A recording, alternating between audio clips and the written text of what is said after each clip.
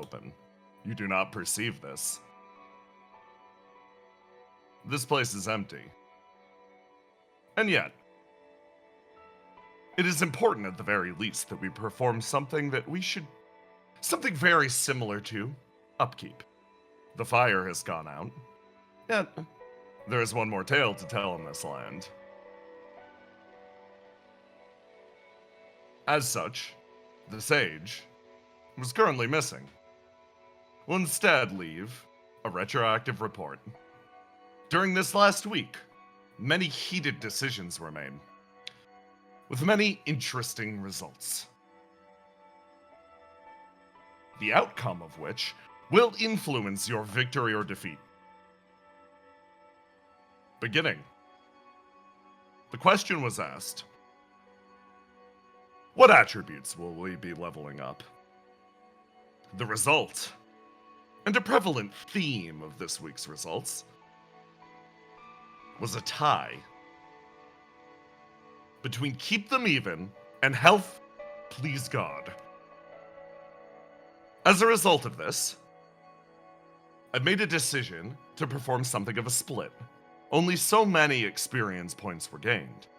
As such, we're only able to carry 4 attributes into the session. Another topic you voted on. The outcome of this will be discovered in real time as we play. However, 4 attributes, the 4 primary attributes we selected, will be kept even and leveled to maximum, all +9s. The 2 attributes that were not selected will only be leveled to +8. Trust me, this still matters. The remainder of your experience points were dumped into health, bringing you to a grand total of 70 HP. I believe this to be a somewhat balanced compromise. Next, I ask the question. You're a step away from greater power. Whose path do you follow? Instead of choosing to pursue the sacred or profane options, you chose to follow the neutral option. As such, you will be granted 1 additional scene with the Whispered Moonblood, and a gift related to her capabilities. This does not follow a singular path of magic. Instead, it is a personal technique usable by all of your attributes. Most contentiously, I ask the question. You can enhance your allies, increasing their attributes and health. The top 3 will level up, and the winner will also receive an enhanced epilogue. The result of this poll was a sweep in favor of Ringwall, but, most interestingly, and additionally, the Solar Knight and the Whispered Moonblood also received a tied result. All of this was due to the careful engineering of our wonderful voters. As a result, Ringwall, the Solar Knight, and the Whispered Moonblood have all received increased stats, and, on top of that, will be receiving an increase in the amount of story focus that we will see in this session. Finally, the last question I will ask. At the end of it all, you can give a gift to 1 character. Who will it be? Another tie. An even vote between the knight and the sage. With that, I believe our final preparations are complete. All that's left to do is see the conclusion of this tale. I wish you a clear mind, and more than anything else, good luck.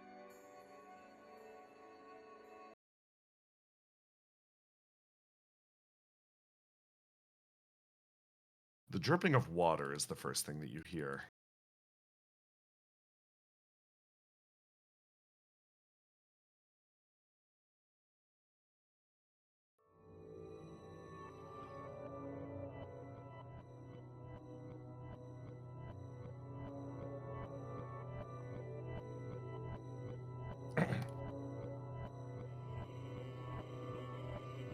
The 3 of you enter the area that you know that there'll be this ancient king and their new vessel. Similarly, you know that your ally, the caster Profane Aradin and the pioneer of Sacred Aradin, were able to pin down the location. Apparently the exile's inside. All that's left to do is travel inwards as well. And you walk forwards. And I reveal your stat block on this character.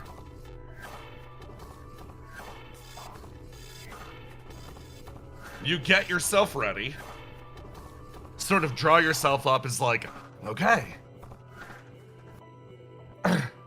Oh, really? Interesting. This one? Oh, okay. Oh, those two up there. Yeah, fair enough. Your squad sort of strides in, prepping themselves. The first door has already been cast wide. You collected the 2 sacred artifacts that allow passage. Moonblood sort of walks ahead, whistling lightly as she travels through the door. Solar Knight looks back at you. You're confident in this? Oh yeah, won't be an issue. Okay. It's a rather unique situation you've put yourself in. The more I understand about myself and the more I understand about this ancient city, the more I realize I've been in a somewhat unique situation from the start. So, it'll be fine. Look, these parts of me, you could trust them with backup. The other parts of me, you motion over your shoulder, backwards, towards where Ringwall and the rest of you currently is. Leave her to them. In the meantime, I'll back you guys up, and look, we even got the little guy with us. I'm a little concerned about this. See? No issues. You give her a confident smile and she shrugs and sort of smiles back. She's like, at the very least, I can tell you're weaker than you were before. Stick to the back, try to play support. If you need anything, just put yourself behind me. I can take a hit or two now. She smiles. Yeah, good deal. Moonblood's like, hey, come on you guys! They're gonna complete whatever evil ritual or whatever. Stop doing whatever you're doing. The two of you turn back towards the Moonblood. You shrug and travel afterwards. Your group arrives at the door, which, again, has already been opened.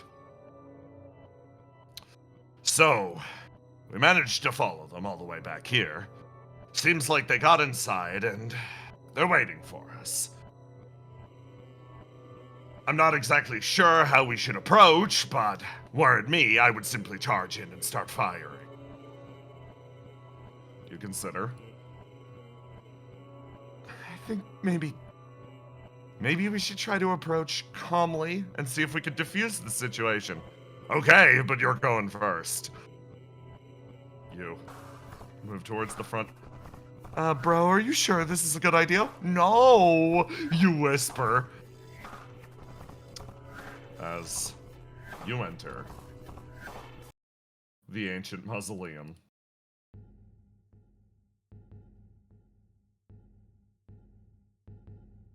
You take steps inside. And as you go, you can feel the weight of this place almost bearing down on you. For a split second, it feels like you can almost manifest the location in front of your eyes. You see a vision of a once golden throne room. Casket on the far side of the room, adorned in brilliant filigree. But now, this place has been pulled beneath the surface of the earth. It's almost like the swamp itself has devoured the kingdom of Vinyot and preserved it in sticky amber. You take a step forwards, and... Chat, you got two options. I'm giving you a 1 or 2. Option 1, you go with Blooming Hearts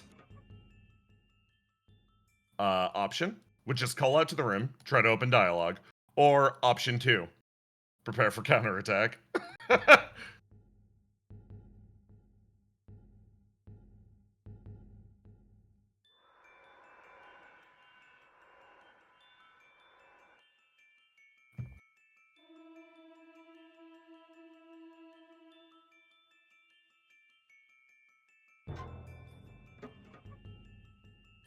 Okay.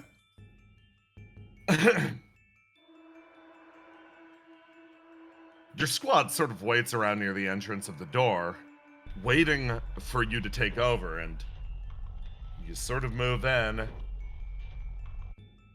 You open your mouth like, hey,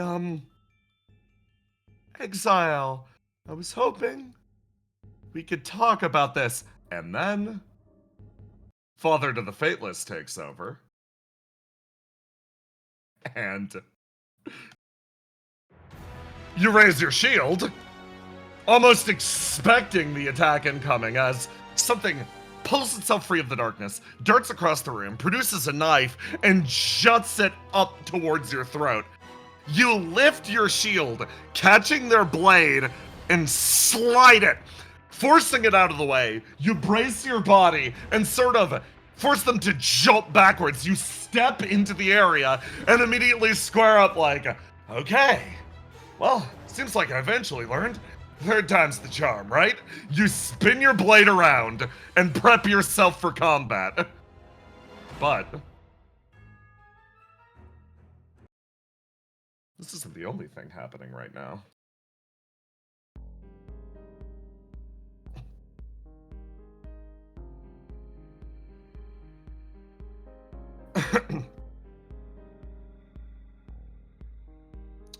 This one would be... There we go. You also made a promise. You swore that you were going to meet with Ringwall and discover the truth of whatever's happening here. Whatever truth could help you come to an outcome that she seems at least slightly eager in hiding from you.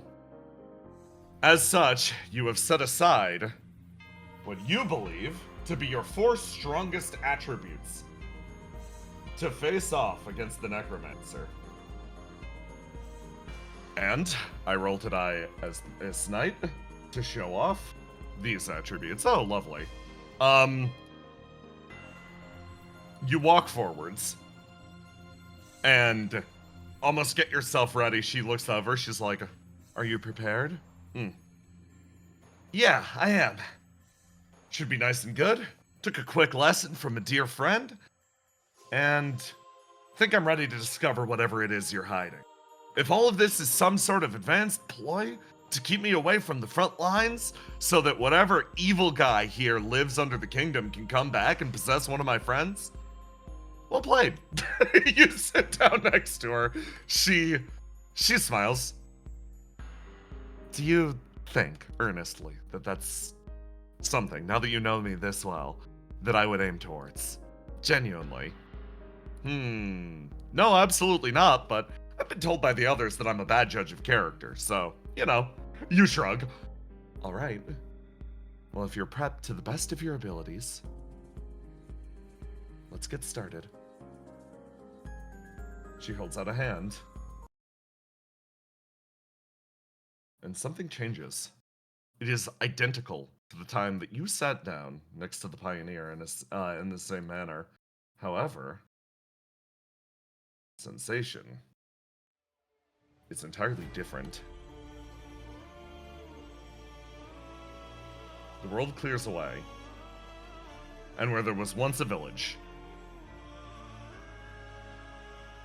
you find yourself in a brilliant concert hall. On all sides, it seems that there's a stage set up for you to perform on. Skeletons loom around the outsides, playing clarinets and banging on drums. You see Ringwall stand in the center of the stage alongside you. She looks over, same smile playing across her lips. She bows slightly, extending a hand, almost in offer. Well, in that case, shall we begin our dance? You raise your claws. Prep yourself. Well, it'd be my pleasure. And we begin our combats.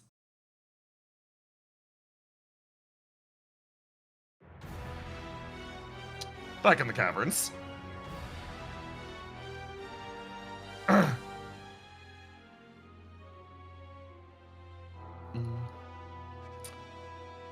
It's time to begin your fight.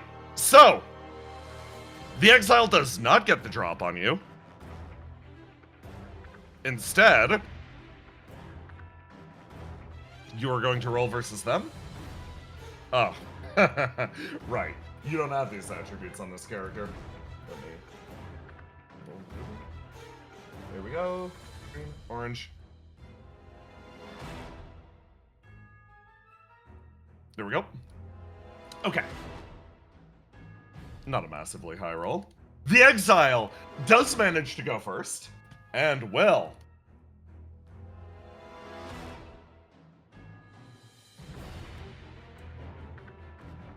immediately use the ability Venom Hook. Targets one creature with a Venom Hook. Each turn they sustain 1d4 plus 3 poison. Poison gained in this way is reduced by 1 at the start of each act for those without the Venom Hook. The Venom Hook may be passed as a free action to a willing adjacent creature. You know they're throwing this at you instantly. They're doing that, and then they're running. They sprint back in this direction, having tagged you, and then they pass you the turn. You sustain 5 poison.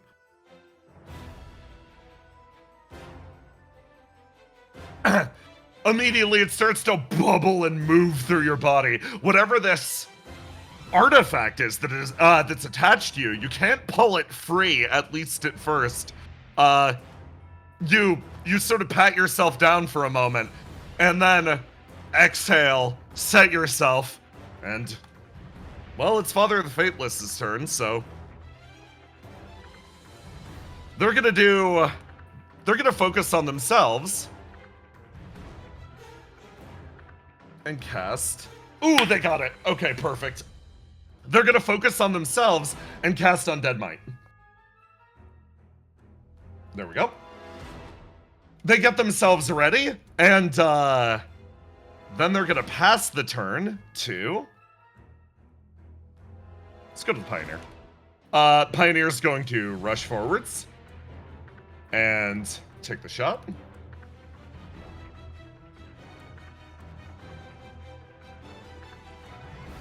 Since they are at full health, Pioneer is going to move in, aim,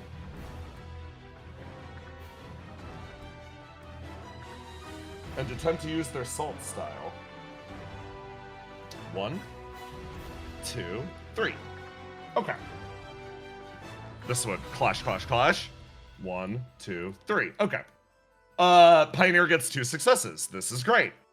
That will do this. 2 successes, 1 fail. Okay. Only 4 damage. And we give them this much HP back. They get 8 stacks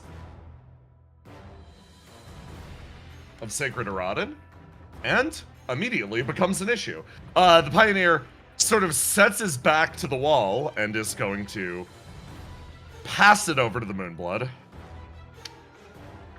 She's her.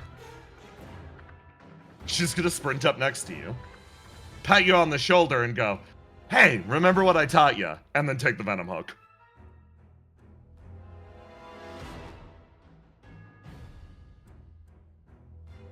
And then, she's gonna jump on this guy. Using her empowered stats, She'll jut downwards. Clash. Get kicked backwards and thump! Hit the wall. Berserk. You know how this gameplay style goes. 2d6 damage. 7. She kicks the column and charges forward, attempting to stab at the exile's legs. 15. 17. Exile grabs her by the throat, spins her, and just pins her with one knee, picking the knife up. They almost seem to ward you off for a second. Seeing the Moonblood get pinned there, you're going to focus in on yourself. And remember the results of one of your votes.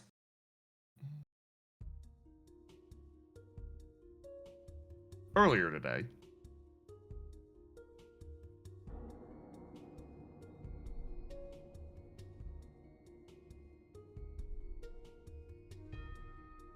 nah, you get a nice song for this.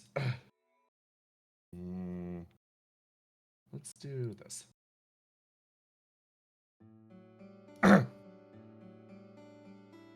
You and the Moonblood decided to spend some time together before your big confrontation. You look over at her. She is 90% bandage, and what is not bandage is barely peeking out flesh from beneath her her armor and coat. She looks over at you, healed but not at full health, as she's like, okay, thanks for heading out here with me. I actually wanted to poke around this area, see if I can find anything. You sort of tilt your head, trying to remember at the time how you felt. I'm adding 2 random attributes for the duration of this scene. 1. Gotta get a different one? Okay. You get your purple attribute and your red attribute. She walks over to the edge of the bog and simply stops here. Of course, you spoke up. If you get any closer, you'll get poisoned again. I don't think you can handle that in your current condition. It's fine. All we gotta do is dart in and dart out. See? It's simple. Thanks, plants! Of course this was going to happen. Don't worry about it. All we gotta do is go in after her, and nice and easy, you barely managed to pull her back from the bog. With a yoink, you separate her, and she's holding something in her hand. She looks down at it, and then looks up at you. Look! She holds it out. You look down at it. A small green amphibian creature is held between her hands. See? I thought I could sense these things. What? Yes, it's a frog. How fascinating. Yeah, it's a frog. She sits down. You sit down next to her. You watch. Isn't everything in this kingdom supposed to be, like, dead? Why is this thing still alive? You pause for a moment. Oh my god. You pause for a moment and consider. Wait a second. Yeah, that is weird. You lean in and you look down and you ponder the frog and you stare deep into its eyes. See? Huh. Well, admittedly, yes, that is somewhat interesting. The more that I sense it, the more I realize that Vignard is supposed to siphon life away from those that inhabit it. It should be impossible for a creature like this to live for particularly long, yet it still is. She holds out the frog and sort of spins with it. You sigh. I mean, it's kinda cool. Like, life prevails and all that other stuff. Yeah, we're surrounded by all these pretty flowers and stuff. Who's to say that the frog is that different from the vines or the trees or whatever? I mean, the frog is probably different. It's out here, like, doing things, accomplishing stuff, right? Living its dreams. You're projecting. No! She squats down again. You look deep into her eyes, and she looks deep into yours. See, it's like this. I've been thinking a lot about what you were saying earlier. Someone giving you a order to live, right? You pause. A moment of awkwardness. Perhaps a vulnerability from deep beyond yourselves.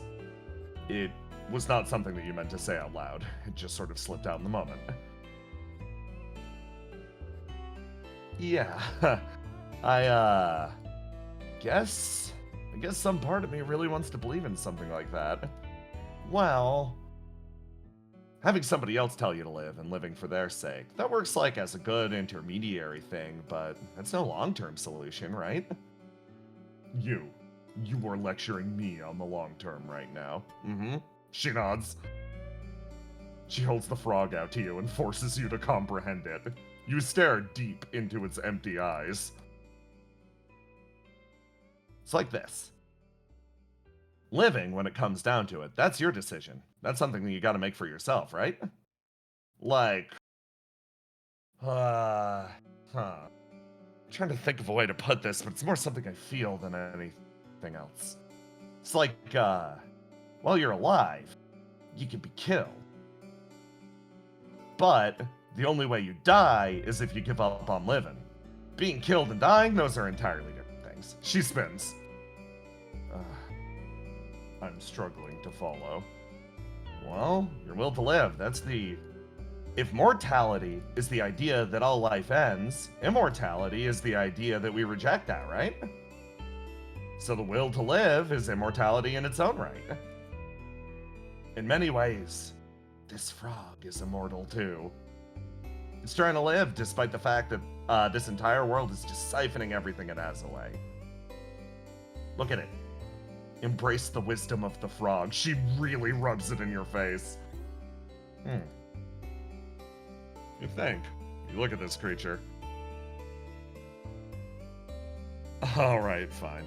I think I'm picking up what you're putting down. It's not easy, but... yeah, living like that ain't bad, I guess. So... late to you. Eh? She cocks an eyebrow. You've got this whole madness thing ticking away at your life, right? She sort of stops and looks down at the frog, places it on the ground. Huh. I guess when it comes down to it, living's really the only thing I'm good at. She offers you a toothy smile and watches the creature hop away.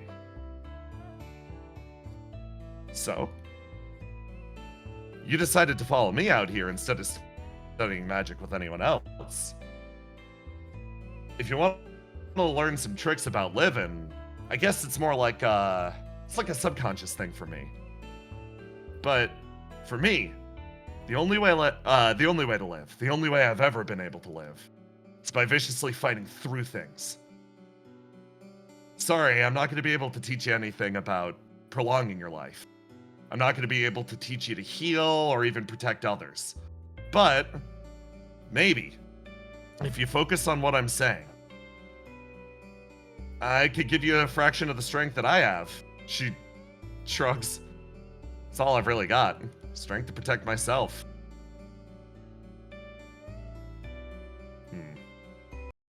You think on this. And you sort of lightly hold your hand out to the Moonblood. Huh? I'd be honored to learn, you said. Huh. Well, my student, first job? Go catch that frog. She points out into the swamp, and your vision comes back.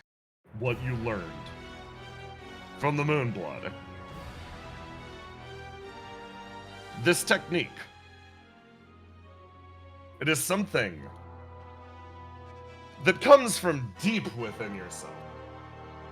It is not some grand ability, like the power to transport someone else to an ocean made of one's own imagination. It is the ability to violently chase life, pursuing it in all of its forms. It is the ability to bite back against an inevitable end. You've been granted the gift. Berserker Snap. Sustain 2d6 damage to take an additional turn. Can be used in succession, but damage doubles each time. I'm going to show your health bar. All of your attributes now have Berserker Snap. Your body darts forward, now buffed with Undead Might. You are going to take 2d6. 6 damage. Take your turn. Charge while the Moonblood's pinned to the ground. Move forward. Charge with your sword and shield. And get this bonus.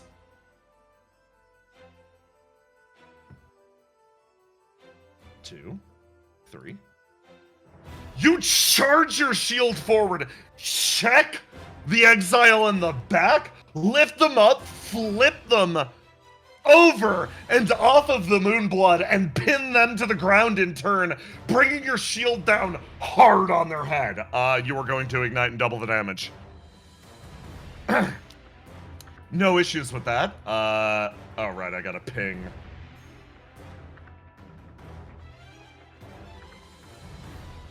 Oh, of course, you get 7 poison instantly because your luck is the best in the world. Moonblood from the ground is like, yes. Oh, my pupil.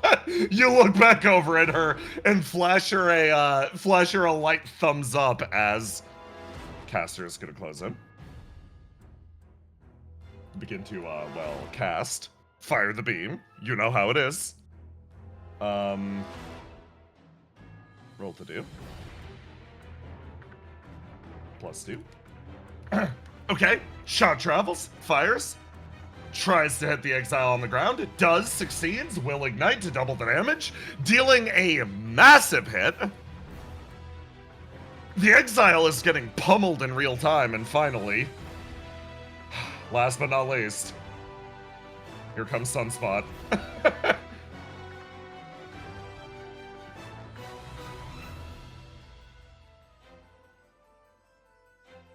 Grab you this. The Solar Knight closes the distance, lifts her axe up, escalates,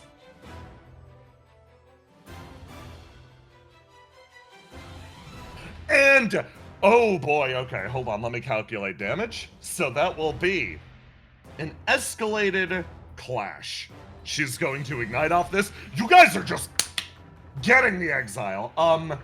That will be 13 times 2, 26, ignited 26, doubled. Yeah, that's gonna be a solid 52 damage as you just, as she lifts her axe up, wheels it around, and you've got them in position, and she just leaps into the air and just parts the earth, driving the exile straight down. They're gonna wound. Okay. And when they do, they hop up. Dart backwards, you see that eye split open for a second. Annoyance, as they move over in this direction. Dart, and then they're going to use the ability. Before they even had a chance to do anything, oh my god, okay. They're going to use, Septicate, summoning, 6 clones. Decide which is real and which is fake. Each may perform an action, but if they sustain any damage for any reason, the fake copies are destroyed instantly. So, time to frickin' spam some exiles. 1, 2, 3, 4, 5, 6, 7. Okay, we got them all. Already wounded. The exile throws out this ability at the end of the act and is just gonna end their turn. You have a lot of damage incoming if this is not directly prevented. Okay. Everybody gets a chance to roll to die. Let me make sure the Solar Knight represents the Solar Knight. There we go. Okay. Die. Sorry. Ignite. Die. Unlock. Die. Okay, chat, you've got a decision. Immediately. Moonblood's Venom Hook is about to take over. You could give her a command to pass it to somebody else. Who's it gonna be? These are the people without the Venom Hook so far. 1, 2, or 3. Solar Knight, Pioneer, or Caster.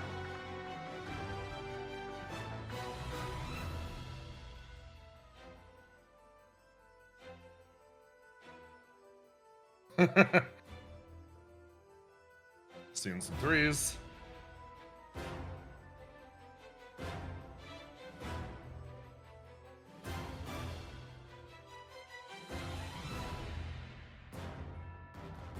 Can Sunspot? Oh, that's so smart. Okay, I saw that. I'm gonna hold on to that. Okay. I'm gonna use that. Okay.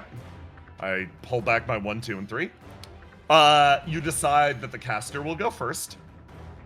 And is going to sprint over, take the Venom Hook, and start charging. This stops poison from happening on the Moonblood. This is a very good thing. Venom Hook gone. Venom Hook enabled on you. They are going to roll to die. +6. No source of water. Okay, so they get the cast off. They're gonna fire a line to get these 3 on a success. Roll to do complex. This ain't your best roll in the world, caster, but let's go. Okay, that's good. That's good. Do. Okay. So first one. Die. That'll be a hit.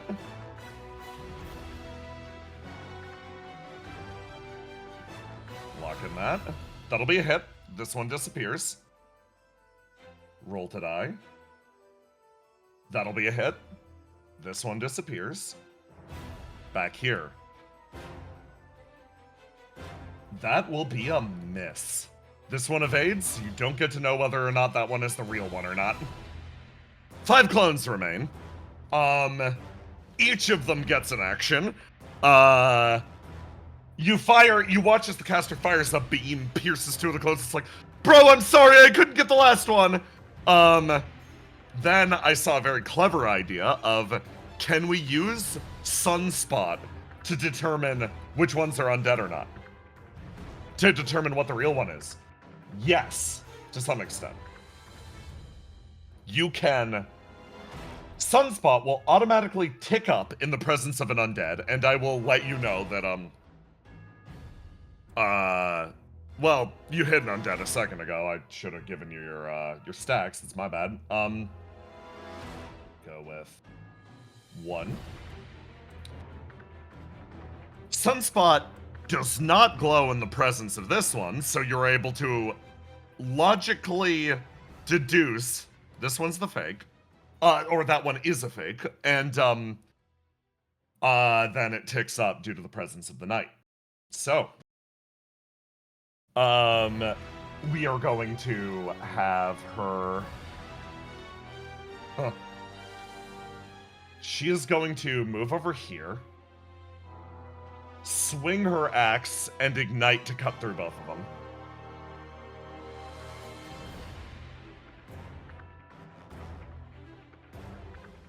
Let's go. 1. Oh, you should be locked in. Ignite. Attack 1, attack 2. Chance to dodge. Dodged. Hit. This one pops. This one darts backwards. 2 of them have dodged. You are able to narrow it down to 3 who they are.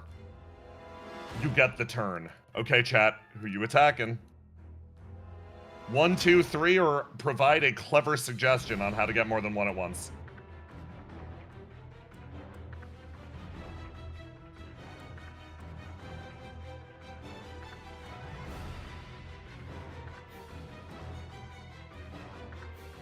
Use Eternal Wheel.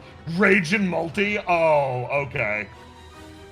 Brain Smasher knockback, Brain Smasher to hit one into the other. Okay, okay. So it seems like it's Green's time to shine. Sick. Okay. drop. Or you would ignite, and we add a level of charge. Undead Might's gone. You don't look very clever. I add 1 level of charge. You rush your way down here. I do this. Gotta lock in the green. You move over. You prep yourself. You reel back. I am going to share again what the upgraded Brain Smasher looks like.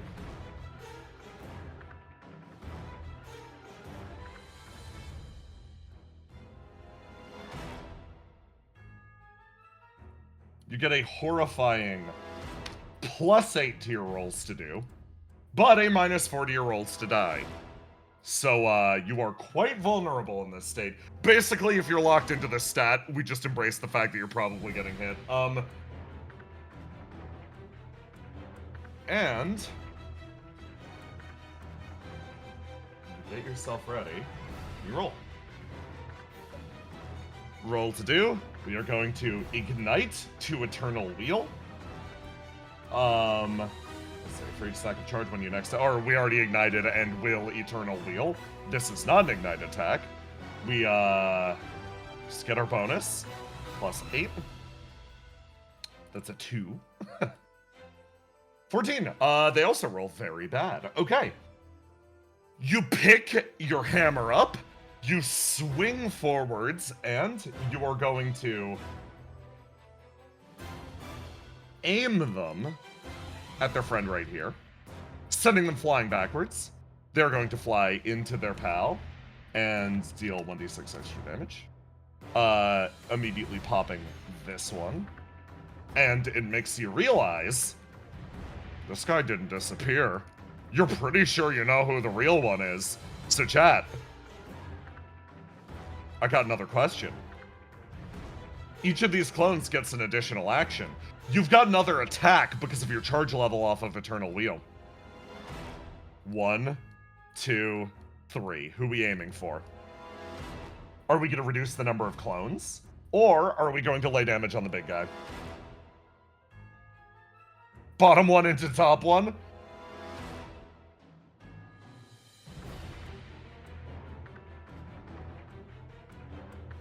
One.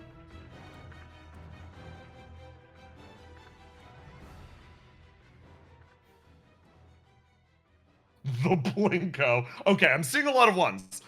Slam guy into a clone. Okay.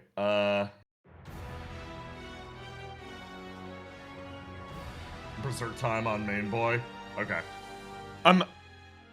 Okay. In this case, I'm picking up what y'all are putting down. You charge, lift the mallet, and you're going to just try to put damage on the one in front. This is your follow-up attack at the original bonus level still. Bonus +8. 20.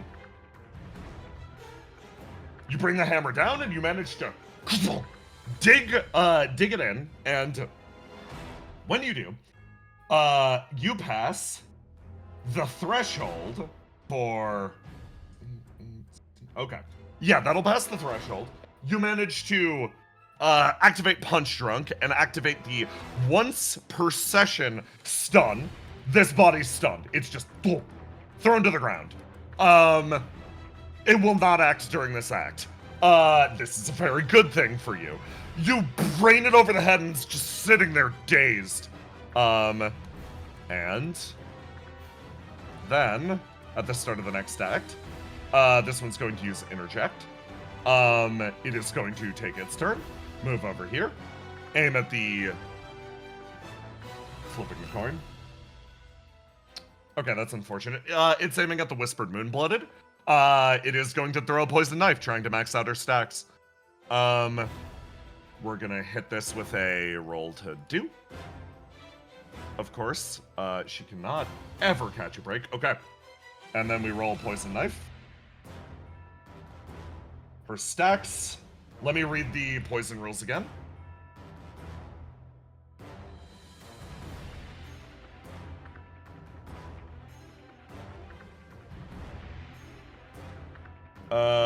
Until it reaches a maximum of 9. When it reaches 9, take 46 and reduce the number of stacks by 1. And it will do this at the start of each act. So, our friend the Whispered Moonblooded, who cannot catch a break, takes 11 damage. The stacks tick down. She can no longer be poisoned, which is great because she's dying from poison. So, that's just gonna be happening ambiguously in the background. You know what? You're feeling a little mean today. You're gonna ignite that and double the damage to her. That's 22. That's, wait, no, that's, 26 damage. Okay. Whispered Moonblooded's upgrades are really helping out right now.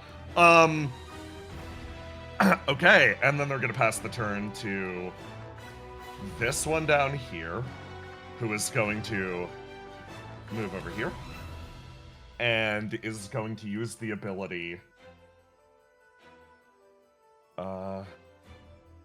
is it? Fan of Knives. Where they simply deal 1d6 damage to all adjacent creatures. This is nasty with, of course, Poison Strikes. Let me go like this.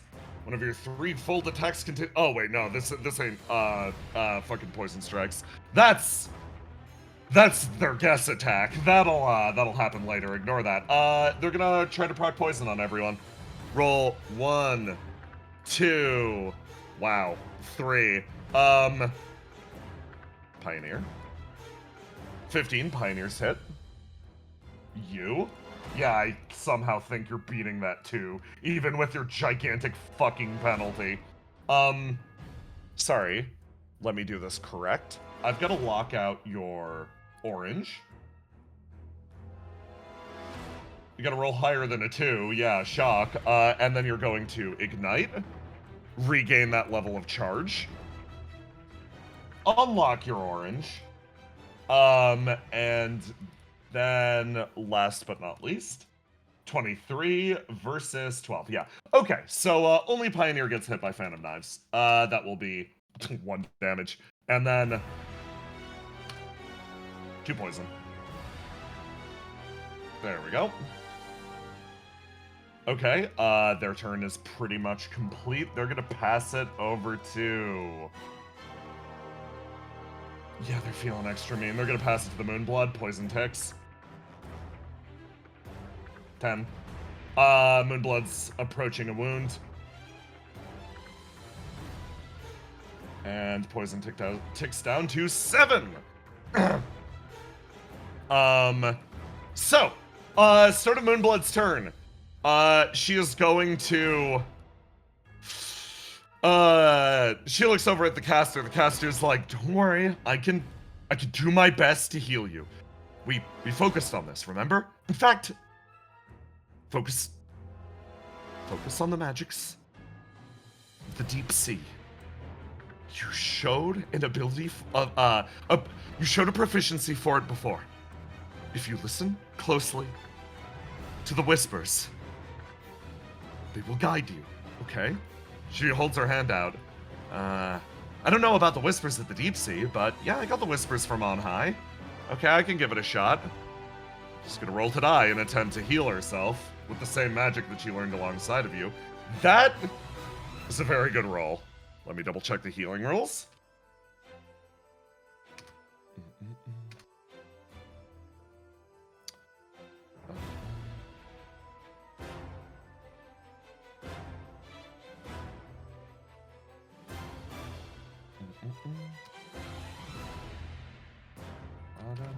There we go.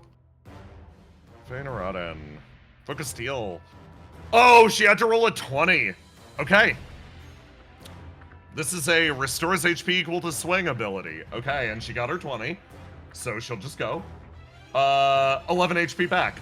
That heals back the poison damage that she was taking. That's very good. Okay. Then she'll pass the turn to Caster. Caster should have unlocked that. This. 18. Easy. Okay. She's also gonna heal her. 7 HP. Okay. She's doing a lot better. God. I'm here for blood magic poison removal. I see that suggestion. Yeah, she'll pop her berserking. She's going for it. She takes 11 damage. Her turn starts. She takes 14 damage. It's down to 6 stacks. She's like, okay, I think I get it. Think you get what? I think I get it.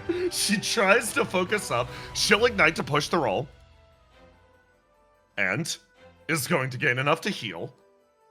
She's going to try to rip the poison out of her body. Now that it's at 6 stacks, I'm going to set its DC to, let's say, +5 for 3. Gotta beat a 20 off of this. Pray for her. You watch as the Whispered Moonblooded extends a hand and blood begins to pool around the core of her palm. You see as I reduce her poison stacks by, she could get rid of all of them. I'll do 1d6 plus 3. She gets rid of literally everything. You watch as she holds her hand out, and all of the pitch black venom swirls through the coagulated blood, and it flows out of her hand, and she whips it around and just throws it on the ground. I'm removing poison. She's still almost near wound. That almost killed her, but she's not dying of poison anymore. She's gonna, Bloodlands Javelin, yeah, God, don't give her that idea. She's gonna pass the turn to our good pal over here, the Pioneer. Pioneer is going to combat roll this direction. Aim a shot. 1, 2, 3. Wow. Basically 1, 2, and then up over here is going to fire over at her.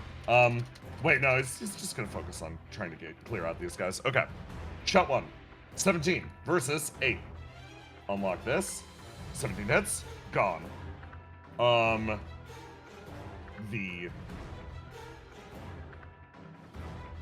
This would be a clash. Okay, reroll. Reroll. Ooh, okay, that'll be a hit. Pioneer fires 1 shot from each pistol, blowing them away, and then we'll turn and deposit the last shot in this one. This person's stunned. The attack will simply hit. This clash will simply hit. This is a very mean combo. We go 1d3. The 8 stacks of Sacred Erodin on them begin to boil and burst from their body. And we go like this. All of it explodes in an instant as you watch the Pioneer detonate all the holy magic that's being built up inside of them with a roar. Smoke, simply emits from his pistol as they take another wound. That was a fucking bomb-ass turn. They're gonna wound red.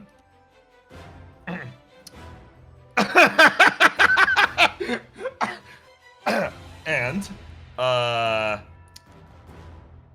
believe everyone, we've got to decide, we got to heal our HP, sorry, I forgot to do that. Let me go +2. And then, we're gonna go again. We're going for it. Roll to die. Lock in father. Close in. Do. The attack hits no matter what, 10 damage, you just, well, that'll be 13 damage. You just sink your longsword into the exile's body, who is currently on the ground. You pass the turn to them, they take their stun turn. The next act starts. Okay. Good fucking round. Done.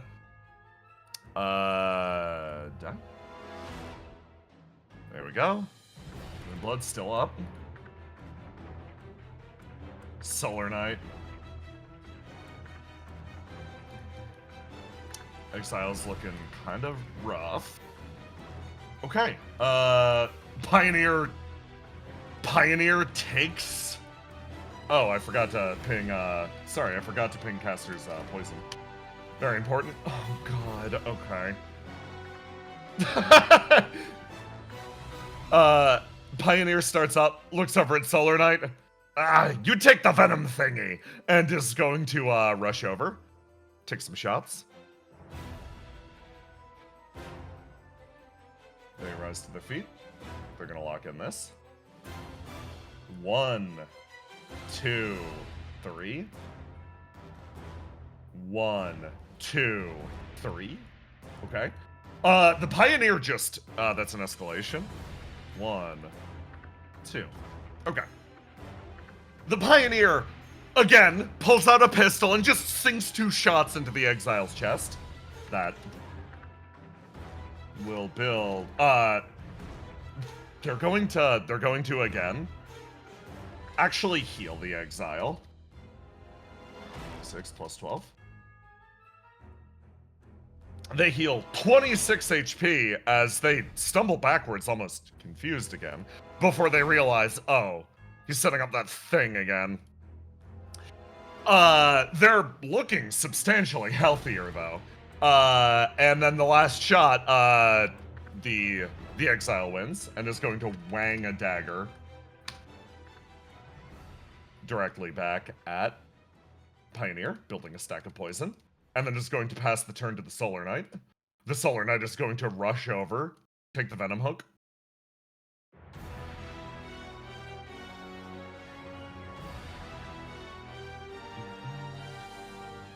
Spin. Charge! Locking out at ice. She's going to reel herself backwards and just attempt to get this guy. Oh my god, okay. She does. A good portion of that freshly healed HP simply obliterates a segment of the Exile's HP as they stumble backwards and almost get back to steadying themselves. Solar Knight is going to pass the turn to you, but the Exile's, again, going to use Interjection. They are going to, you know the gimmick. Septilicate. 1, 2, 3, 4, 5, 6. Spreading out through the arena. They get themselves prepped, and then they are going to... They cannot follow this with one of their own turns, so they are going to instead just simply chill. They gotta pass it over to... Huh. They gotta pass it to you. Yeah, seems wise. At the start of your turn, chat, you got any plans for this? Berserk and Pachinko. Solar Knight gains charge, thank you.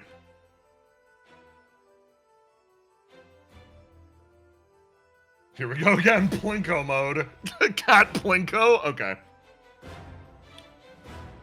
Group heal, oh, interesting. Can we ground smash? Can we use our necromancy? Pop those stacks, baby. Okay. Okay. So, if that's the plan, I know how to do this. You're gonna be a little more conservative on this turn, so that you can set up a Berserker Plinko turn, later in this round. So you are going to rush over here and just attack this one. Normal attack, nothing special. Okay, that'll stab in and at least get rid of this one. You ignite to gain a stack of charge. And again, ooh, no, you're gonna position yourself right here.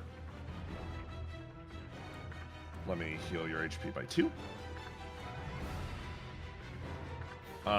You got your charge. I ignite your dice. You position yourself here. And then you yell over to the caster. Hey, bro. I set you up real good. Make sure to hit me with that beam of water, okay? What? Caster's gonna go. Rush over here. Okay. Aim a beam of water at this line right here. Roll to do. It gains a plus. Ooh, nope, not that. +4 bonus. 23. +4 bonus. 20. And you are going to intentionally fail the roll on purpose. But it would be very funny if he crit you with the water beam. Okay, he almost does. He aims down this way. Fires through this one, annihilating them, and then the beam of water strikes you and you fly backwards, allowing you to roll to die versus it. Unlocking your orange and letting you lock in your green. You steady yourself, pull yourself to your feet, and get ready. That is 7 minus 11. Then you will snap Berserk. Interject your turn. Take 8 more damage. Charge. End your turn here. Attack. And blow each of your charges to 1, 2, 3. All of those at a +8. 1 hit. 2 hit. 3 hit. You swing your... Oh wait, no, you got the hammer upgrade. You can actually get all of them. Sorry, I forgot. You can actually use your Eternal Wheel to do a spinning attack to get both of these guys at once. Okay, so here's how this goes. You're gonna just flip around the arena like a fucking freak. Okay, you got one more roll to do. Okay, lovely. 1 roll to die. Okay. So you charge up, being freshly hit by your bro. Everyone like, whoa, Moonblood like, whoa.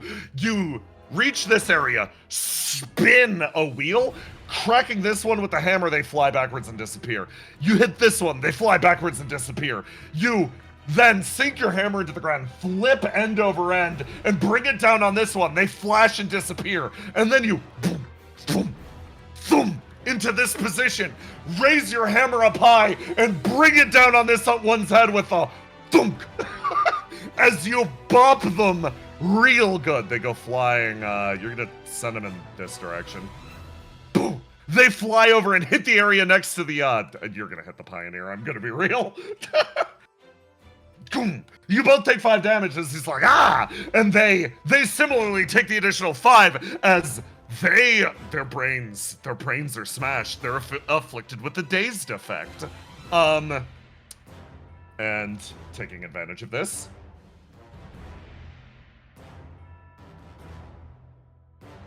So whoever in chat gave the suggestion for a poisoned blood spear, thank you. Moonblood's gonna look down on the blood at the ground, think about it real hard, and then cause it to coagulate, creating a second spear in her offhand. And then she leaps and comes down with a pair of them. She drives in the first spear first. This will deal minimal damage if it hits. Looks like it's gonna. She drives the spear downwards. I'm only gonna deal the 6 on this because she's performing a follow-up attack. If it hits, it does not. Ooh, she'll ignite and push it. Let's add 1d6. She ignites as she drives the spear of blood directly into the exile's body, and they get roll 1d6 plus 3 poison stacks, 7 stacks of poison, as this vile liquid starts to move throughout them. But most importantly, in using this extremely profane water magic, all of the sacred erotic in her body fucking detonates. Dealing a grand total of 32 damage as their blood begins to spark and explode outwards. They stumble backwards, getting functionally kicked around for the entire fight, and I wound blue. Only 1 attribute remains.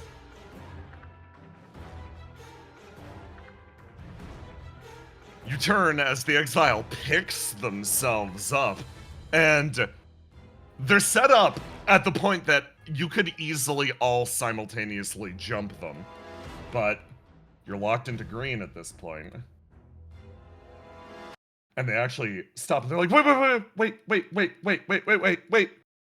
Let's take the ring off their finger first. Let's see if they're willing to talk, okay? Okay? You pause. The Moonblood's like, huh? She stops, sort of holding the spear above her head. Really? I was about to finish them off. You sure? Yeah, no, it's probably a good idea, right? Looks over to the Solar Knight.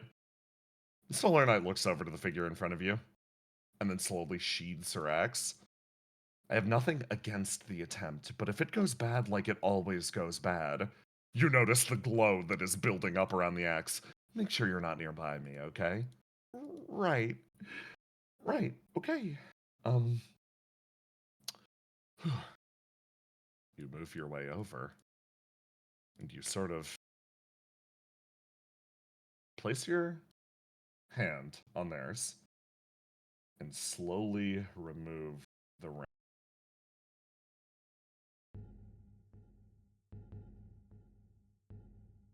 When you do, you find yourself somewhere else. That same brilliant golden throne room. You see them almost slumped against the wall. And with the two attributes you didn't bring to the super boss fight. Ooh, this is fun. Oh, no, they're both unlocked. Okay. Green's gonna act first. You start to walk towards them. You can tell that this is some sort of interlinked experience you share. You are both animated by the magics of this place, animated by the casket in the back. As such, it could be said that your souls are touching. This soul-to-soul communication is only possible now, without whatever force it was obscuring their mind. You think back on what Ringwall said earlier about freeing individuals. You sort of sigh, and it's worth a shot, right? You make your way forwards, and you hold out a hand. Use a segment of your ability to jolt them awake. Their eye opens.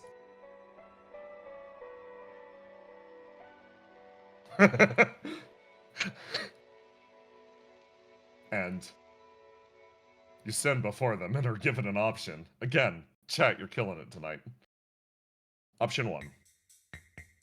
Sorry. Option 1.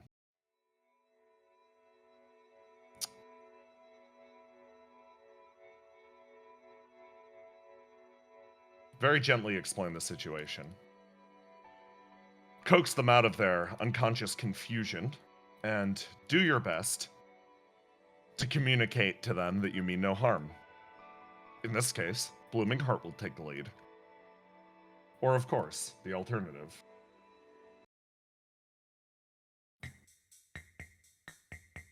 Put your leg up on that throne like you really want to. From the bottom of your heart, it calls to you. Lean into the side, much like a coach would to a young student. And then say, okay, sport, champ, how can I help you out? The impulse of the second one is almost overwhelming. You can barely contain your mind from holding back from it.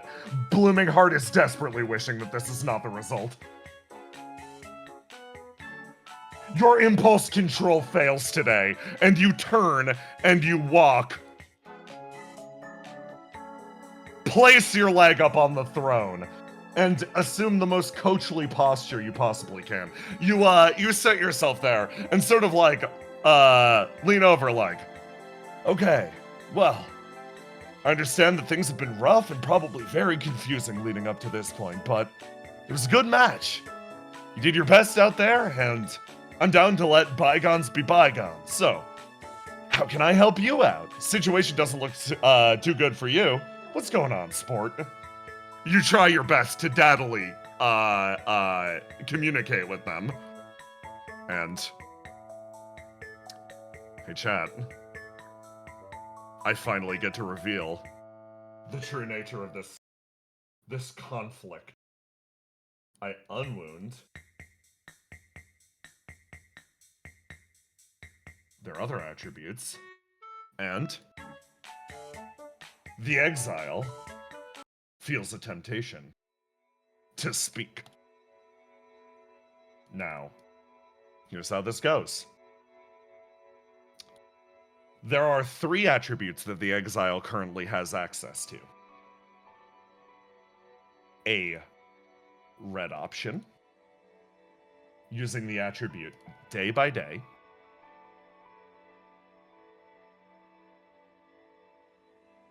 A blue option, which is Curiosity's Pursuit. And right now, the final attribute that it has access to. A white option, representing whatever magic holds over this place. So, during this conversation, I am going to ask you which of the exile's aspects will speak to our knight. More specifically, think of this not only as you, the knight, asking which part of the exile you wish to talk to. It is also which part of the exile wishes to speak to the knight. So, day by day, Curiosity's Pursuit, or the king.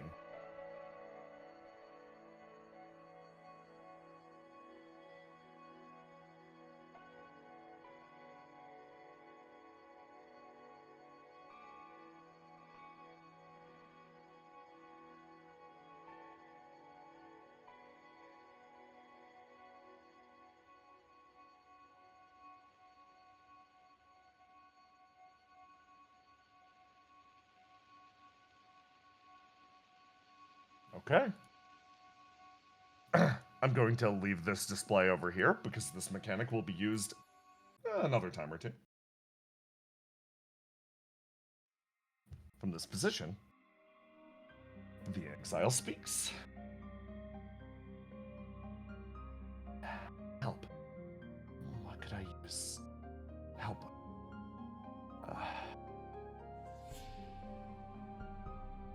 I do not know. Could use help fulfilling my purpose. Oh? And what would that be exactly? Do me a favor, fill me in. I was created as an artificial being meant to emulate designs stolen from the sage. I was created to fulfill the duties of this land. You notice the more they talk, the more coherent they seem, should all else fail. I was meant to understand those that were here, select the most suitable vessel, and were that to fail, become the most suitable vessel myself.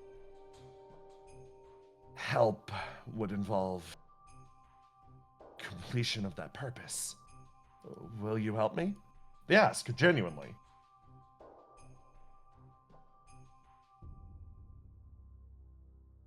Oh, that's an extremely raw line. I'm gonna hold on to that. I don't exactly know how we can help with that. We're sort of here to stop that, right? There, guard, raises, again, instantly. Knife up. Whoa, wait. Just because we're here to stop the whole vessel thing from happening, doesn't mean we're here to, like... Well, I guess it does sort of mean we're here to cause problems for someone like you. This is hard. You sort of like lean over to the side in the chair. They keep the knife braced. Chat. 1, 2, or 3. Which side of the exile is going to manifest next?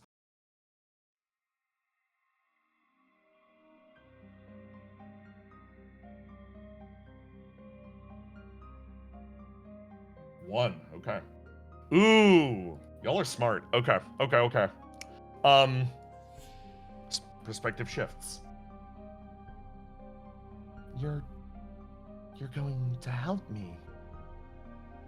You're not going to help me. You're not going to help me, but you're not here to fight me. What does that mean? What exactly? Why are we doing this?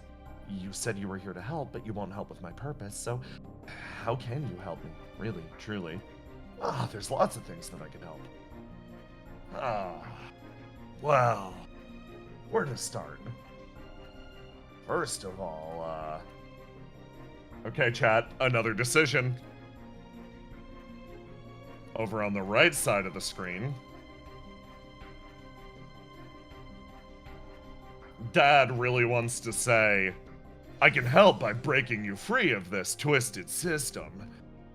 And Blooming Heart's like, maybe they like the system. Maybe they're a fan of it.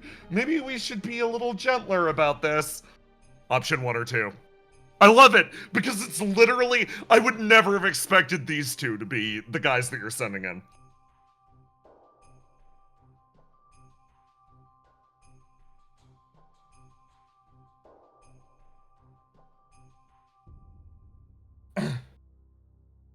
By the way, I want to make this abundantly clear. One wrong dialogue prompt and this encounter ends. You are on the razor's edge right now, my friends. Okay. Play your high stakes VN. Okay, back over to our squad.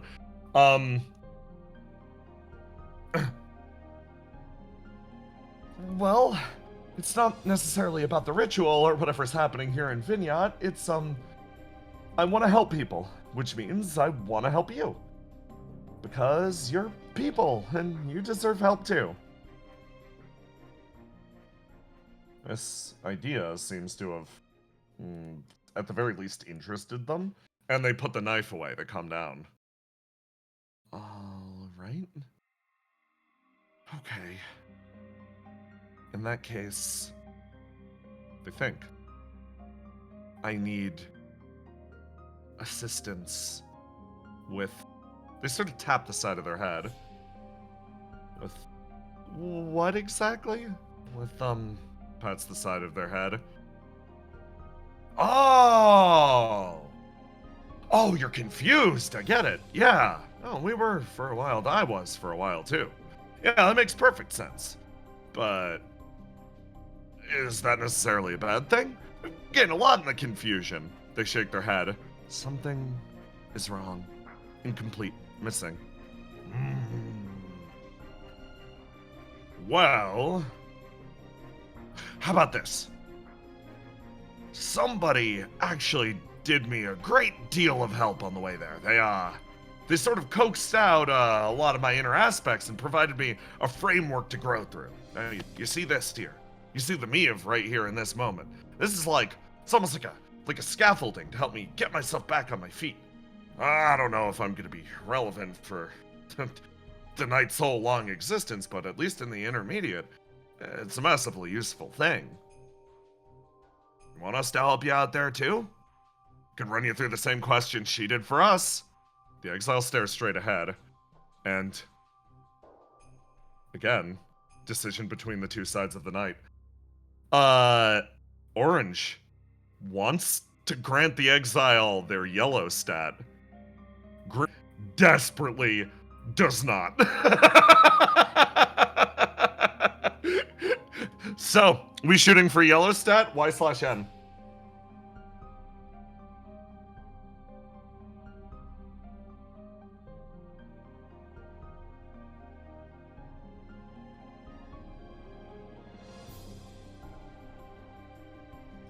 One, okay.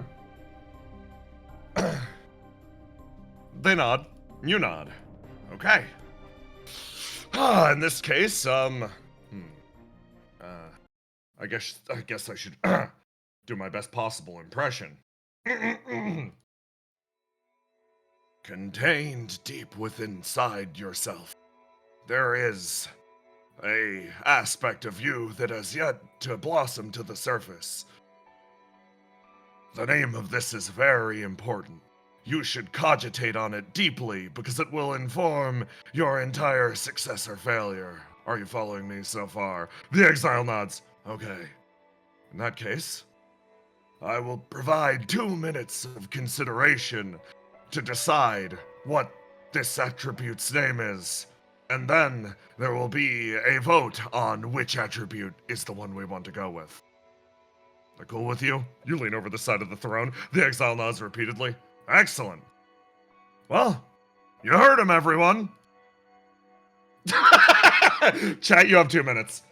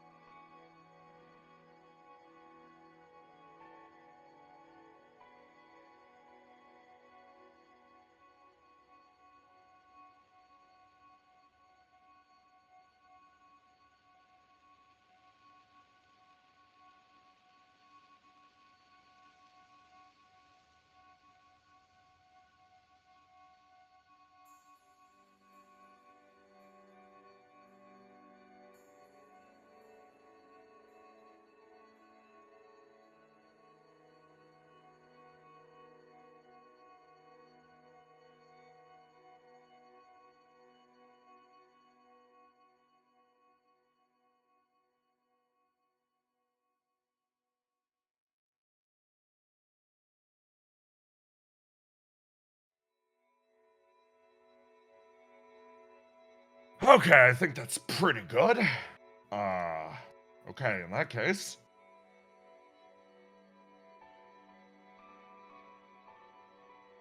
I'll write down the names.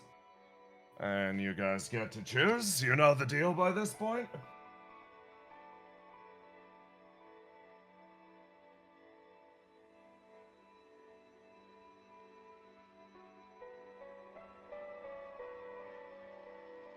Your 3 options are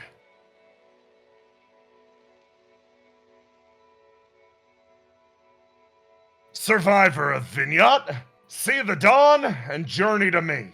Good luck. You got about 2 minutes. I get the feeling that this one will resolve the conflict one direction or the other.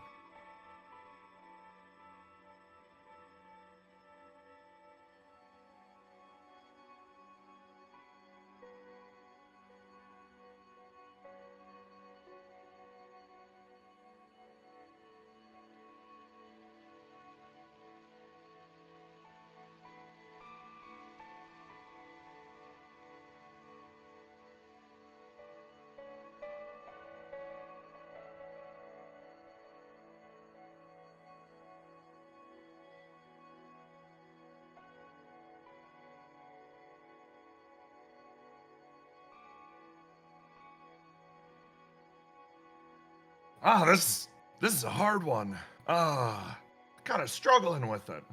Okay. Well, in this case, nothing better than Old Faithful, right? The exile sort of cocks an eyebrow. The good old 3-sided coin.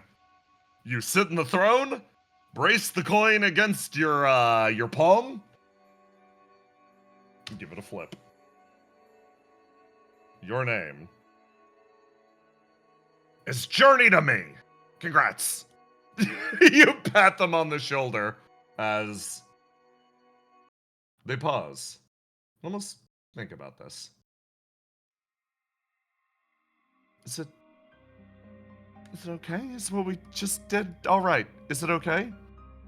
Yeah. Pretty sure it is. I mean, here's the thing about freedom. You don't decide what somebody gets to do with their freedom, right? That doesn't exactly make it freedom. You give someone a choice to make for themselves, and they can do whatever the hell they want with it, even if it's directly detrimental to us. Oh. Even if it gets us in a massive amount of trouble. Oh. Even if it makes the fight 2 times as hard. Oh. But of course, this guy ain't gonna do that, right? So, time to pitch again.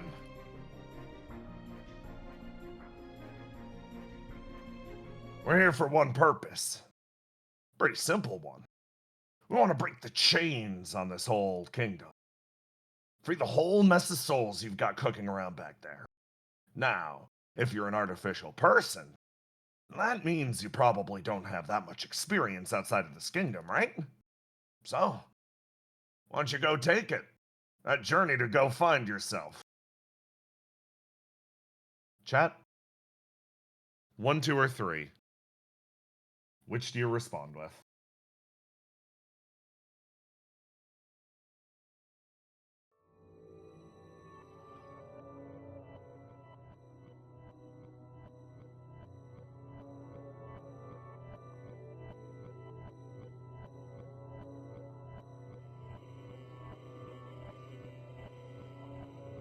In this moment, having set up your own condition to success, this new voice speaks for the first time.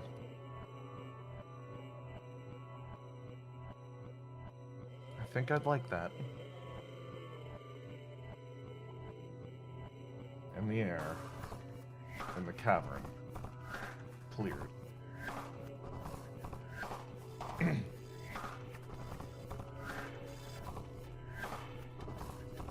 Everyone's sort of gathered around the exile. You are simply standing over there. The ring on the ground, waiting, as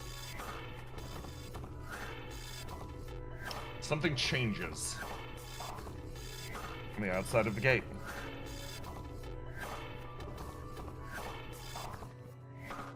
Two figures rush in. Oh, this one wouldn't have that. This one's probably got their own mess of problems. They enter the area, seeing the changing tide in the air. It almost seems like the magic of, Vignot's being actively disrupted. As Ringwall and the Knight enter the area, you all look over at the two of them, and Ringwall sort of takes a step forward. Oh, interesting. The Knight similarly stumbles ahead. What did you do? Well, I think we might have just resolved the situation. But, as the Pioneer says that, a wave of energy almost seems to emanate from the exile. Yet, it seems like there is no home for this individual inside the exile. So instead, it tries to dance over to you, and then you, and then you. It moves through the area, desperately trying to escape. And you, the Knight, pause. Draw your blade, and get ready, as energy begins to coalesce around the coffin in front of you. Ringwall takes a step forward and whispers something in your ear. And time snaps in half. There are 2 outcomes to this situation. In this exact moment, whether or not you have the answer to defeat whatever evil lurks within Vignot, truly and utterly, comes down to the results of a battle that chronologically has already been fought. So before we can progress any further, it's time to answer the question of the battle on that stage. However, I think it's time for a break first. Chat, you're doing great so far. Yeah. Hello, chat. Let's get something a little more active. You know. Okay, be right back. 2 seconds. Gonna use the bathroom. Hello, chat. Thank you for joining us for this wonderful ride of a series. If you want to know if we do something like this in the future again, make sure to join the official Discord, which you'll find in the description down below. And also, I'll type the command to make it appear in the Twitch chat. A lot of people voted, a lot of people tied, and a lot of decisions that changed the course of the series was made there. So if you want to be part of it, make sure to join the Discord. But yeah. Is Jay still here or is Jay gone? Jay went to use the restroom and stuff, so.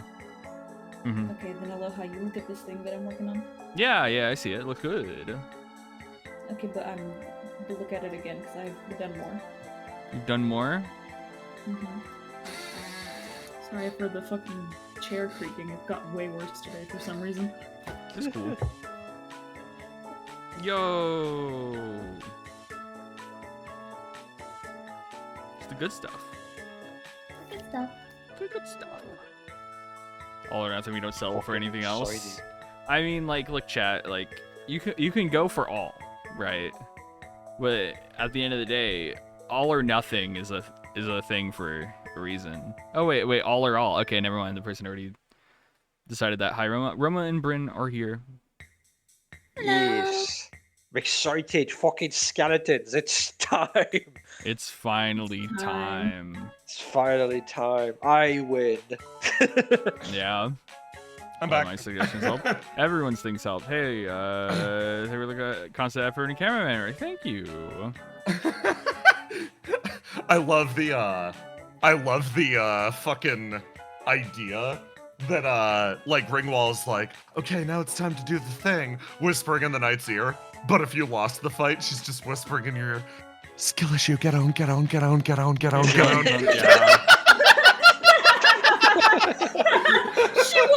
She would. Zero hesitation the entire time. The knight just like, Wow, remember when I kicked your ass like 30 minutes ago? That was so funny. Oh my god. Fucking loser. Get filtered.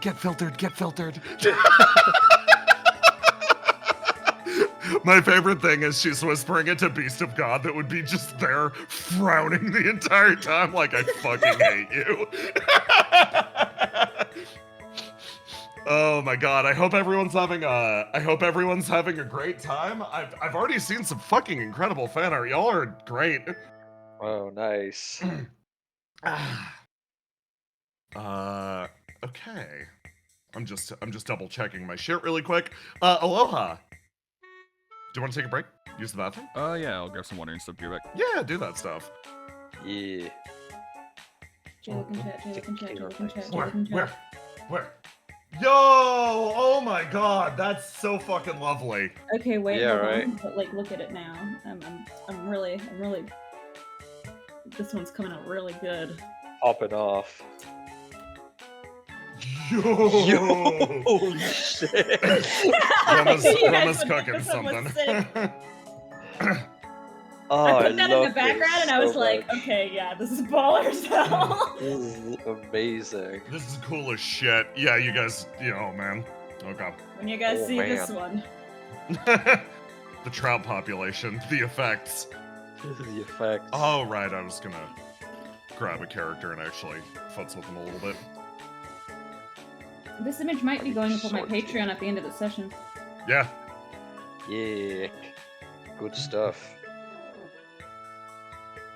I'm excited. It's fucking skeleton time. I win. I love win. this song. I know you were playing it already, but the song in this fight that was on the Song is stage, great. Yeah. it's really good. I really It's like it. so good. It's really, really good. Ringwall hours. Okay.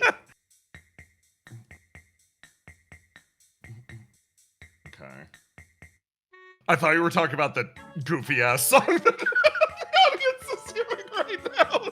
And I'm like, yeah, I love this song too. Oh, you guys, I I just remembered the mechanics of the first phase of this combat. Is I'm it the thing that we had to come up Yeah. with stuff with you?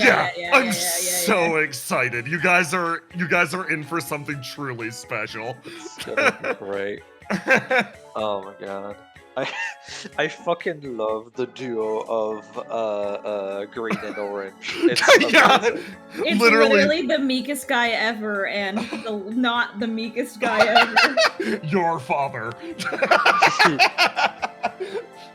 A father and his son who is embarrassed. Yeah. Dad. Dad, stop it.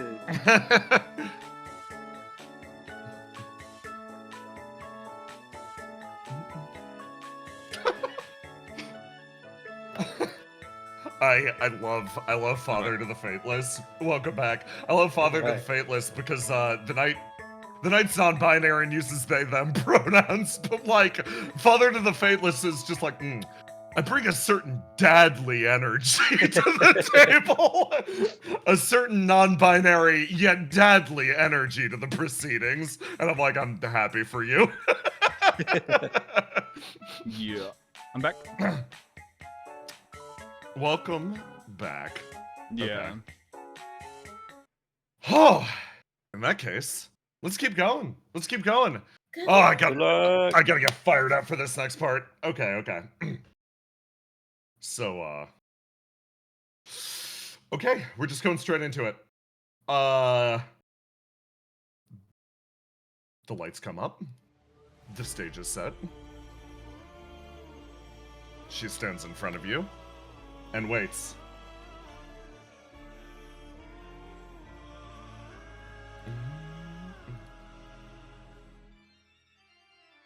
You prep yourself on the stage, and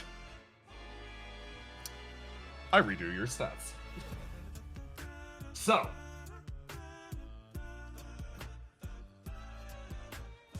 if one of you wins out, they're gonna ask a question I saw asked in chat a few times.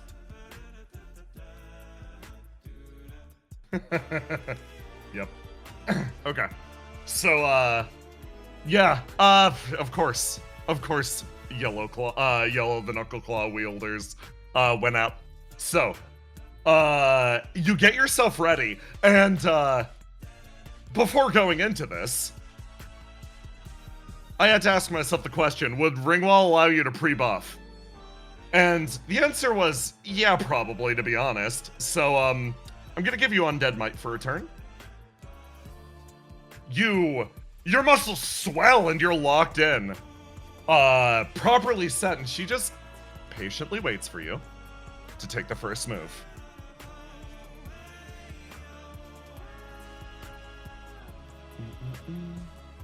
Set this, okay. So, you pre-buffed, and you just charge. You're ready. You are so full of undead power that you're just gonna go fucking ham. So I'm gonna show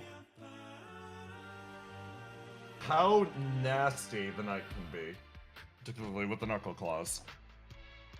You have Flawless Flurry right now. Ignite to perform 2 additional attacks. If you're currently locked in dice, is your only unlocked attribute, this ability turns into Knockout Blow. Functionally, this lets you move through all of your attributes and just go ham on punching her. With the +6 on rolls to do. Okay, so we are going to go roll to do. We're gonna see some fucking comically high numbers. Choose attribute, 2d6 +6. There we go, 30.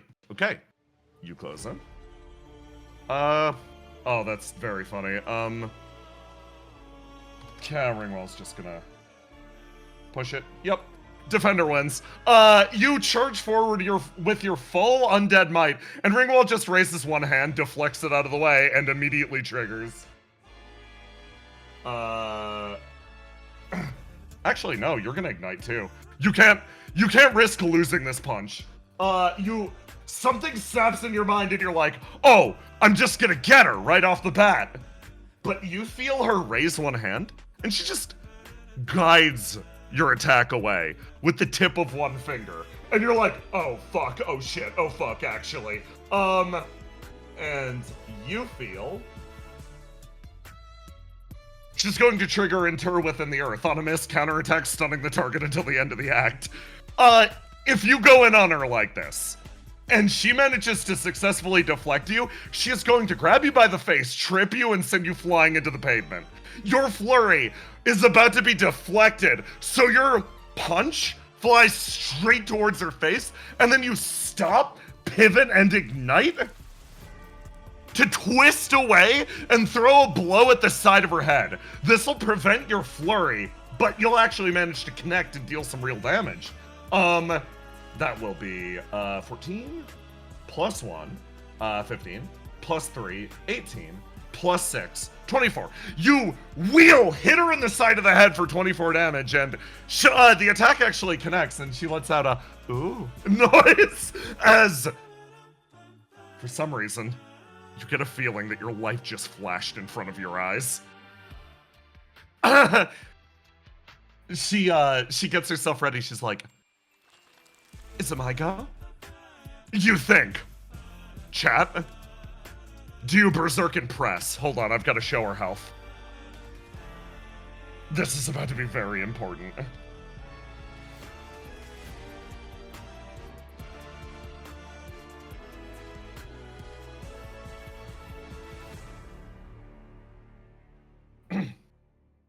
Berserk, we need undead might. Berserk snap, then take to the rafters.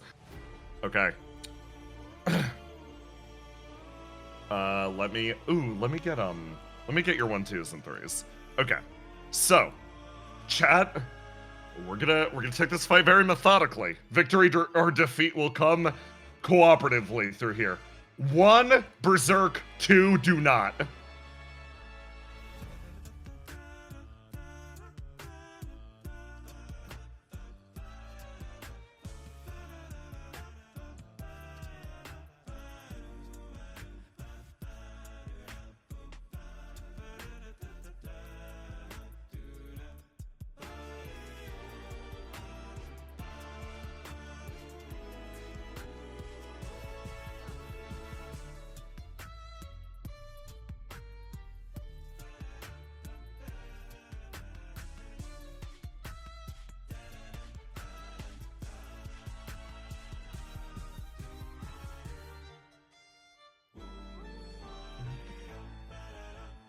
I believe my internet just ducked for a second. I think it's back. Yeah, Okay, you're back. So we going in? Okay. With the bonus, yeah, it's probably not a bad idea to berserk and close in. Okay. So I roll 2d6.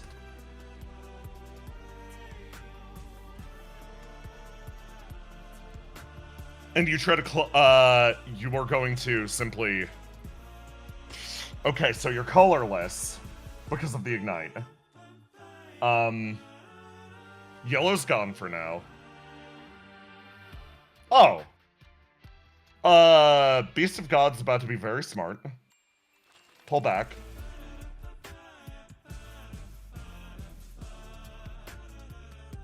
Place himself right here. Lock in. 20. Beast of God builds up magical energy inside of your body and preps another undead might for the next turn. Ooh, that is a plus 2d6. Okay. That'll be 8. Okay, yeah. Beast of God basically cooks you for the next turn, so you can close in on the next time and hopefully not have this happen. Basically a take 2.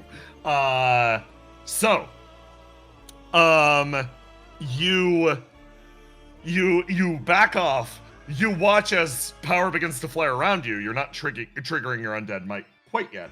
This does unlock your yellow in doing it. And she is going to step, move her way over here. Actually, no, she did that while you were moving. And she's going to use... yeah, she'll just try to hit you. She's going to try to use her ability. Throw to the wolves. Roll to do. First is your roll to die. You receive your gigantic penalty for using the mallet, and you will be thrown to the wolves.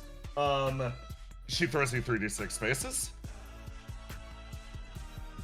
10. Let's throw you. It's funny. She's not even gonna throw you into an object, she's just throwing you into the audience. As far as she physically can. She trips you, grabs you by the by your collar, spins you, and simply throws you over into the audience. The skeletons all look down at you. You don't take the bonus damage, but you are pinged for 15. Ringwall, then you moved, so it allows her to move. She places herself here. And pauses, and raises her hands, and she's like, at the ending of the opening act, I would like to propose an interesting contest. She is going to use the ability, play to the audience. Summon 3 helpful quiz skeletons and ask a question. Grant a move action to all participants. They may lock out dice for additional movement. They must end their movement adjacent to the correct answer, or they sustain 8d6 unreducible damage. So, she summons her 3 quiz skeletons. 1 here. 1 here. And 1 here.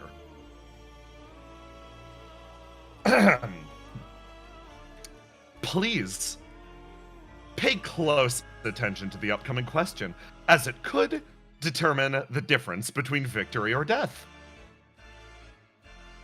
Now, these aren't questions about your memory of your time in Vineyard or something so gauche. Instead, they are questions more about how you understand the people around you. So, I'm going to begin. And I pull up my fucking questionnaire. Chat, get yourselves ready.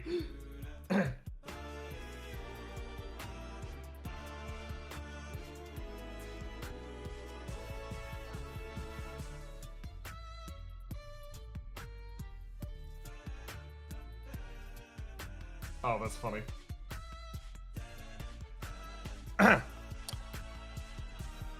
Here's your question. Which of these fine individuals is interested in lovey-dovey, fluffy romance?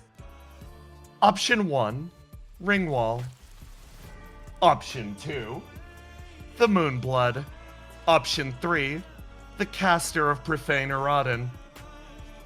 Make your choice now, she says, smiling. You're granted a free move action. But you see what this motherfucker did. She threw you out of range of any of these bastards so that you can't even swap. You're not given an action or opportunity to swap over to purple right now. You can lock in purple the next time, which will let you leap to them, but you've got to lock in dice to even run back to one of them, let alone 2 all the way over there.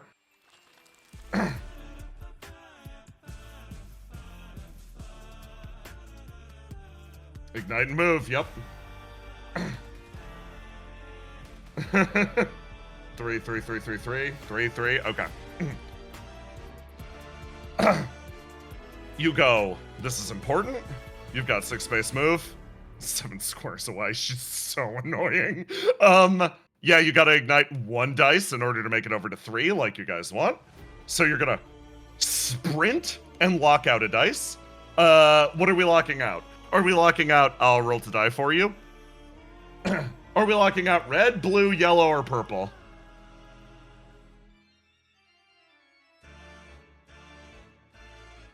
We're locking out red, okay.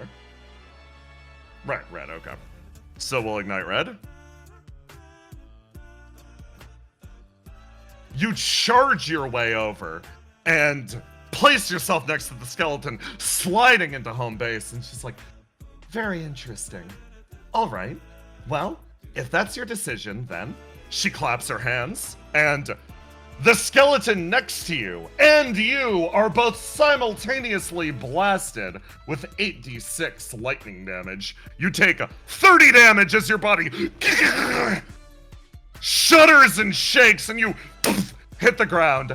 I apologize. The Moonblood was the answer. I understand why you'd think the caster. He does sort of have that energy, but A free spirit like her, it only makes sense. The skeletons disappear. You pick yourself up off the ground. This is not going to plan. Sort of the next act. You pick yourself up and I'm gonna I trigger Undead Might on you guys. And you heal 2 HP. You roll to die. You unlock red. Okay, chat. Your rolls are pretty low right now. What are we locking in?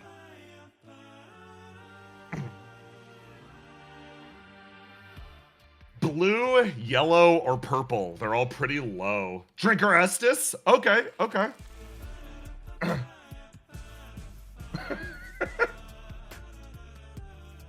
Purple for mobility. Purple, go for a gunshot, throw a skeleton and explode it. Don't drink, don't drink. Okay, okay. Reminder that you do have Undead Might. You can try to close in and combo the shit out of her again. I'm just gonna wait another second.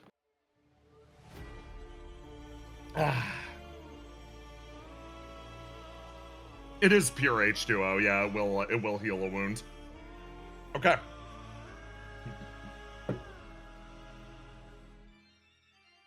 Okay, I'm seeing the yellow get her ass. Okay, okay.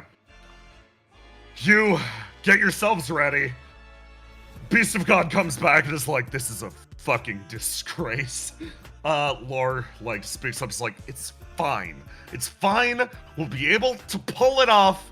She's just messing with us right now, but we'll make her take us seriously. What's up? Get her. Okay, I'm up. Oh, sorry about this. You close the distance. Raise another fist. And roll to do. 2, 6. 32. Roll to die. 23. Okay, okay. That'll... The first attack flies past her and connects, and it digs in. You hit her for another massive chunk of damage. She is going to ignite and use Ring Walls, Ring Wall. Ignite. Gain 2d6 damage resistance until the end of the act. She will take 7 less damage. So that is 11 plus 5, 16, plus 3, 19, plus 7, 26, or plus 6, 25, minus 7, 18.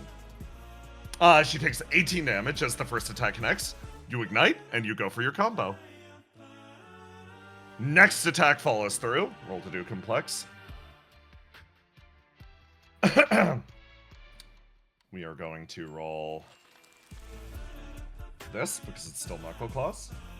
30 on a colorless. The attack, boom, it flies forward and hits her. She rolls to die. She should have ignited. Sorry, that's my bad. Roll to die. Unlocks. Locks. Okay.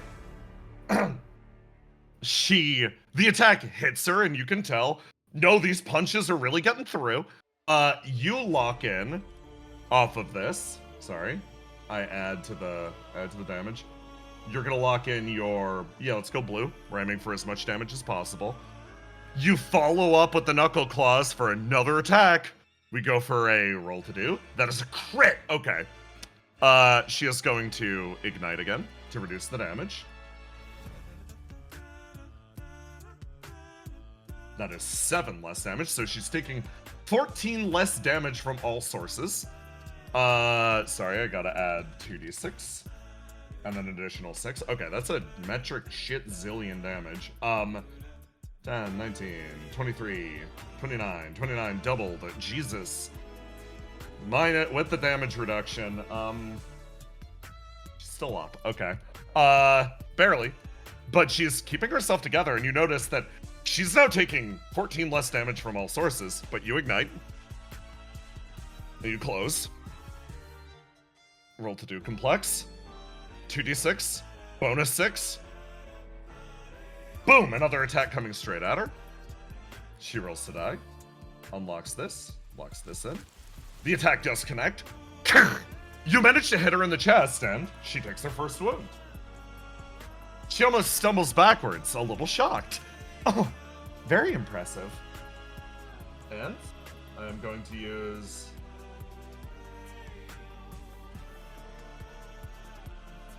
Where is it? Reborn from Ash.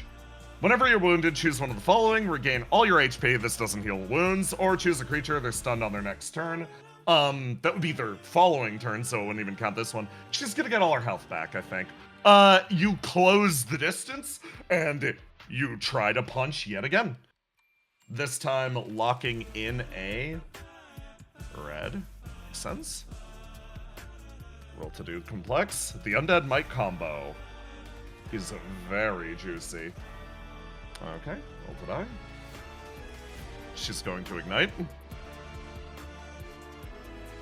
Taking 2d6 less damage. She is now taking basically 20 less damage. Your attacks are barely dealing anything to her during this turn. You have a chance. Chat, do you ignite everything and go for a knockout blow, allowing her to build her resistance more? Or do you stop here and hold some dice back? Do you keep pushing? One. Or do you keep pushing and go for a knockout blow? Or two, stop here. You've done enough.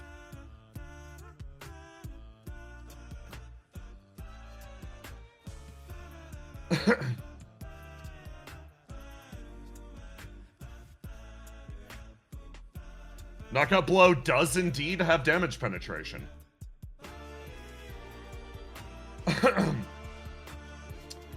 The attacks leading up to the knockout blow will not be relevant, but everything afterwards will. Don't stay in red. Oh yeah, we want to move out. We want to move to purple. Okay. I think, yeah, okay, we're going for the knockout blow. We're going for the knockout blow. Okay.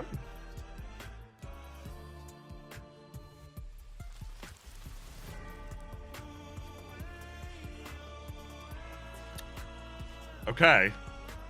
You keep pressing, and you're gonna ignite. Roll to do complex. 2, 6. Die. Swap in this one. And she will roll to die.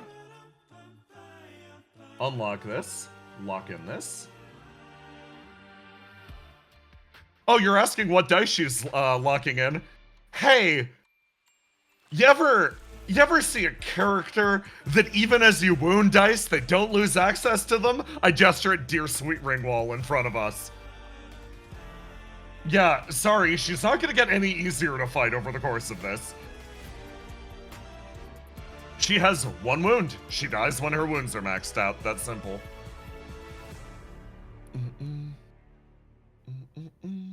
Okay, so you close in, and chat.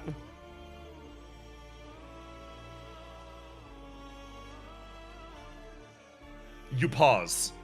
Do you go for the knockout blow, or do you stay purple so that you can jump to whatever answer the quiz has?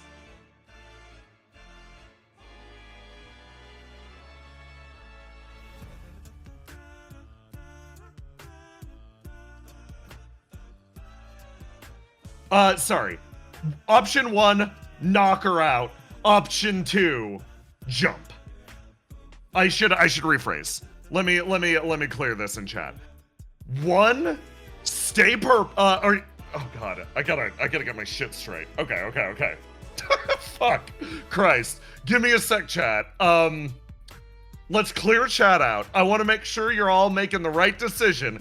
Everyone, post what you think the personalities are currently thinking at this moment to clear out chat, and then we'll do the vote. This is very important. Hold off a hot sec, let's just cleanse chat.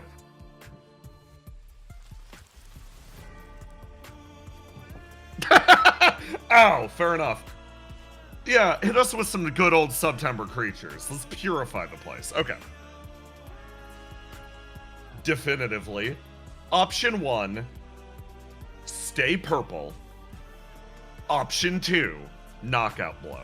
Option 1, purple. Option 2, knockout blow. Okay? That's what we're going with, definitively.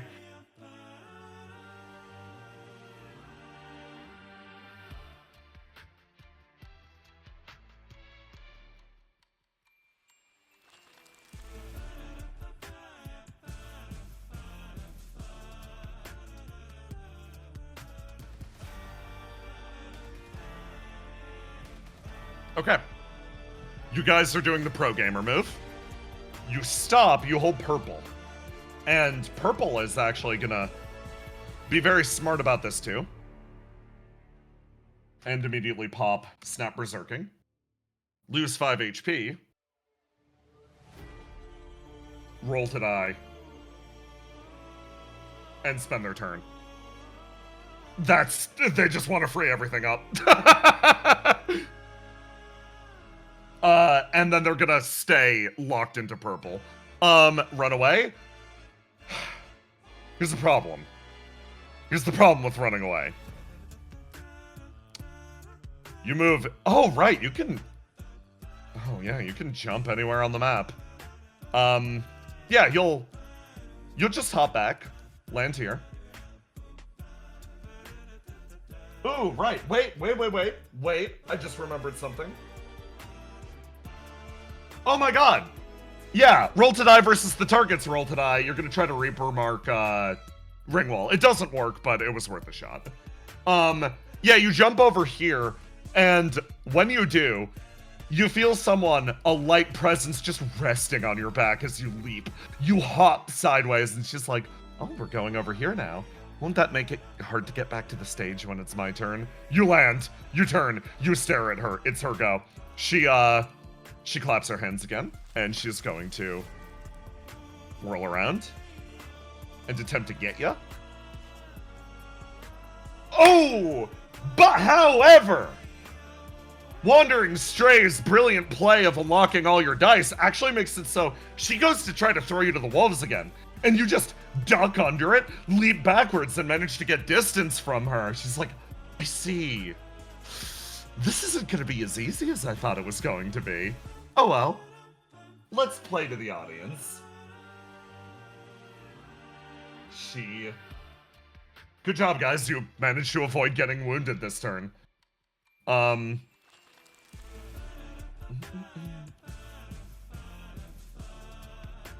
Okay, time to summon the 3 helpful quiz skeletons. I'm changing their locations.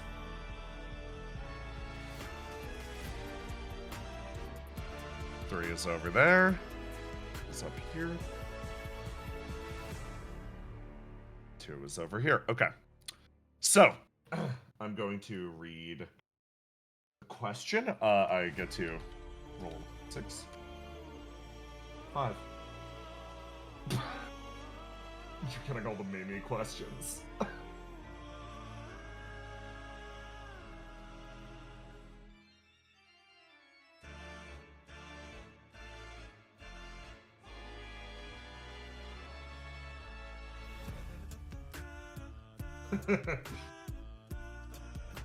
All right. Who among us writes extremely sappy poetry? Option 1, Ringwall. Option 2, the Caster. Option 3, the Sage.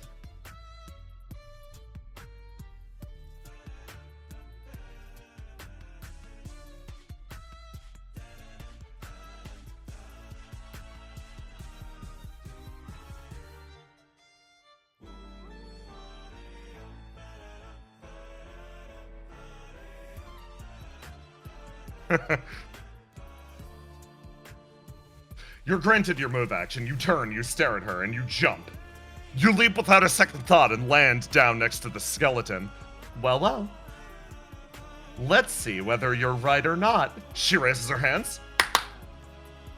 and a beam of lightning strikes everywhere but adjacent to the skeleton. Excellent work. Yes, the sage does compose extremely sappy poetry in her spare time. Excellent job. You managed to avoid all damage that round. Holy shit.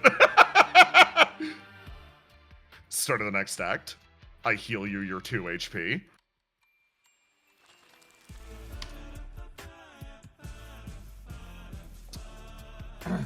And you get yourselves ready. Undead might does indeed fade. She's wounded once. Do you have a plan, chat? Hit me with your best. Did we get our last turn's regen? Yes.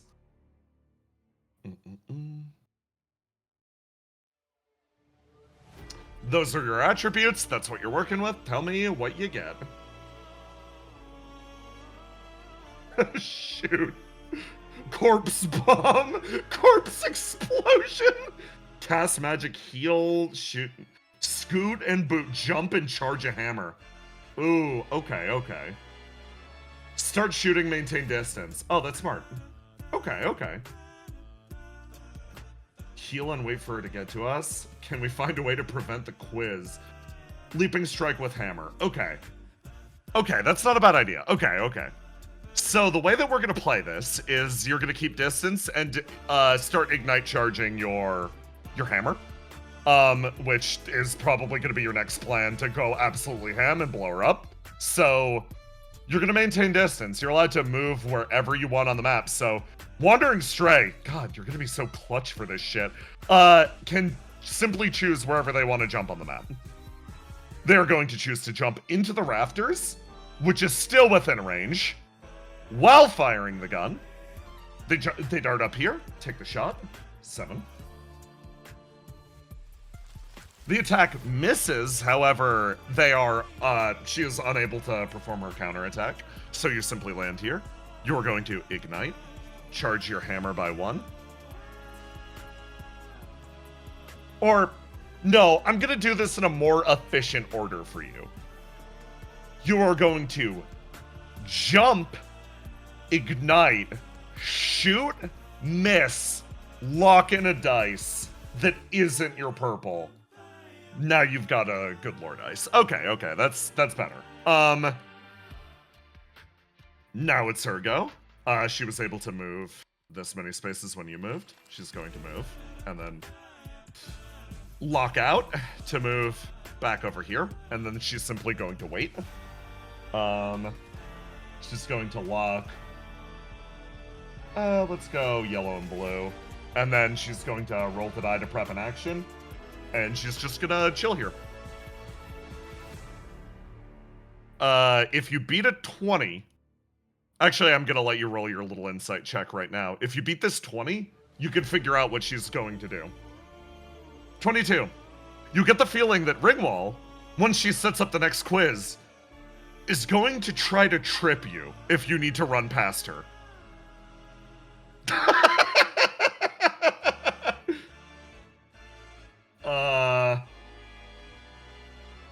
Literally nothing more than throw you to the wolves, stop your movement, because she realizes if she stops your movement, right, she can chuck you into a wall, deal 3d6 bonus damage to you, wound you instantly, stop your movement, and then you'll get struck by lightning and get wounded again. She is smiling at you. This is the plan. Can't trip, but you can't jump.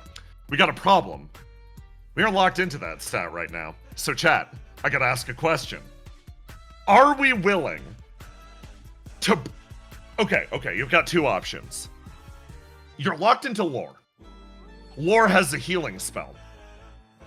Do you berserk healing spell and then use the roll to die off the healing spell to swap to purple, thereby allowing you to jump, or do you just chill lore and not take the additional damage? 1 is that complex set of moves, 2 is nah, man.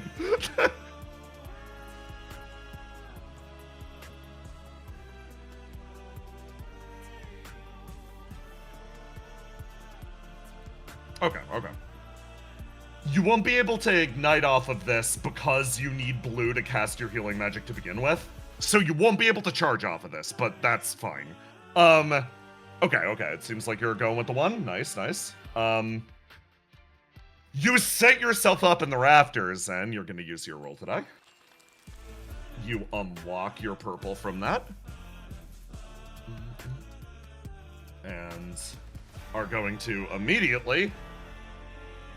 Oh! Wait a second. No, that does work. Because the healing spell's a roll to do. Okay. So you unlock your purple off the roll to die. Then you target yourself. Roll to do. Or no. You unlock that. You ignite to charge your hammer. Because you've already got the healing magic stored up inside of you. Then you roll to do, targeting yourself. Crit 20. Your healing's doubled. Congrats. Locking in Wandering Stray. That is to 11. 11 doubled. You actually heal 22 HP off of this. I forgot to ping you for your berserking. Roll 2d6. Yeah, you're only gonna get 12 HP, but that crit's really good. Well timed. You managed to charge your hammer 1 and swap into purple. That was what we call advanced tech. That was very clean, guys. Okay. Ringwall gets herself ready again, and she, of course, is going to use play to the audience. And she is going to... Okay.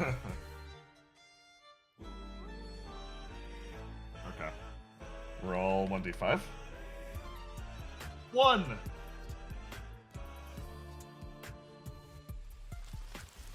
Oh, this is a fun one. Alright.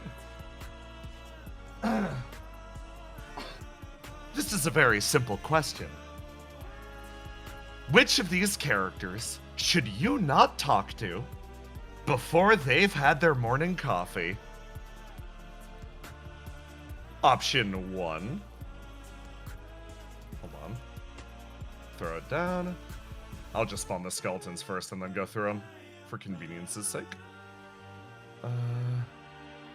Moving 3 over here.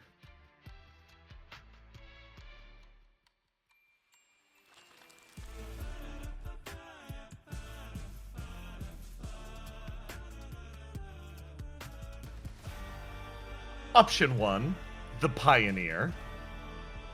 Option 2, Ringwall. Or option 3, the Solar Knight.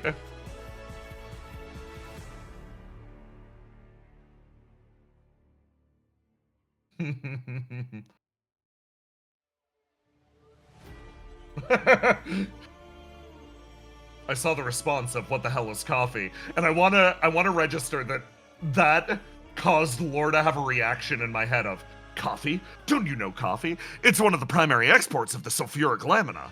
It's been harvested for generations, and then, you make your decision. 3, yes. You listened very closely. The Solar Knight can't sleep. She literally needs caffeine to continue on. You touch down next to her. It must be her, of course, right? Her stored action comes to literally nothing. And she's like, well, it looks like you've made your call. So, and she claps her hands. And lightning strikes everywhere that you aren't. Oh, it seems like you're getting even better at this. Start of the next act. Actually, end of this act. Igniting. You're charging your hammer again. Die. Unlock. Okay, chat. Here's your choices. You can lock in red, which is, I am charging in, or, okay, I'm gonna give you 3 options. Because I can see 3 real strats. Get out of here, quiz skeletons. I don't need you right now. Okay. We got 3 real strats here. 1, 2, or 3. Option 1.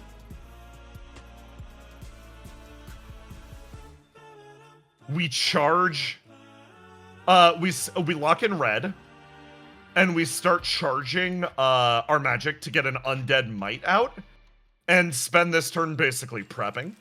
Option 2, we swap yellow, and we sprint around and we use that to charge our hammer. Or option 3, we just fucking go for it. We got 3 charges already, man. Let's mess her up. So, more prep. Run around, figure shit out, or just get her. Okay, we're good. It looks like we're going more prep. Okay. Sounds good.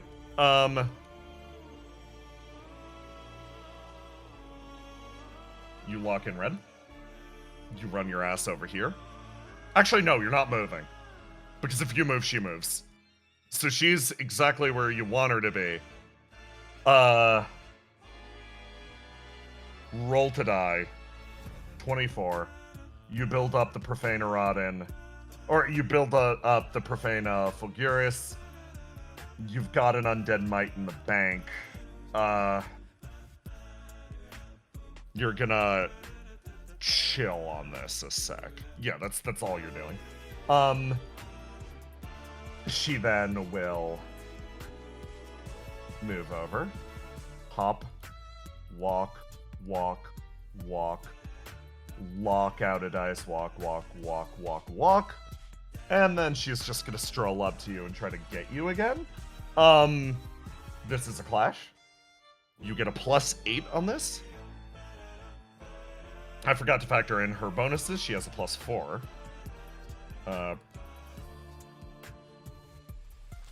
Beat a 30. You do not. She clashes with you, wins, grapples you, and is going to 3 to the wolves. You are taking a wound off of this, guaranteed. You're traveling a grand total of 22 spaces. You are thrown bodily over here, and you hit the wall. And you, when this happens, you're gonna be smart, you're gonna ignite, and you are going to add to your charge. You hit the wall, you bounce against it, your HP is depleted, and you roll to recover. You get 50 health back, and we are going to choose, which attribute are we wounding, chat? Red is not an option, so it's blue, yellow, or purple. 1, 2, or 3. Blue, yellow, purple. I'll make another pseudo poll down here. Blue, yellow, purple.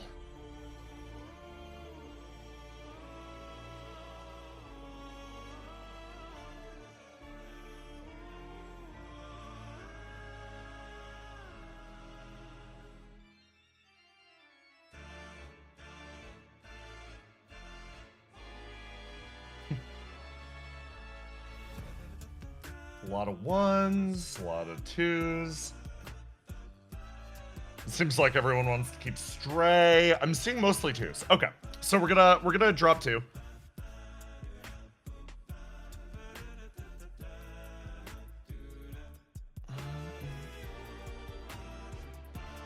Let me go. Wound attribute. Yellow. You hit the wall. And off of this, you are allowed to lock in another dice. You're gonna lock in... Okay, yeah, you guys are going a little insane. That's fine. You're gonna lock in blue. Berserk. Again. Lose 8 HP. You pick yourself up, and Lore comes back to the surface. It's like, okay. Second verse, same as the first. You prep yourself. You get ready. Lore is going to prep the healing spell. Ignite. You heal yourself. You lock in. Unlock this. Jump over to Wandering Stray. You guys are just doing this cycle. You've got inner synergy. It's kind of sick. So, that will be, just to explain the math, the way the macros work. Functionally, when you roll to do now, while you're colorless, you're allowed to lock in a dice off of it, which is why you were doing an ignite cycle before that to build up free ignites on your charge, which is now at 5. And you are going to heal yourself for purple's total, which is 9 plus 3, 12. You heal yourself for 12. You took 8, but you healed yourself 12. You're back up. You're locked into purple. It's quiz time. Next turn, you guys are ready to unleash hell. And of course, we play to the audience. All right, everyone. Oh, regen, yeah. Sorry. Roll. Or you get your +2. There you go. All right, everyone. It's time to ask another question. And she's going to position the skeletons. So annoying.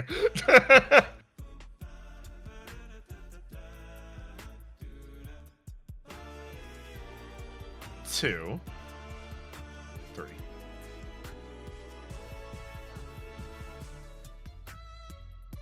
She puts them all over there, which is going to make getting over to her next turn an ass and a half. She smiles and asks her question. 3.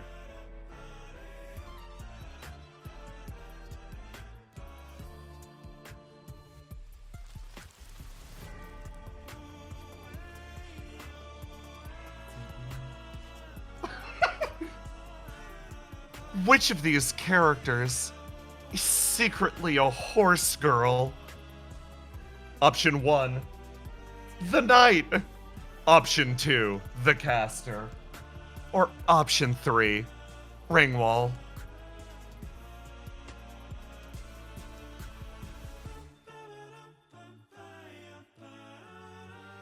I love the instant response of Moonblood. Moonblood is not secretly about it.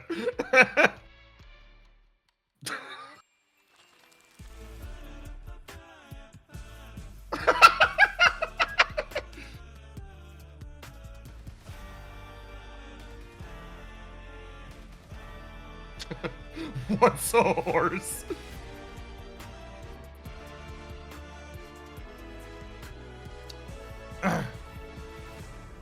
You get yourself ready. You sigh. She's doing. Oh, right. You're locked in. So you could just jump. You land over here. You touch down, and you land next to 3, insisting that Ringwall is a horse girl. And preparing for the answer, you chose Ringwall. Meaning, she claps her hands together. Bolts of lightning strike down in every location, including yours. You take 37 damage. You notice that the 2 other skeletons nearby were not struck. I believe you and the caster are both secretly horse girls. However, I unfortunately am not. You lie on the ground, mumbling to yourself like, oh, fucking damn it. You take minus 37 HP. You feel, oh god, your wounds are getting bad.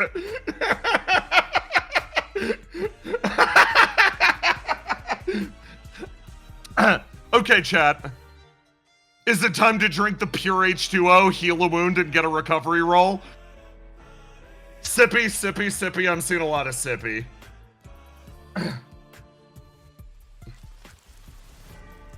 Okay.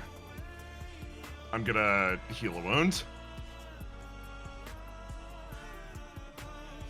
And then roll to recover. 52. You are... That was the best value I've ever seen from anything. You are back to full health. Literally perfect. Yeah, now that, my friends, is value. Good job holding off on it. I'm gonna be smarter about this. Start of the act, igniting purple to build charge.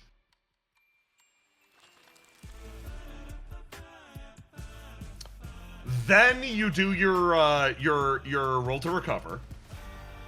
Lock in full soap, sure. Then ignite to build charge. Then start of the act, roll to die. Lock in Beast of God. Unlock both of these. Cast Undead Might. And get fucking ready to unleash the pain train. There's nothing else to it. You're simply running in and smashing her. You 1, 2, 3, 4, 5, 6. Lock attribute. Yellow. 1, 2, 3, 4, 5. You make it over to her exactly. Just sprinting at her with a fucking hammer. And you lift it up above your head. Here we go, folks. 2d6. 8 to the roll. 44. That's gonna hit.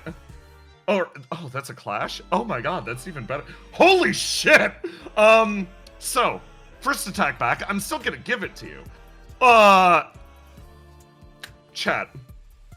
These many turns of preparation were all very well spent, because with a +4, she is at a 39.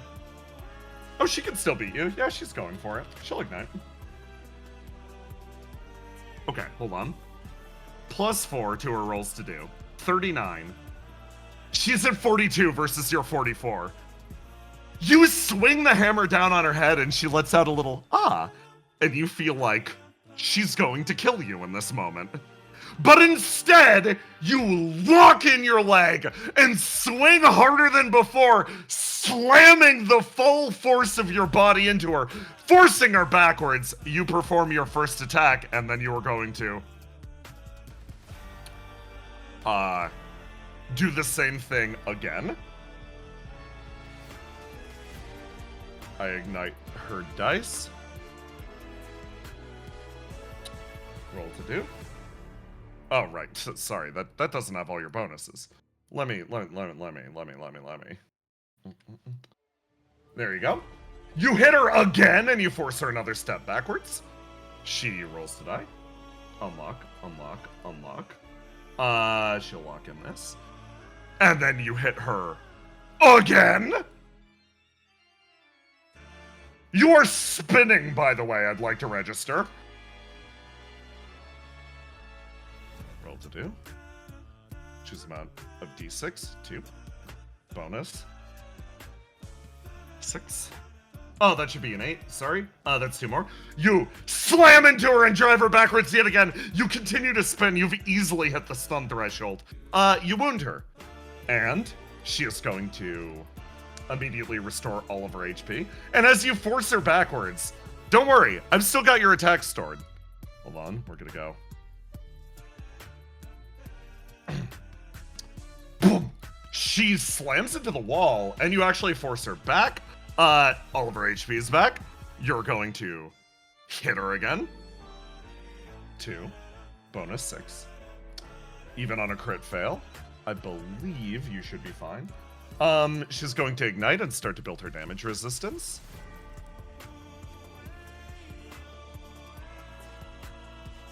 You hit her again? Roll to do. 2. 8. Boom! You slam into her, roll to die, unlock, lock red. She's challenging you again. You boom, boom, boom, continue to swing your hammer around. And again, she rises to the challenge. She's not gonna ignite to try to push that one, obviously. We go down to this.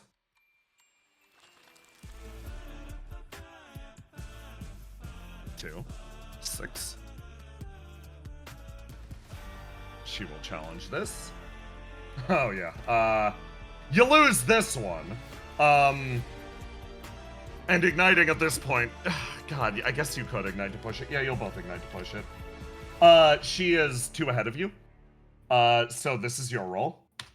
Roll high. Okay, this is her roll.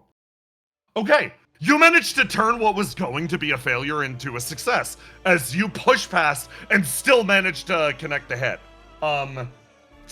Again, this does it at the original bonus, so we get to keep rolling what we've been rolling. You wound her again. She heals back to full. And at this point, you've still got 3 hammer swings left. Oh my god, is it gonna use all of them? We're gonna just roll to die. Ignore the fact that I'm locking this back in again. I just need its stat. Set swing, red, 5. There we go. Roll to do complex. 2. 8. You both have... Ooh, she's ignited right now. Which means this will hit... This hammer barrage is really fucking juicy. Good job setting this up for so many turns. Holy shit. Okay. The attack comes in. She'll lock in this.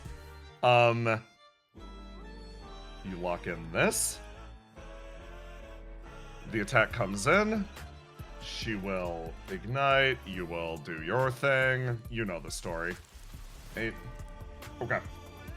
She ignites. Reduces damage taken by another 2d6. The wall is indeed building up. And that attack punches through her defenses. And her last wound is hit. She stumbles backwards. Oh. Very impressive. Well, I suppose in this case, I should take you a little more seriously. She straightens herself up. In that case, I believe a change in venue is required. She claps her hands together. Do you feel the area around you collapse?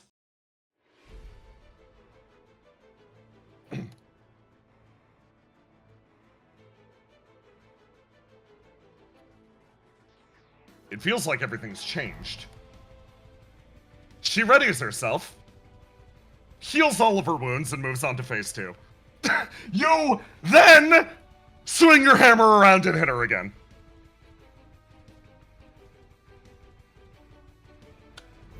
Okay.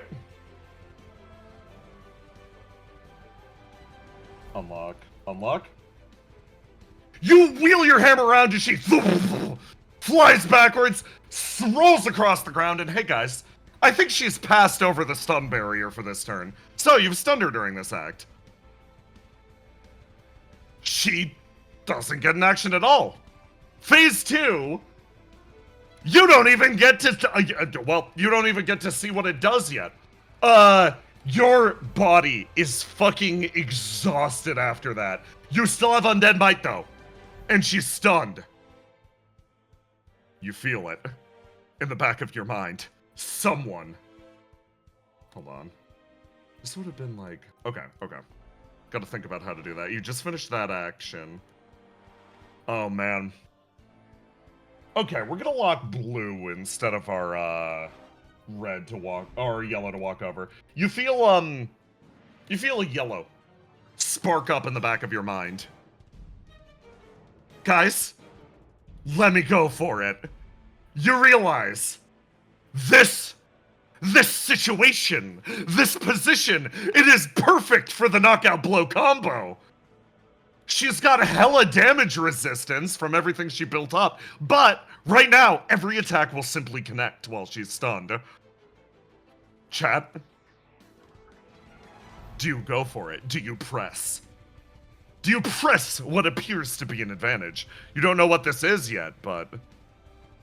Hold on, let me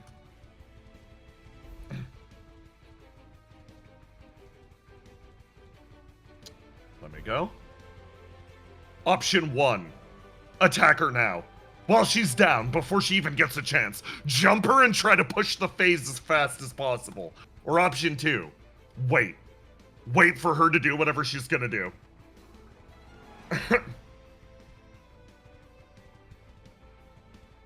Okay. You decide in this moment. You need to press the advantage. You dart forwards. You raise one arm. And while she's down, you pick it up. And you throw your first punch. Oh, right, you have Undead Might. God, the value you've gotten out of this thing. There you go. And this is the +6. Ooh! Oh my god, Fool's Hope closes in. Almost like a lightning bolt. You cross the distance, and she's stunned up against the wall, and you hit her in the gut, and simply carry through the damage, puncturing through her damage resistance, as you then ignite, rise into the air, and perform a spin kick. This attack will guaranteed hit. Okay, that gets 2d6 bonus, +6. Okay, that is 10. That is 16 more damage. You hit her in the side of the head, and you can tell her damage resistance ate that. And then you lock in.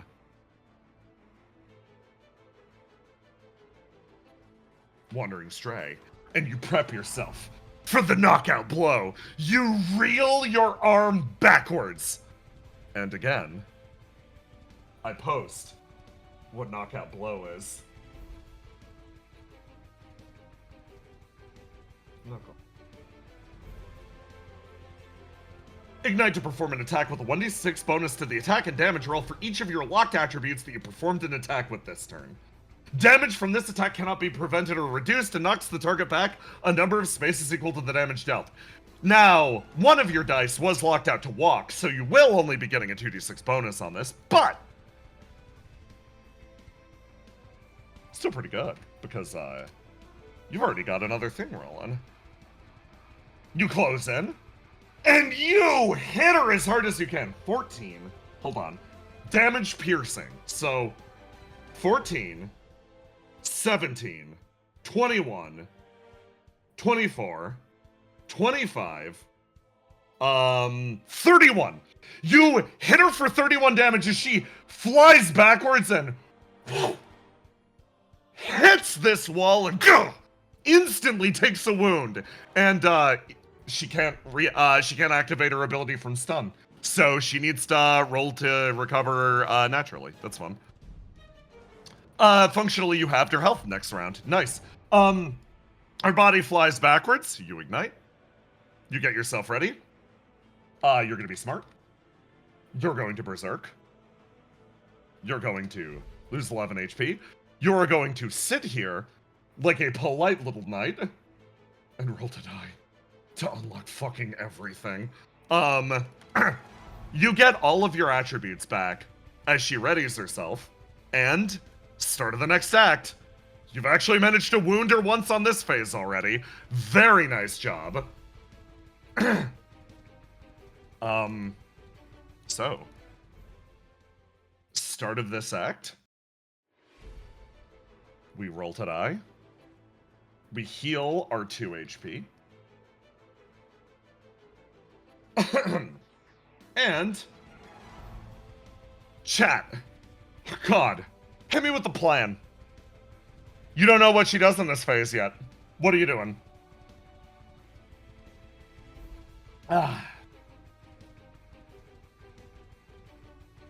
Prepare.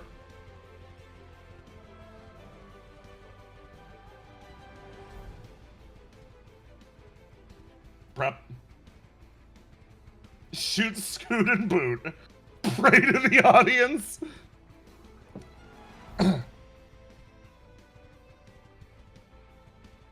We go up. Okay, I'm seeing a lot of that. Okay. So you guys are going to try to set your next big action up, it seems. Lock in red. You lose Undead Might. You prep another Undead Might.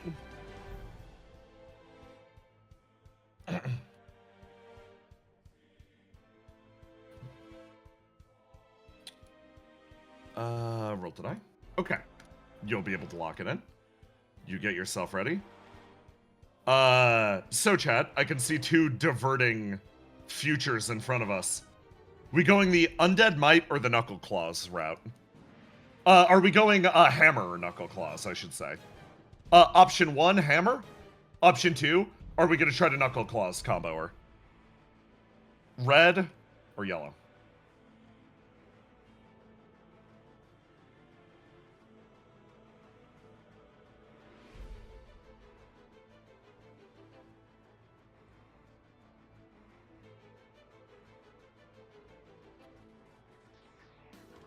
Okay.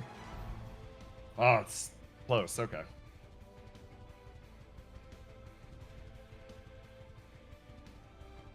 Oh. Okay. We are going with 1. We're going to try to hammer her again. In this case, you decide to play a little more defensively, and you do the classic. End of your turn. Ignite, build a charge. You start charging your hammer. At the start of her turn, she takes a step forwards. And she is going to dart forwards. Her movement speed doubled. Make it up next to you. And attempt to hit you in the chest with Desolate Palm.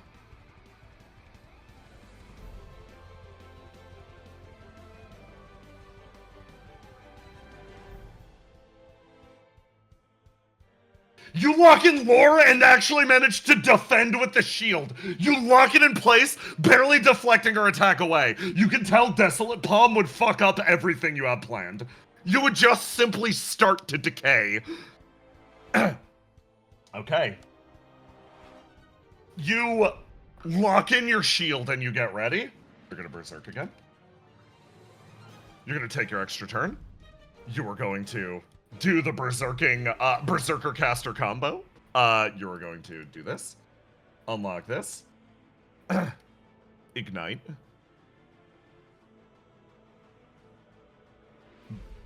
Build this. Target self. Heal. We're gonna lock in that that purple Wandering Stray in case she demonstrates a different mechanic we need to move for. And yeah, you lock in. You heal up for, let me minus your 6, and then add 5 or 4 plus 9. 9 plus 4 plus your regen. You're doing fine. You're doing fine. Everything's fine. You wall yourself up pretty good. You get yourself ready, and on the end of the act, she is indeed going to use an ability that requires movement.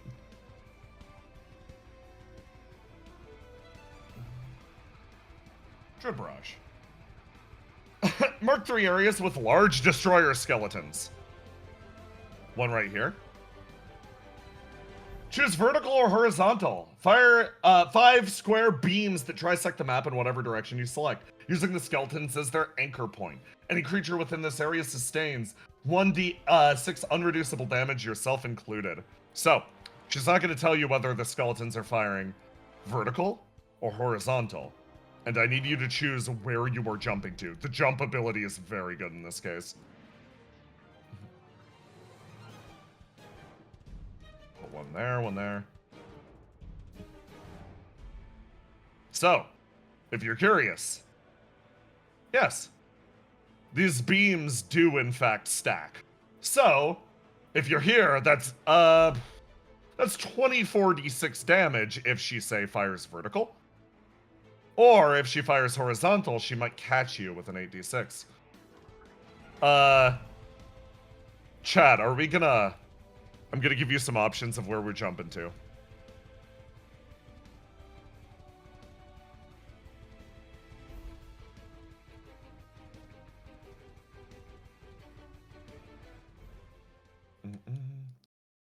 One. Okay, I'm gonna ping you around in a sec. Oh, I forgot to bring my 3 over. Oops.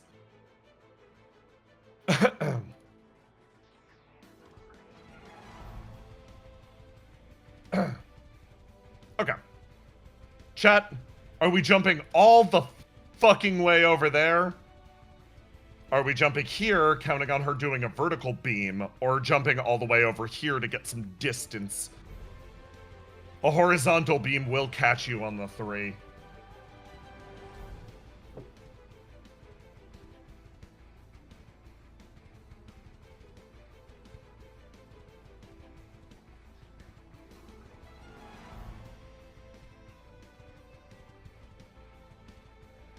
Ooh.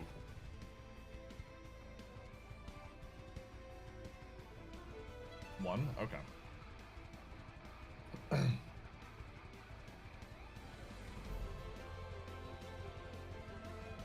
One in Sayer battle will be legendary. You leap across the map, landing on one.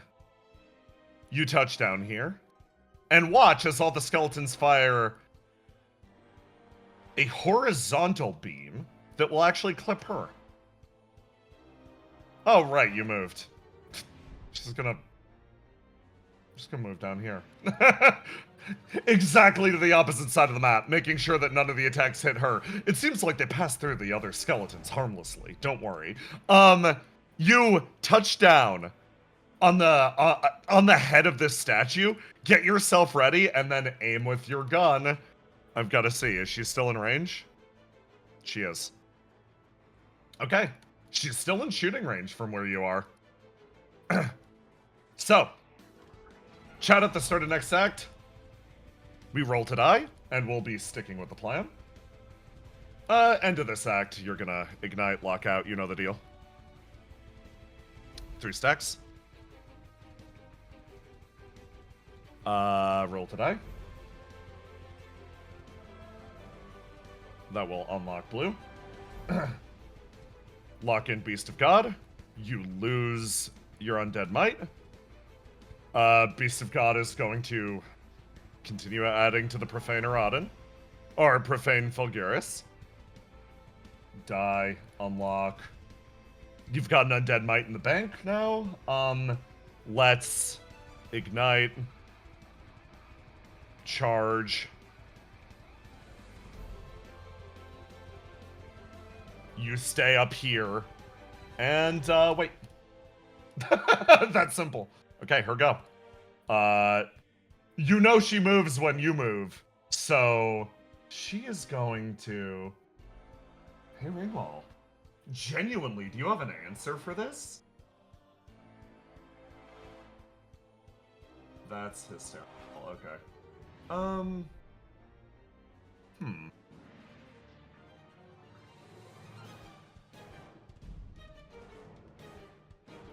You do, kind of. Okay. Ringwall on her turn is going to also start armoring up. She is going to use Life and Limb. 2 is summon a large bone skeleton behind her with 20 HP. I'll just use this blaster skeleton. Functionally, at the start of next turn, that will grant her an additional turn. She's going to, do that twice since you're all the fucking way over there. And just get 2 big skeletons behind her. And then start just walking. She's gonna get herself here. And, your go. Berserker combo. 7. -7. Roll to die. Oh, right, you can't actually Berserker combo off of this. Oops, I'm gonna put that back. Nope, you're fine. Okay. You're big chillin'. Oh no, you need to do this to roll to die to begin with. You can roll to die to set an action, so let's do, roll to die. Lock this in. Just do a set action of, counterattack with the gun. Once you get in range. Yeah, that'll work. Counterattack with the gun once you're jumping. Lock in this so you can jump. Yeah, you get it. Okay. Now, you know what time it is.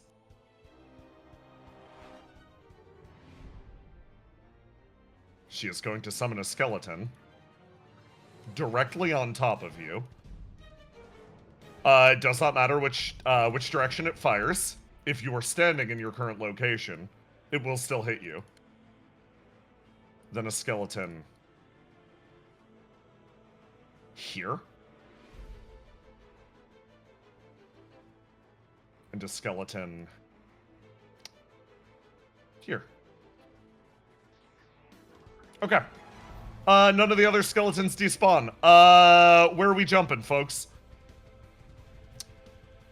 Give me a suggestion. Tell me a direction on the map. And I'll try to make it as safe as physically possible. No, they don't. She's trying to fucking out-damage you.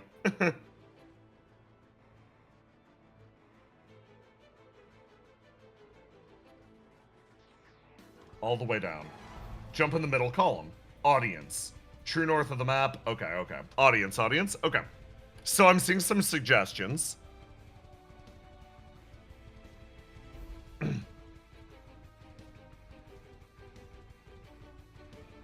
I'm putting a 1 on the audience. I'm putting a 2 in the center column. Assuming she'll choose vertical. And then the 3 I'm putting at the very top of the map, symbolizing Moondive. You just leave. You bounce. Now, Moondive has its own risk, because if you leave the map, it gives her more time to set up. Beast of God is saying we jump into the audience and then just try to get her next turn. Stray is like, move into the center column, and Fool's Hope is like, leave the map. Okay. Close the distance? Okay. Okay, it seems like close the distance is the uniform vote. You jump down, hit the ground here.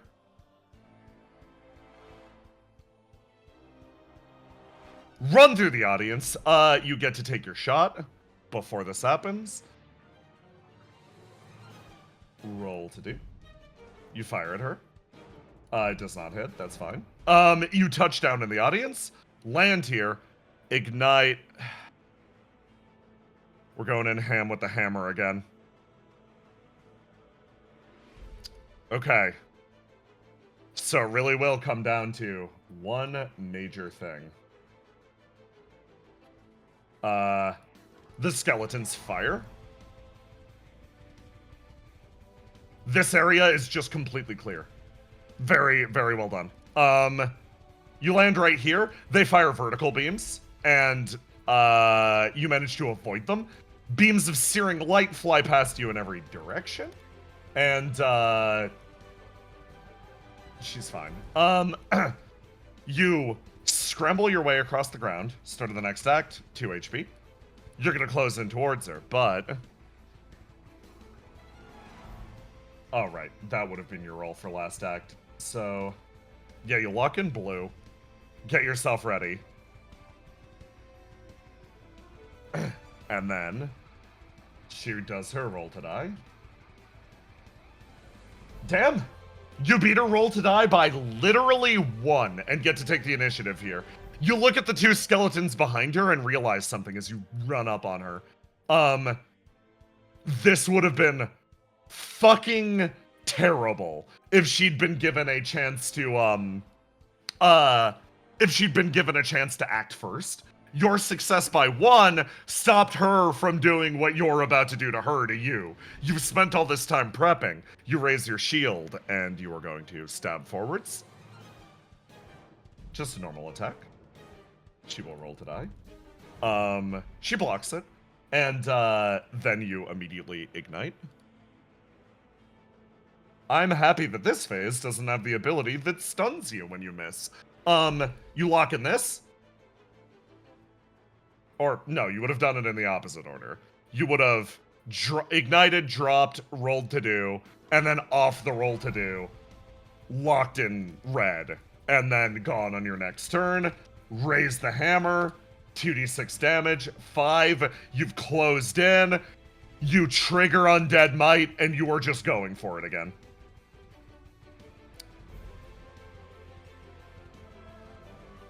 You blossom with magic and all of the stored energy of your hammer as you, the Beast of God, the enlightened Hammermane, closes in and starts the smacky. She's going to roll to die. Oh, right, she clashes. She's gonna ignite and push it, because of course she is. 5, beat that. 2, okay, hold on, math. This matters a lot. You are at a 36.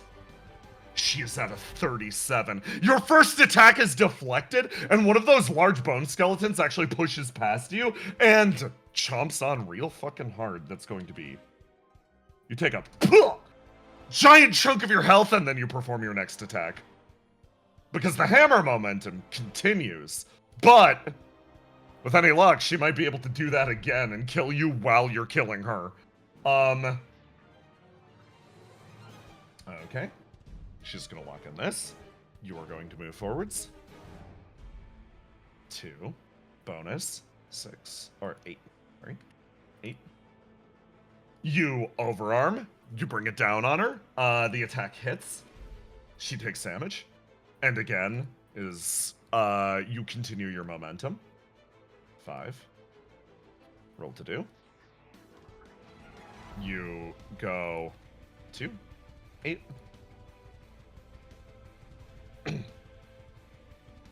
Die. Unlocks red. Ignites, damage resist. You know the deal. Do complex. You attack her again. She locks in her red this time. Your attack successfully hits. You are moving around her with the hammer, smashing away again and again and again. Those skeletons are each going to give her an extra turn after this, but you drive her backwards and manage to wound her again. Wait a second. She wasn't at her full health. Wait. Okay. No, you've wounded her already. She drops down and then restores to her full health, and I'll give you damage on top of that. Okay. Fight's going better than expected. You press the advantage. Beast of God going absolutely apeshit.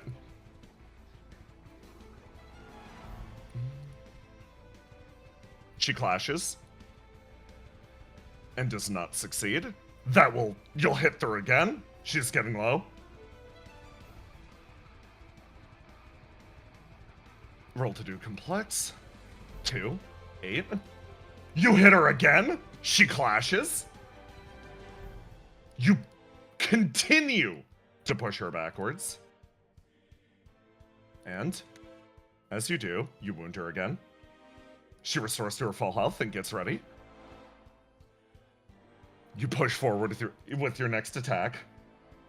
Roll 2d6 plus 8. 13, 30. Roll to do. Bad roll on her part. Your attack pushes through. You force her back again. It's running low. And then finally, 2, 8. You charge through, and with your last hammer swing, you hit her backwards, and the skeletons shatter, falling away. She falls to her knees and drops. You pick your hammer up, energy falling and fading away from your body as it seems like this moment of risk is past. She, sort of panting, is like, okay, you're impressive. I'll admit that. You're certainly strong enough to handle what's happening in Vignot, but I think... And then the consequence of the vote happens. I think I'd be curious in seeing how far you can truly go. You look down at her, and she stands again. And the area shifts. Grows light. You can see the sunshine coming down from above, vaguely eclipsed from the laminate above you.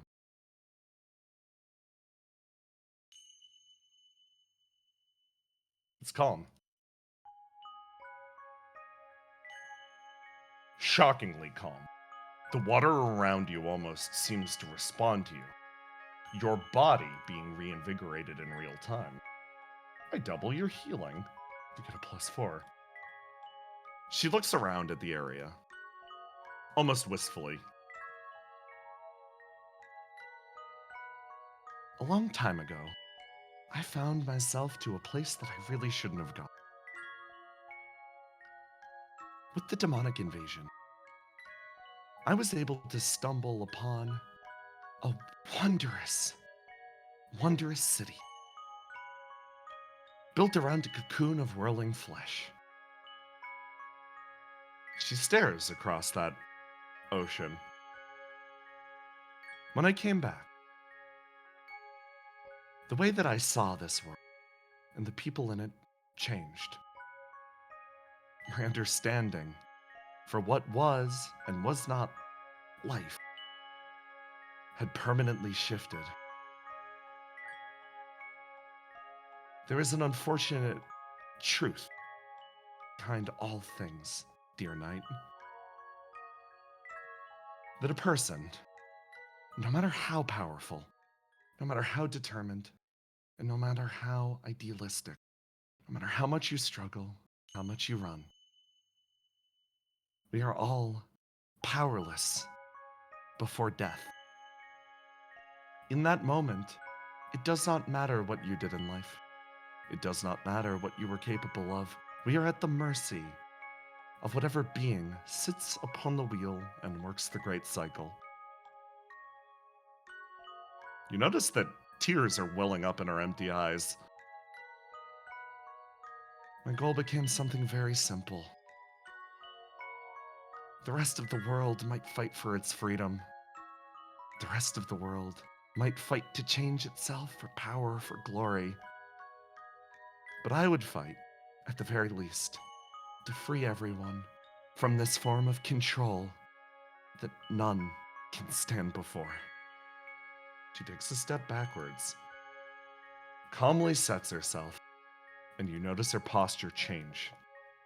It was something that was carried in her movements up to this point, but it seemed almost rude to call it out. The way she moves. It's not what you would expect from a spellcaster. It's not something that you'd expect from somebody who spent all of their time focused on discovering the grand secrets. Necromancy. All of her steps, every single one, has been so precise up to this point. Every blow focused on redirecting or countering your energy. You realize in a cold moment of horror, this person in front of you, talented necromancer though she might be your equal when it comes to physical combat. She reaches her hand out to her side. The understanding that I achieved that day allowed me to find the realm of the gods and demand myself a segment of their immortality. But there's a second reality in gaining perspective of myself. I have realized exactly. She spins her arm, and fire begins to form around the outside of it. A long pole almost springing to life, adorned with a lantern on the top. What a cruel joke my life has been. She spins it and places it on the ground. A lamppost that burns with a brilliant light. You get yourself ready. Undead Might is still going. You get the feeling all pretenses are cast aside. This lantern that she holds in her hand. You feel an impressive strength coming from inside of it. The flame that burns on the top of it feels nostalgic, almost as if you're staring at Ringwall herself. She preps herself and locks in her final phase. All locked out or wounded dice are placed within your lamp. Doing so increases the power of its next attack by 1d6. Your dice are no longer unlocked via roll to die. Special actions must be taken to unlock them. Unwounded dice cannot be unlocked in this way, but they may be used as if they were locked dice for the sake of certain abilities. You look at this weapon, what is functionally a quarterstaff, before the shot comes and attempts to eclipse your head. She is going to unlock this, lock in this, and swing for you. Of course. You roll to die and you raise an arm. And then she ignites, pushing the damage even further. The lamppost connects with the side of your skull as your body falls over to the side. This carries with it a horrifying amount of force. She uses Marionette Dance to keep up with you, and then immediately follows up with Brass Barrage. The locked dice that was immediately placed in, she unlocks. This allows her to lock in a new dice. Lock, lock. She shifts back stances, preps herself. That other attack goes wide as you stumble backwards, still reeling from the first hit. Okay, this is a +9 weapon, so we are looking at 14 damage, +9, 23. Connecting with the side of your head, she ignited. 24. You take 24 damage as your body rolls backwards. The force of the blow causing muscles and tendons to crack. And you set yourself again. Okay, chat. You got your options. No more clever thinking. It's all or nothing. You're slugging it out on the beach. Are you berserking and closing in again? Or are you going to wait this turn out? 1 berserk, 2 wait.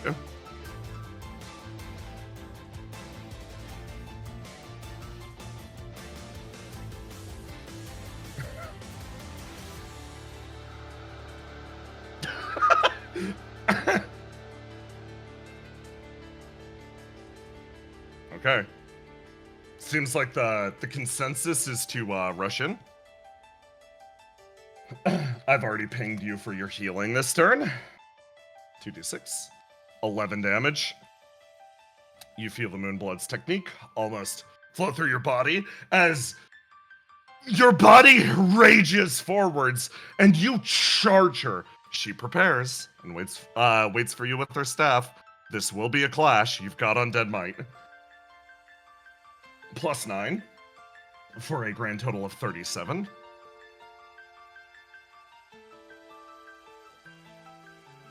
+8. You charge it again and overarm the attack, managing to connect with her. You ignite, dealing double damage and sending her flying backwards again. She's dazed and her movement is removed for the turn. You steady yourself, breathing heavily, as she similarly does the same. She picks herself up and start of the new act. You unlock. Yellow is ready. I'm gonna lock it in. And Chad, I'm gonna ask you a very honest question. You see that cool staff and you're like, man, but what if I stole that though? And option 2 was screaming at you that maybe for once, this might be a bad idea.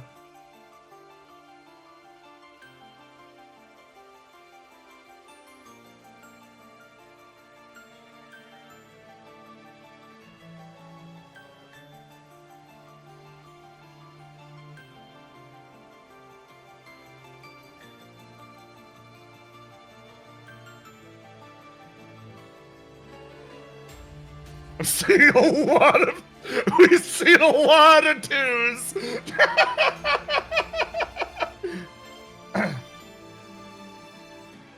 For once in our life, let's not steal.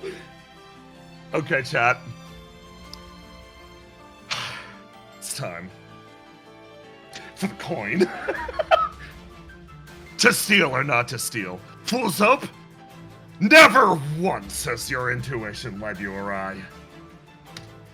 Never once has your intuition led you awry. Okay.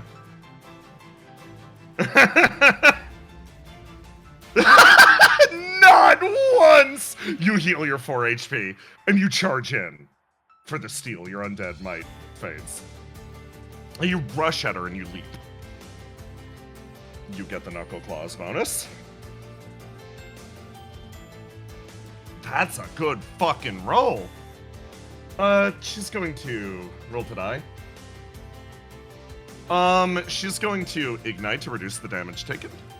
This is just a normal 1d6. She is fighting you like a monk at this point. Boom. You don't deal any damage, so she doesn't take any. But you notice that her dice is going to go into the staff. You leap forward, dart past, grab the staff, and start to run off in this direction. Her body simply stands there, and you hold it. She is going to activate. Empty body ignition. The staff's been taken. She is going to empty her body, forging a connection to it, and perform a sequence of 3 actions against you. You are still holding the staff. So, we're gonna lock out everything. We go. Action 1, she's going to charge and try to throw you into the ground. Action 2, she is going to try to pin you with her hold on, we gotta roll one at a time. She's gonna try to pin you with her leg there, and then action 3, she's gonna try to throw you into the ocean. Actually, no, she's gonna try to throw you into the rocks. At which point she will retake the staff. So, action 1, charging forwards. Black attribute. Roll to do. You get yourself ready. You're so proud, and then she flips you over, takes one knee and pins it against your throat. That will be a wound. Chat, who we wounded?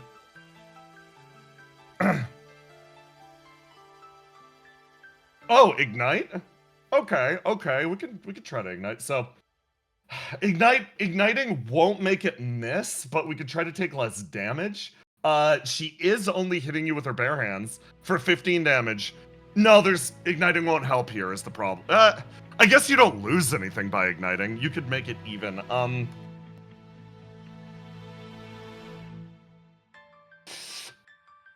Yeah. Do we get the +9? Oh, because you've got the staff? The staff doesn't do it on defense is the only problem. It's literally only an attacking weapon. Don't ignite. It doesn't matter either direction. We can ignite to charge the hammer one. I think that's the best usage of this because we're taking the wound no matter what. That's the smartest idea. So we're gonna ignite that, and then we still hit the recover button. We get 44 health back. We're up at 44. Okay, what attribute we wounded? Let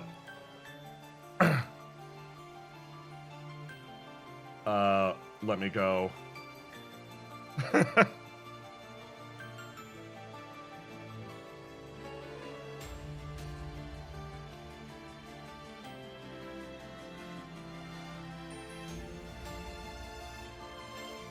Let me set this up for y'all. You just put shit into hammer charge, so I'm going to assume Beast of God ain't on here. So I'll do everybody else.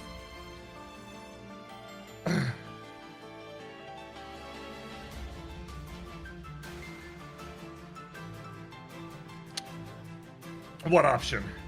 1, 2, or 3? Yellow could be monk versus monk combat. Purple for movement. Blue because you're literally surrounded by the ocean. Like, I see reasons to keep all of them. Time out! Time! We need our defense and mobility. Okay. We wound yellow again. Goodbye, Fool's Hope. Hold on, I gotta keep my 1, 2, 3s around. They will be relevant. Okay. I get rid of yellow. The attack travels in and man does it hit hard. Okay. You can lock in off of this. You're locking in lore because holy shit do you need to defend yourself right now. Roll to die. 21 plus 3. 24. Okay. You, Ringwall, are gonna lock in yellow. Roll to do. Yeah, of course you're doing this. She stomps on your throat and deals, that'll be 30 damage. You're gonna block this. You're gonna ignite to block this.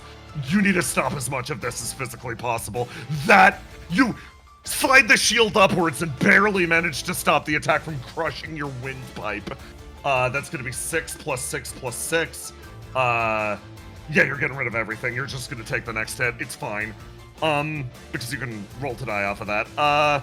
Okay. Fuck, man. 30 minus, God, you're still gonna take 12, okay. Minus 12, ignite. Your body is, boom, thrown this direction, barely as she, oh right, no, she just got you pinned. She's gonna, lock in that black dice.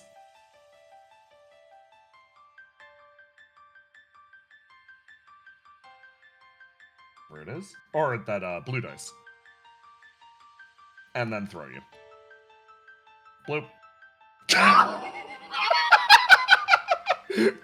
Well, at least it's only 20 damage this time, as you start to feel the raw weight and just power of this person's body smashing through yours. You're thrown backwards, you hit the rock, you flip, and you slide back. Everything was locked, it's now unlocked. You pick yourself up. Holy fuck. And then you notice her body ain't moving. It's just sitting there. Let me... Lock attribute? Lock. Okay, chat. You got 12 HP. There's a chance you can wound yourself instantly by berserking right now and taking advantage of this moment. What are you gonna do? Do we... berserk? You can't...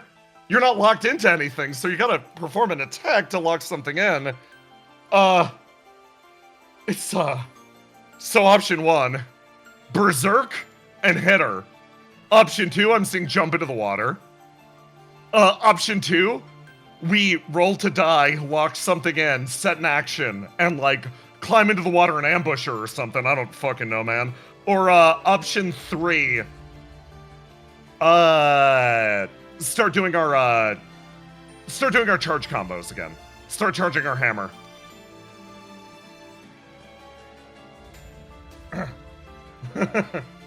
Okay. A lot of 2s? Okay. You pick yourself up. You turn.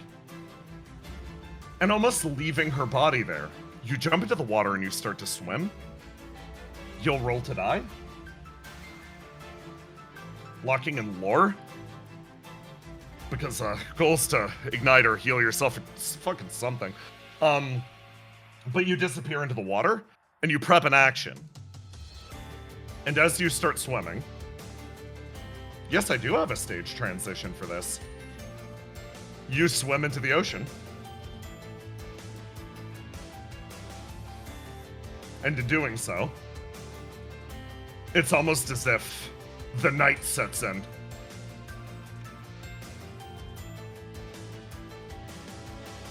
You swim and you swim, and you've set your action. And here,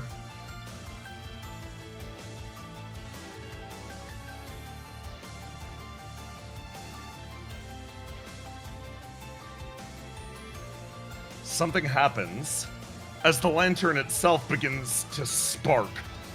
Your set action goes off. Laura's gonna be smart about this. Quickly kick away the staff. Fucking heal yourself. That is a... Okay, cool. We're gonna charge the hammer. You kick the staff away. While charging your profane fulguris, you kick it backwards as it's like her body almost seemingly forms from sparks from the interior of the staff. And you're gonna hit this with a no, we're gonna do Wandering Stray. Roll to do. Okay, that's 13 HP back. Thank God. Wait, no, it gets a bonus because you guys are literally in the ocean. 3d6. Thank God that's not a bonus to the healing. The healing is only increased by 2 for every 5 over 20 it is. So that's 35, that's 6 extra HP. Every fucking bit counts, guys. Okay, plus 19. Nice. Okay, end of the act. You are going to Ignite. Charge. Roll to die. Lock. Heal. You've been wounded once, so your healing's doubled. You regenerate 8 HP. It's looking pretty good. It's looking pretty good, guys. She is all locked out, and her body is just standing there. It's almost puppet-like. And you draw yourself back up. You draw yourself back to the surface of the water, and you almost balance yourself there. And you're gonna roll to die. Unlock this. Channel. You've gotta ignite to even make this a success. This fight's going. Oh, it's exactly enough. This fight's going rough, man. You're gonna ignite. You've got an undead might set up. You can really lay into her if you do this. Your shit fades. You get ready. Fuck. You pass her the turn. She takes it. And?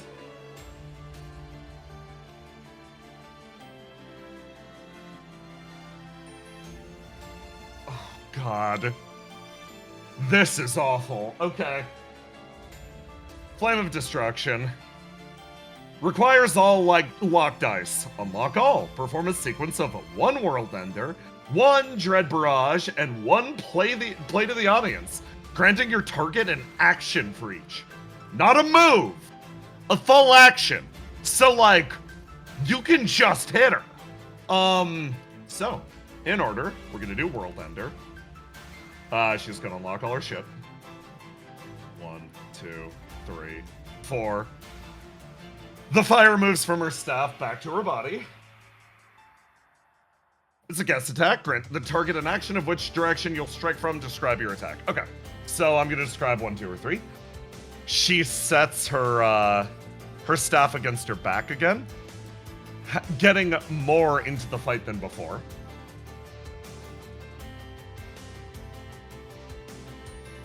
And then begins to speak.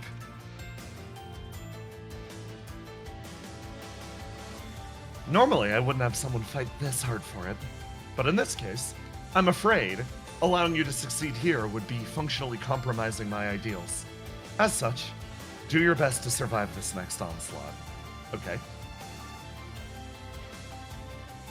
So, here's your choices. Jump in the air, try to get away from her. 2, dive down in the water, or 3, stand your ground. She's gonna come at you with a staff attack. What do? You get an action. Sorry, I should recontextualize. No, it's not stand your ground. It's rush forward and jumper.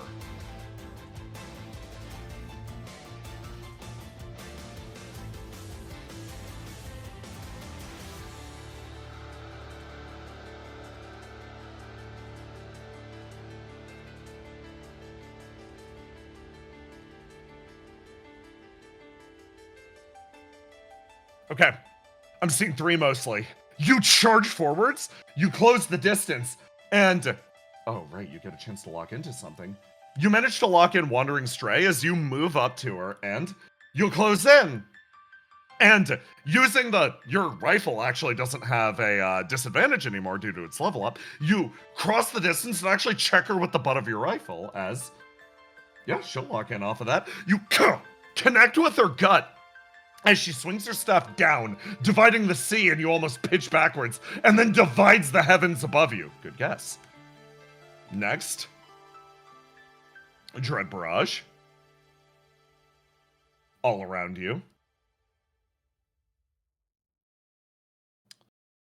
3 giant skeletons spring up. 1 like this that will strike you in a vertical column. 1 like this that will strike you in a horizontal column, and 1 like this, sort of covering your escape. You've got another... No, she's gonna do this. Okay. So, your options. Close ring wall again. Option 2. Use your new mobility to dive backwards into the upper left where safety is assured. Or, option 3, dive down beneath the surface of the water.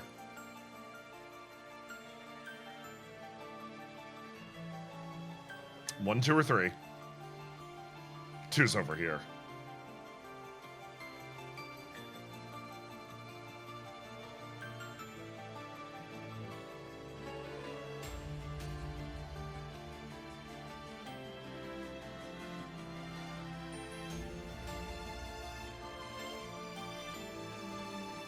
Threes, lots of 3s.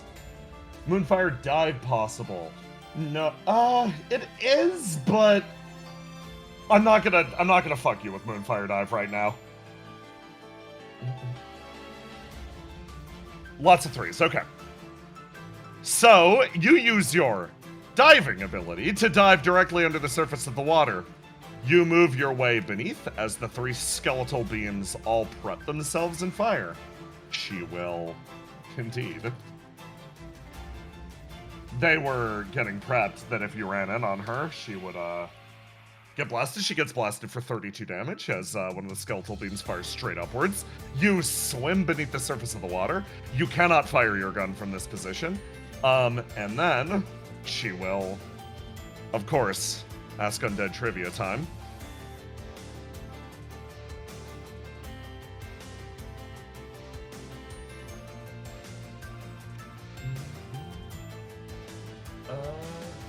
Time to look. What questions? This is embarrassing. Okay. Spawns.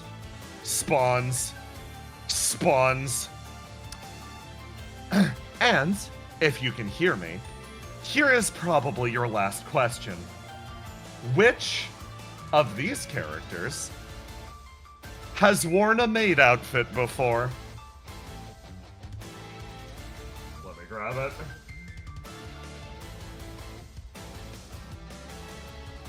Option 1, Ringwall. Option 2, the Sage. Option 3, the Moonblood.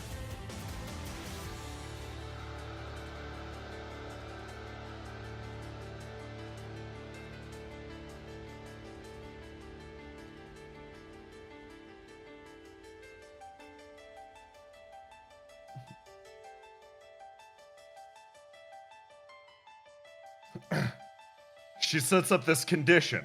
As you breach the surface of the water, remembering the trivia fun fact from last session, you pop out of the water and, using the action, take a shot at her. The bullet travels and actually strikes and hits her arm. That'll be another wound. Oh, right. Fun story. The reason that her wounds weren't wounds, I gesture at cruel joke. You touch down on the surface of the water, spin your rifle, and prep yourself breathing heavily. Chat. You can berserk now. And potentially press an additional attack. Option 1.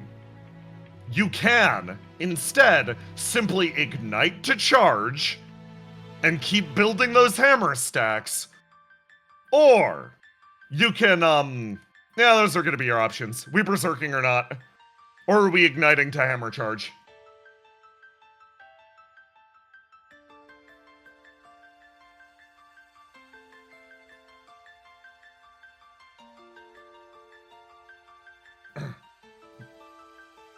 Okay.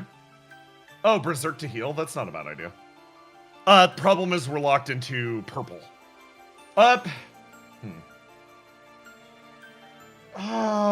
We can risk a berserk to heal. Yeah, we're in water. We can, that's a great idea, actually. Okay, so we're gonna ignite. Hammer stack up. Oh my god. 2d6. 8. You take 8 damage. You roll to die. Locking in blue. 17. Oh my god, you do it. Okay. with the bonuses, okay, a 25 with the +2 bonus. You're gonna ignite. Hammer stacks. Target self. Roll to do. Holy fuck. With the +2 bonus. Crit 20 on the heal. You needed it. Okay, on your red. So, that will be 15 doubled. That's a, oh my god, that's a spicy heal, folks. Beast of God prepares themselves, readies the hammer, and gets ready to end this. Your energy level, feeling pretty good right now. You set yourself. The act ends. You heal. Something shifts in the environment. It almost feels like the ocean behind you is giving way, slowly shifting bit by bit into heavenly clouds. You set your hammer. And normally, this is the point where I'd say, we vote for it, but Beast of God is the only attribute that's locked in right now, which means they're driving the bus. They steady themselves. Unending this. Cast Undead Might and charge! They are going to. Nope, not that roll. Ignore that. They close. Ringwall, with her staff, attempts to respond. She rolls bad.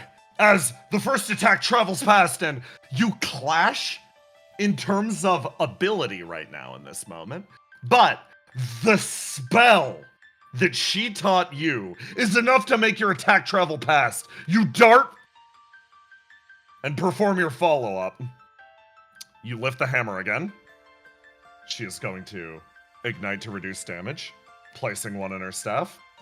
You raise up above your head, bring down on her. Roll to do. 2. Bonus.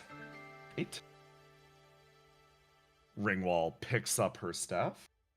Is going to... Oh, right. I forgot. She gets to do this. She's going to lock in the blue. And this attack will indeed hit her. But even as you hit her, she strikes back against you. A shot aimed for your jaw. She's going to unlock her red and just clip you. The base of her staff catches you full force, and you feel blood start to trickle down. Beast of God is neither going to ignite nor back down in this moment. Simply bearing down, biting down on the damage. You take, that's 14 plus 23. You take 46 damage to face. As the attack almost makes you faint. And then you perform your next attack.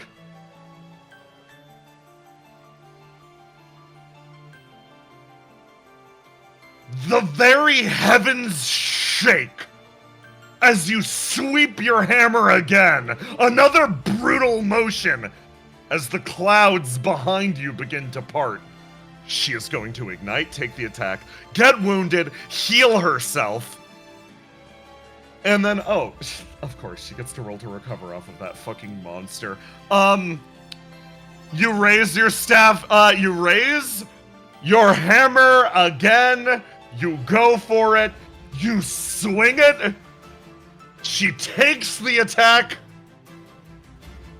Ignites to take, or in order. She's going to unlock that blue by counterattacking you again.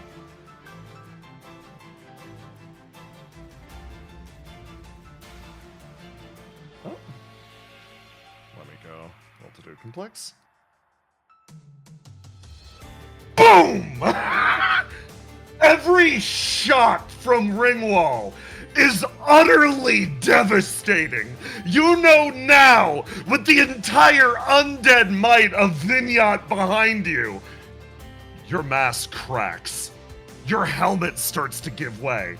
Without a doubt, you are fighting the world's strongest. Chat, what are we wounding? You got 2 options.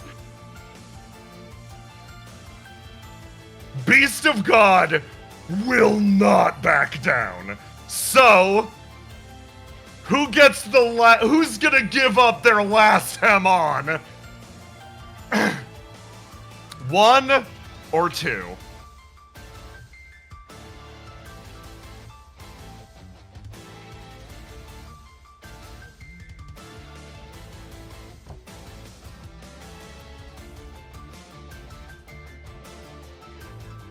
Oh my god, I was feeling it coming. Oh my god. Okay, a lot of 2s, a lot of 2s, a lot of 1s. Coin. 1. You're left only with Wandering Stray. Lore fades away, almost patting you on the shoulder. Good luck. You roll to recover. Your current health is 42. As lore disappears into nothingness, you set yourself and go for another hit. Drop to this. She would unlock her blue.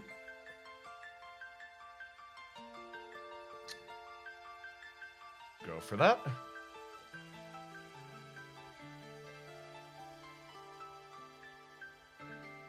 She is going to ignite to reduce the damage she takes. And you are going to hit her again. You can tell her body's weakening, but so is yours. If you don't finish her soon. All right, sorry. Get out of here, Blue. This. You reel your arm back.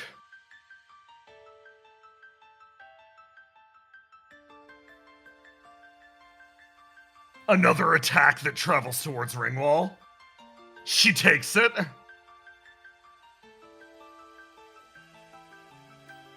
And then chooses the most deranged option. She locks in red. And with a grin, counterattacks with that. This will be a clash.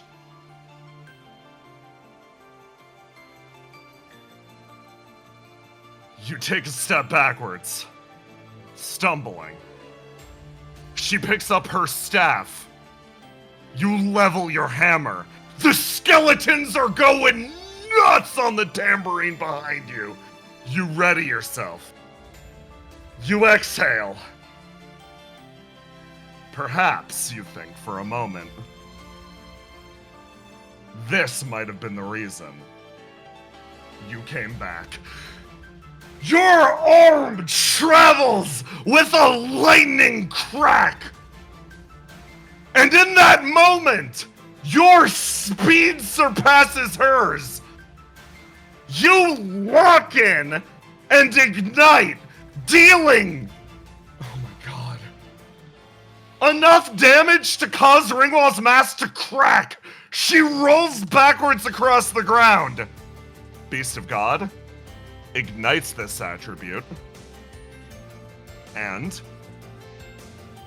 you see her wheel through the air as you berserk, take 12 damage, lock in the last attribute, leap, dart forwards, fast as lightning, connect with her, grab her, and fall peacefully from the skies. The last attack, rendering her utterly unconscious. We're going to take our final break.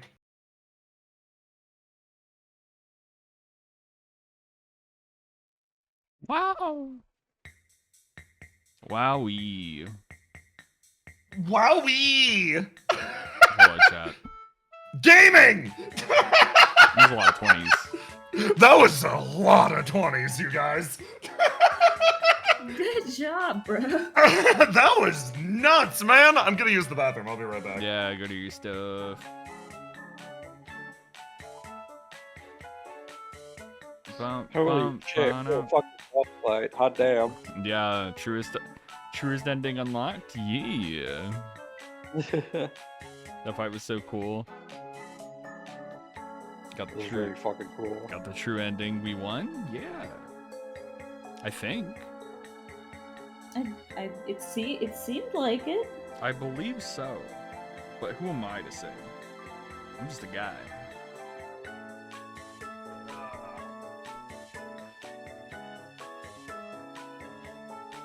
Everyone thank Brennan for the voter fraud? Yeah, thank Brennan. Wait, what? Brennan committed voter fraud? Oh, yeah, don't worry. So... it's a story.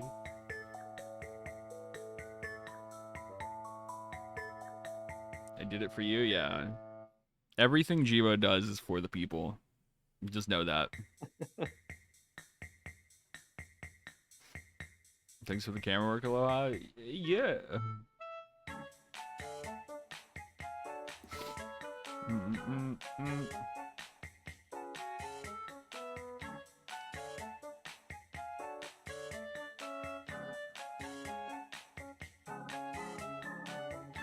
I don't have a lot of words. I'm just simply vibing.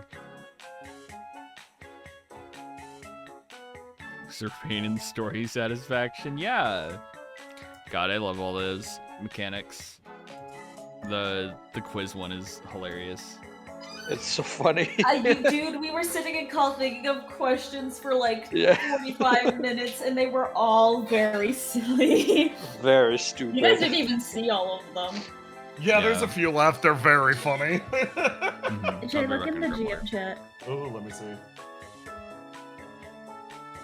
Oh my god. Yeah, perfect. Is the stuff there at the bottom okay? Yes. Okay, also check this out. Oh my god. Hey, yo. Excellent. Hey, yo. Oh my god. So, chat. Gonna be honest, that was an insanely hype combat. That was nuts. I think probably if I were to time out the rest of the session, we got about an hour left in it. You guys get to do your victory lap. Because hot damn. Yeah. Do Holy not shit. expect another like 3-hour boss fight. I cooked as hard as I physically could. You abused interactions between all of your gifts to clutch out some insane combos. That was like, fucking right. it was really cool. Make just sure Really you fucking drink Yeah. water. Oh, Drink for water now. hydration. I say. For I can sure. hear it in your voice. Oh yeah, no, it's going. I'm like, drink It's water going. now. So, without any further ado. I think What do I'm you gonna say? go to the bathroom. Oh fuck. Yeah, no. Let's let him do that. Let me breathe a hot sec. Holy shit. Yeah, why don't you do breathe, the- fucking- yeah. You fucking killed it, man. This was Oh my fucking hype as God. hell. Holy Yeah, you're shit. doing awesome. We are a fish. We always drink water. Yeah. No. Hey. Shout out to the small heal over time that did an Yeah. insane amount of work during that fight. Shout out to the ocean. Shout out to the ocean. Get flasks. There will be, unfortunately, no time to refill your water. You're straight into the last boss fight, I'm afraid.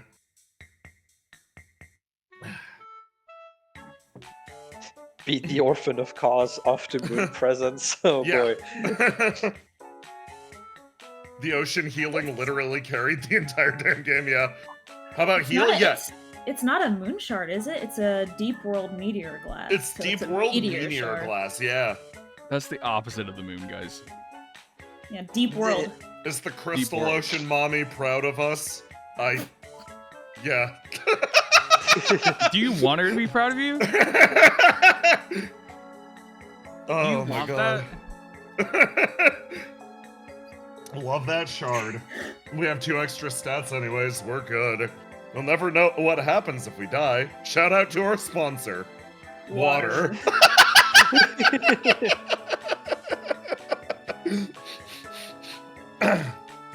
Okay. Mm-hmm. You ready? Phew. Yeah, I'm just breathing a You hot sure? sec. Yeah. Yeah. Fuck, man. Yeah, give me like 1 more minute to chill and I'll be good. Remember, if you like what you're seeing here, and you want to support Jay in future stuff like this and other things, make sure to support the SentimentTTRPG Patreon, where you can see some things early when they do come. Yeah. Where you can also give Jay money. I Yeah. saw people were like, "Oh man, if we bought Jay a pizza, would he go easier on us?" If you support the Patreon, every $1 on the Patreon, Jay goes slightly easier on you.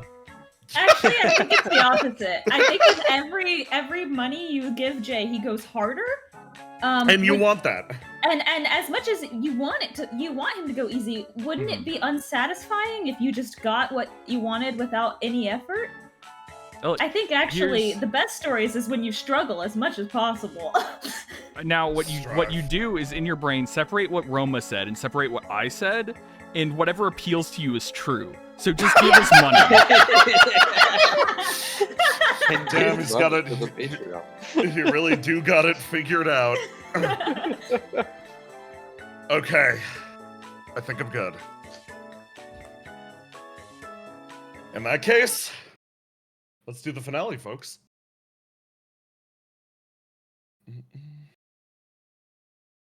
Okay.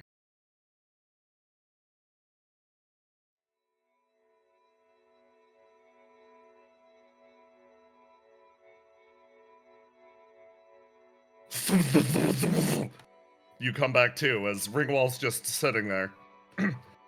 You're still carrying her, and you kind of look around, and I'm going to heal all of our wounds. Heal. It's almost like no time has passed since you began that conflict. You look around. Your son is still watching you. You pause, thinking, oh, right, what's supposed to come next? And Laura's gonna be the first to speak up, like, okay, you can stop playing unconscious. Oh, really? She perks up a little bit. I was having so much fun. Okay. She's like, put me down. You put her on the ground. All right. She folds her hands and sits. I believe this is the part where I tell you that in fighting me and in overcoming me, you have discovered the truth about yourself, etc., and what you can do. You decide rapidly whether or not that's an acceptable answer. You decide it's not. No, none of that. Spell it out in abundant detail. What is this truth that I fought so hard for? She almost seems a little disappointed for a second. Okay, fine. To make one thing abundantly clear. You all, and I mean everyone here, every soul in Vignette, has been chained down to, well, the king of this land. He is going to attempt to he has this network almost like a sequence of chains to organize or orchestrate the events of this competition. What he needs now is a fresh body. One that has the qualifications and the capabilities, well, of a god. You sort of tilt your head. And what part of this competition gets him that? The part that the sage plays. She has yet to fully play her hand. It's rather surprising. This ritual, calling it a ritual, is almost a joke. All of this was a very nuanced morality play to try to stir the sage from motionlessness. The big goal, the primary goal behind all of this, was to gather contestants that would spark her pity, so that she'd decide that one was worthy of the secret of ascension, and that one would be the very one that the king inhabited. You pause. You think about that. I see. Okay. Well, none of us are gods. Yet, as far as I'm aware. I wouldn't be so sure. To boot, this puts the king in a rather vulnerable position. He's currently an emperor without a body. The way to free Vignat, truly, once and for all, I'm sure you understand, almost intuitively. Thought you said you weren't going to do something like that. There is a reason why I did not share this truth until this one moment. Your willingness to comply or disagree with it is ultimately up to you, but I consider this action to be fundamentally against my principles of freedom. She squares up and stares you dead in the face. I believe that you deserve a happy ending. This ending where everyone survives. Where everyone enjoys themselves. Where everyone is given a chance at life. Does not grant you one. But it is the only ending that guarantees everyone except for you their futures. She holds out a hand. You almost instinctively recoil from it. I apologize. It is ultimately your decision. What you do. With this new knowledge, I believe you should be able to contain and destroy the king. Free this area from its magic state. But in doing so, the souls trapped here they'll naturally fade away, huh? It's unfortunate. I've been trying everything that I could to continue on with your existence, but it would take nothing short of a miracle. Of course, there's the alternative. You could, of course, choose to side with the king, rule forever at his side, carry on with your life if you value it that much. You'd remain an undead, but at the very least, you wouldn't be dead.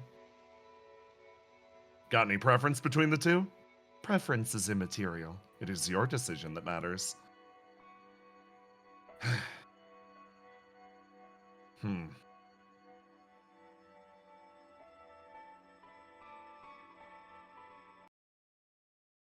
Laura speaks up. Okay. I think I'm putting two and two together. She tilts her head. I think there is a way out of this for all of us. Oh? All it's gonna take is a little bit of faith. Well, I handled this section on my own, so here's to see if the rest of them can't pull their own weight. Huh? You say, tilting your head slightly. Oh, your trust in them. Yeah, you finally put everything together for me. God might be out there already, huh? Yeah, count on that wishful thinking. Okay, well, you turn around.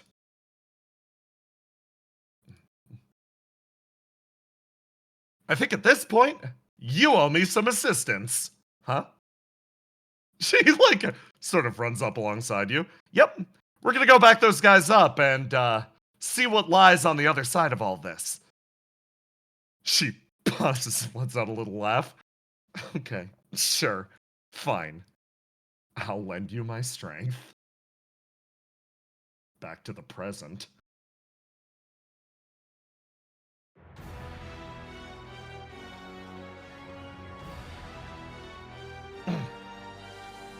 This being a construction of flame that is not your true armor, one that was manifested almost from your spirit, a connection to the larger network of Vignat, fades away into flame. Disappearing, your true body regains its attributes.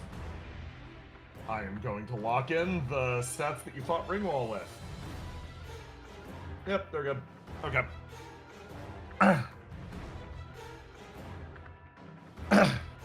Over here, the casket begins to whirl with energy as it starts to seek out other hosts.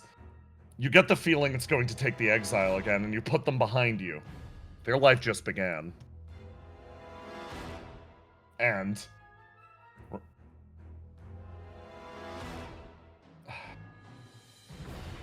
this one is still looking for a way out of the situation. This one is kind of freaking out, but these two. The ever-calm wandering stray.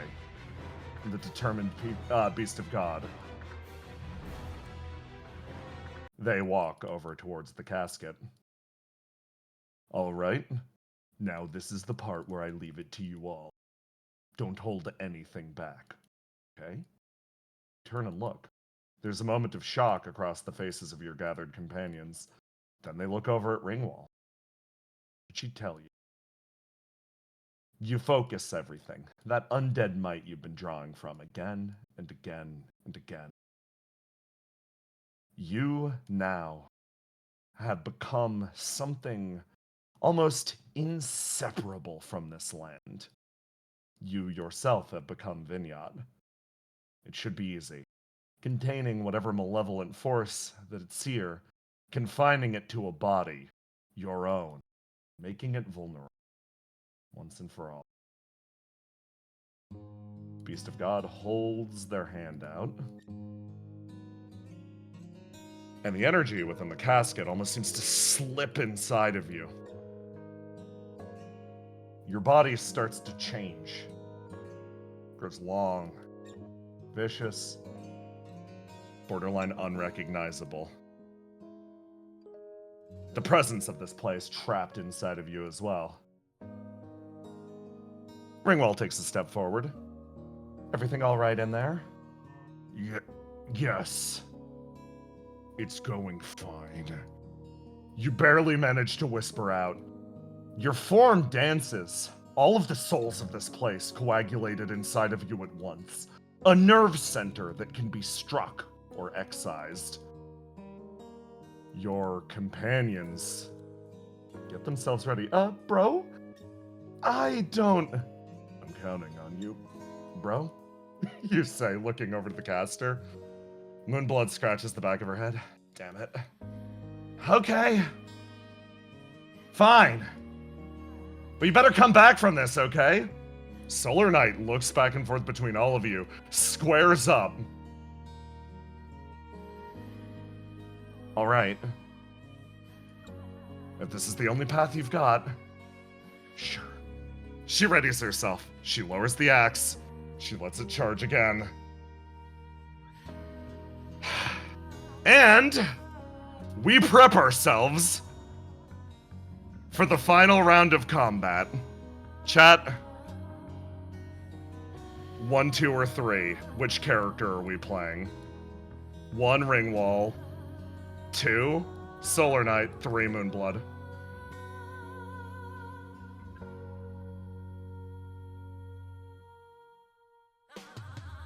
Let's fucking go! Yep!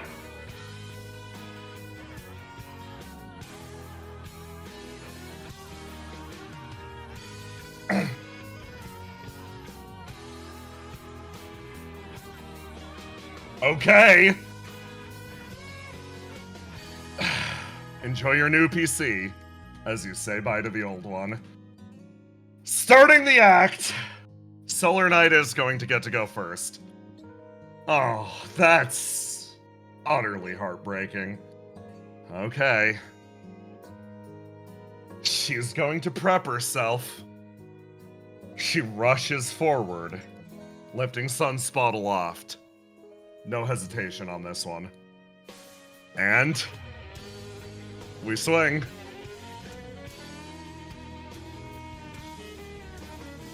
It's not a great roll. You roll, and you feel everything lock in, and then something changes. Oh, this hurts. As the Solar Knight closes the distance to cut you down, one of the attributes holds this body back. It locks in red, and the combined penalty is enough for the attack to drive through. Sunspot triggers. And I read the fucking text.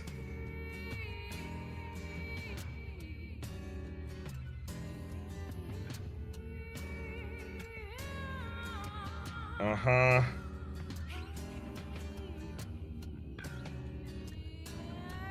Yep, 6 stacks, 66 damage to all creatures within 6 spaces.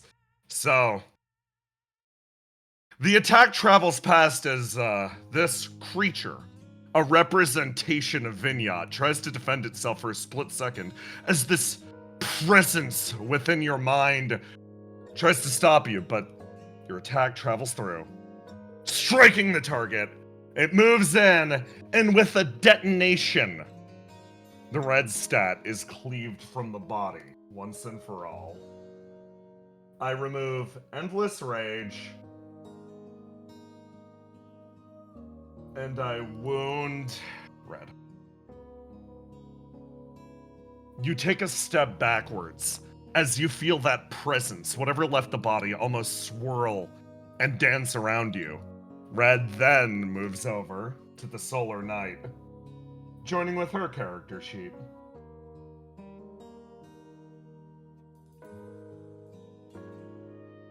Almost quietly whispering off to the side, she braces her arm against her chest, feeling that presence start to boil within her. You with me? Always. Next, the caster is going to take aim.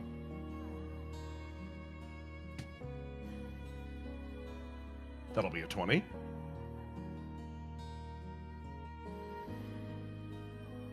And that adds a +4.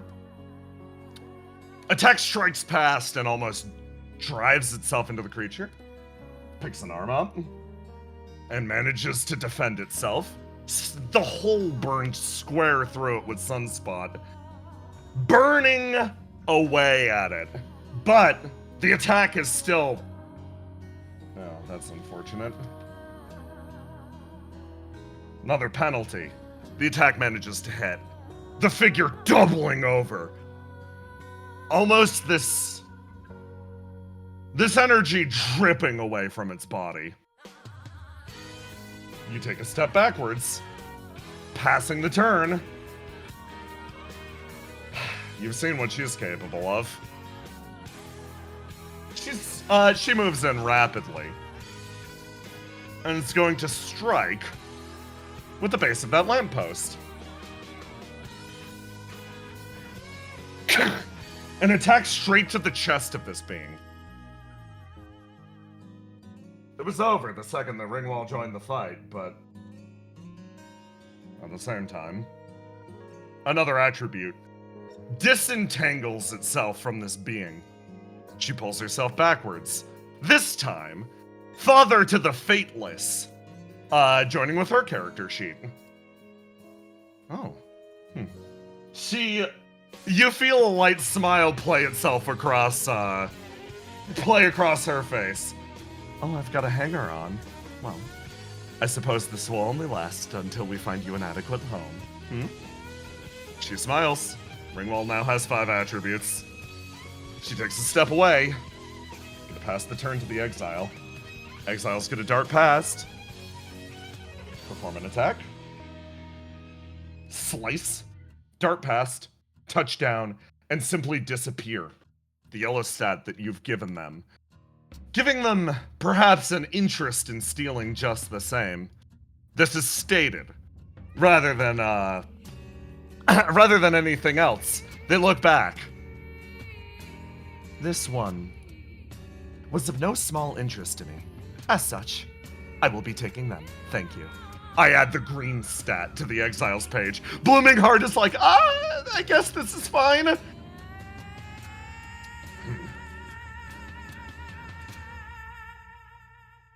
Pioneer's gonna square up.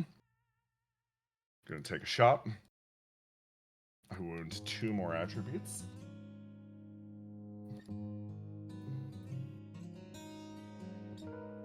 We wound green.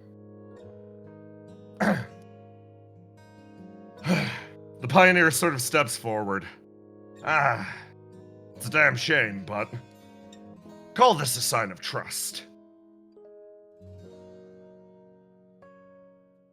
Aims the gun, sort of levels the barrel. The attack travels. And another clack. And again.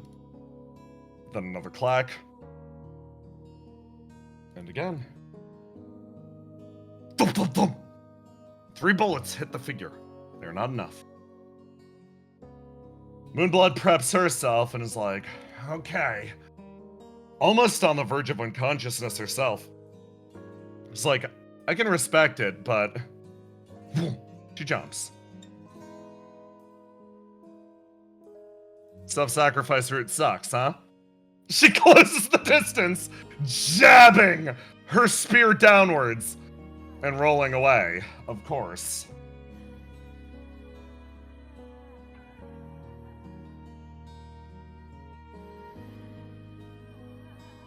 With a brand new ascended purple attribute. She almost feels the presence regather around her. She's like, I was looking forward to going hunting with you. Hey, you heard my lesson, right? What would the frog do in your situation? And next, from the remainder, who's left? Blue and yellow. Oh, that sucks. Yellow. The creature extends its arms and uses the ability Fool's Trove. Your steal ability now triggers a guess and can be continued for each wrong guess. This is Yellow's last emotions. Last moments alive. Who are they going to go for? 1, the knight in front of them. 2, the necromancer behind. Or 3, the pioneer behind them. Who is Fool's Hope's last big try aimed at?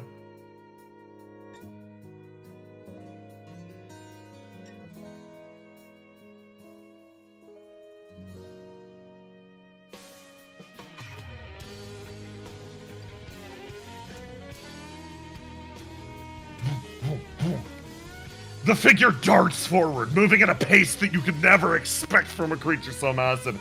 It moves behind the pioneer, raises a hand, and the pioneer whispers out, barely, Right. No, I got you, lad. He turns the gun around and fires.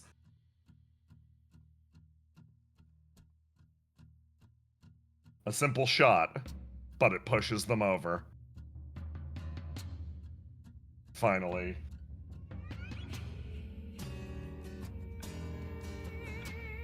Removing Fool's Hope from the being and passing it to the pioneer. Don't worry. See plenty of the world while you're with me. The figure stands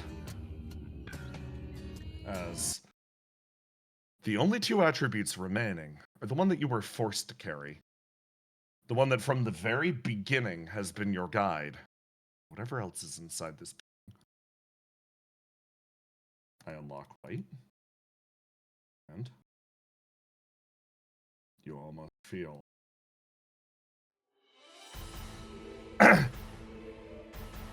The creature roar and set itself down, now with only a fragment of what remains. The eternal schemer lore is the only thing that's holding this beast back. You set yourselves, now reinforced with your allies. It's time to finish things. And you see it manifesting, almost from twisting energy back behind the being. This awful presence that you've been hunting from the start. The Moonblood stops, points at them, a large pair of eyes boring into you. Look, guys, it's the Immortalize. She preps herself, berserks and jumps. She's gonna leap, dart down, and try to cut it to pieces. Adds a d6. She drives her spear downwards, sweeping through its body. It is going to use the ability. Glare of disdain. Wait, no. We're gonna do peer through. This attack misses. The large frame simply moves back in this direction. as she stops herself. She's like, what the hell was that? Solar Knight, now purged of this first wound energy, is going to oh, right, end of the act, sorry. We're going Solar Knight again. You prep your hammer. You get ready. You lock in white. And you know who you're aiming for at this point. It's not even a question. You raise Sunspot. And you swing for the white stat. Gonna lock in this. Roll to do versus. Love to see it. Utterly love to see it. As the Solar Knight lifts up her axe, she steadies it, funnels power through it, and aims at the figure behind. Now fully manifested, an exorcism is possible. Whatever consciousness this being still has, it's something that she can exercise. A link of flame, she lifts the axe, leaps, and sweeps it through the being. The attack will, just going to ignite. As, okay, ignite that 30. She swings her axe through, wheels it around and braces it over her shoulder as, boom. You feel the presence actually change. It seems like whatever was motivating this thing has stopped. It's moving slower now. You feel its body almost come to a pause. Whoa, okay. There we go. Nice job. Silence in the area. As everyone turns, looks. This gigantic form. Okay. All that's left is, smashing that coffin over there. Thing is built in a way that, so long as fresh souls are added to this place, it'll eventually shape them into him. Something about the way that it controls energy. The large figure draws itself over this way. So, make sure that can't happen. There's a momentary pause as the caster sort of chortles forward for a moment. That'll kill you though, right? Like, there's no coming back from that. Huh. Looks down. Yeah. Guess it would. The large figure looks down at the caster. And the caster looks up at it.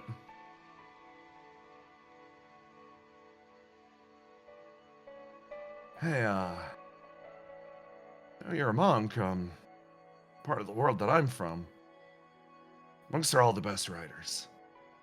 So, when you leave here, why don't you write a nice long book on everything that happened? Most defies imagination, right? Looks. He thinks. He quietly nods, basket shaking. Right. Of course. Nice long book. All right. He turns. I'm not the big smashy type. Someone else handle it.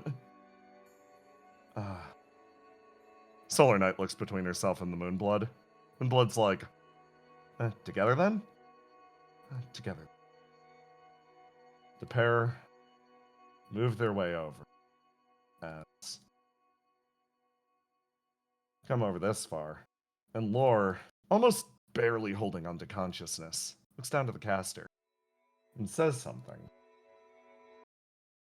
Hey. The, guy whose body this was to begin with.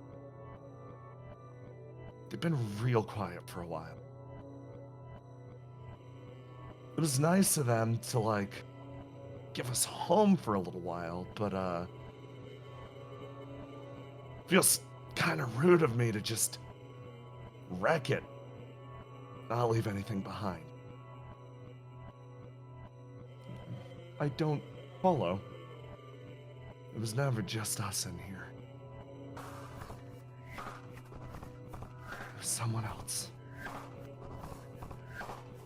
Solar Knight picks up the axe, spins it, gets ready. Moonblood preps herself, waits for the moment. So if any of you actually saw the far side of this ritual, and you see them anywhere, give them a helping hand, okay? The axe falls, the spear's driven downwards, and the casket falls to pieces in the background. And this body fades away into nothingness, almost as naturally as it was put together. This figure, appearing for a moment, as the caster takes a step forwards, and it's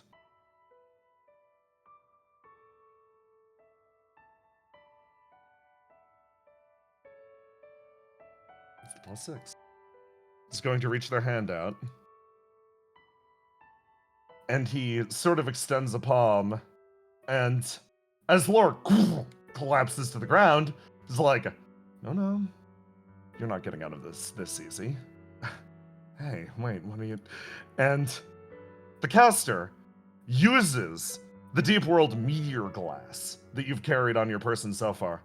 I believe I can beg one final favor of the crystal. All right. What are you? Just a bit of exposed flame? Carrying that for a little while won't be an issue. I'm afraid the body will have to stay, though. That is someone else's problem. Caster extends his hands as Lore is pulled free from the body. He drops to the ground. Lies there, motionless. Caster is going to ascend their blue stat. There we go. And you, do you have anything to say? Caster squats down and looks over at the now motionless body. Finally, some damn quiet. I see. Well, from the bottom of my heart, thank you. Solar Knight sort of moves over. Yeah, thank you. Don't thank me. I didn't do anything. It was everybody else giving the orders. Knight's voice echoes out, and there's a quiet realization. All along, watching the entire time, there was a being that decided, in this moment, that it could house the various voices of Vinyot, make them part of itself, that it would endeavor to hear you, and in hearing you, give you a chance for something better.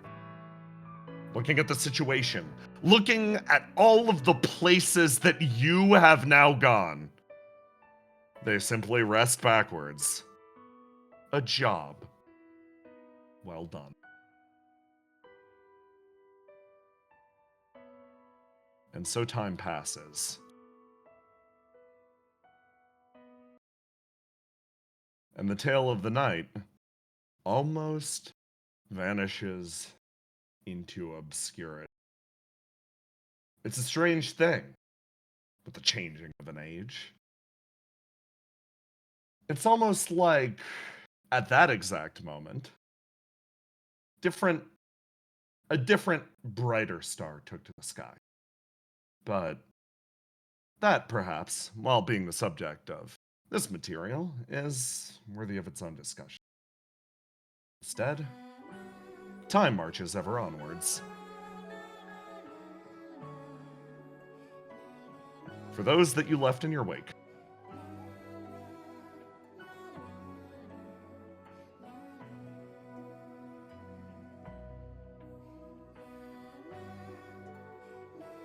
the Pioneer would eventually return to the sulfuric lamina, not only the assistance of those contained therein during the Demon War, but changing standards with the times allowed him to place a foothold, creating a country that would eventually function as a new foundation for those with nowhere else to go.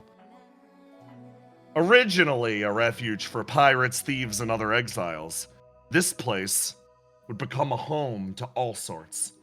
As such, he is considered one of the founding fathers of the area, along with a certain other individual. She would travel the world in your wake, to some extent trying to understand where you drew your incredible strength from, but to some extent in trying to understand a friend. Those old battlefields that you once frequented became a location that you could sometimes spot the 1,000 lives arisen. For those who conspired and those who whispered worry in hushed tones about the worrying figure, they assumed that she was plumbing the locations for new corpses to add to her army. In truth, she was simply looking for company.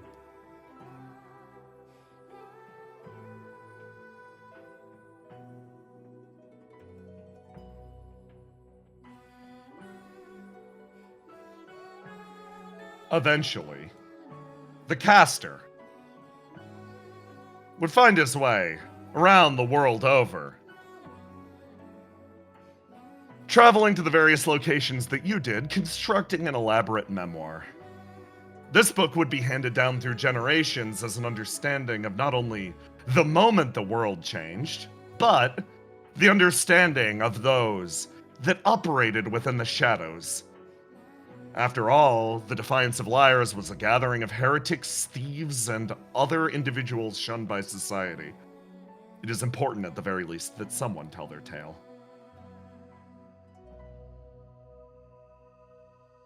In Vignot, in the growing light,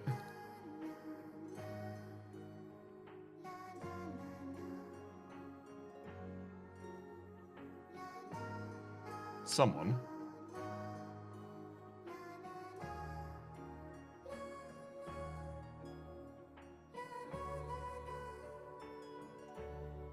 finds herself reminiscing. I drop her. An almost quiet presence dancing around the back of her mind. I lock in the attribute she took.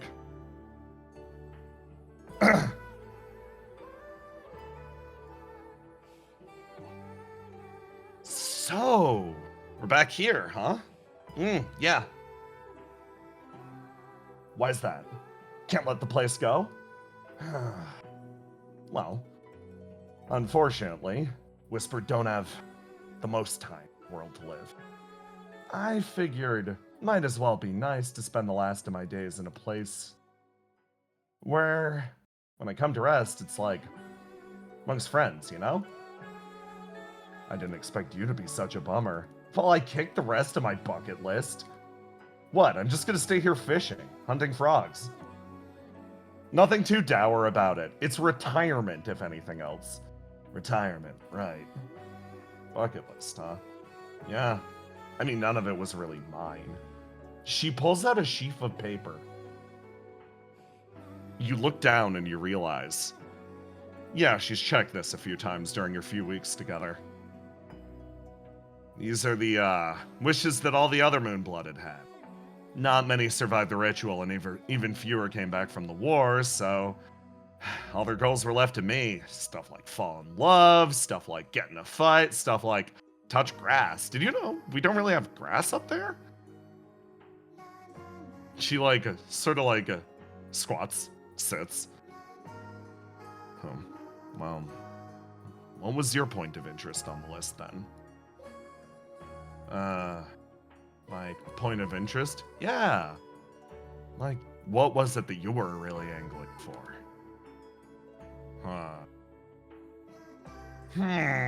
Well, it's really hard, because, originally, the big goal was just live in a world where it's alright for me to live. She sort of trails off. But I guess the only world we've got is the one we have right in front of us. It was there all along, so silly, but you notice tears start to well behind your eyes. Give it another shot. I'd like to do it again. Do it again. You sort of lean over to the side. Yeah, the whole mess. This time, have it even better, louder, more raucous time. Have more fun. Maybe be born in an age that's a little less stifling. I'm sure we have a friend that can assist with that. Sure we do. Bound to meet up with her at some point, yeah? Right. You pat her on the shoulder. This individual, the Moonblood, indeed, would eventually be taken by her curse. However, without a doubt, she lived the rest of her life to the best of her abilities. Her story came to an end, adorned with the rest of this church dedicated to an unknown god. Her name emblazoned on a far wall. A simple title, one of the few that you obtained during your time here. A name, Antiqua.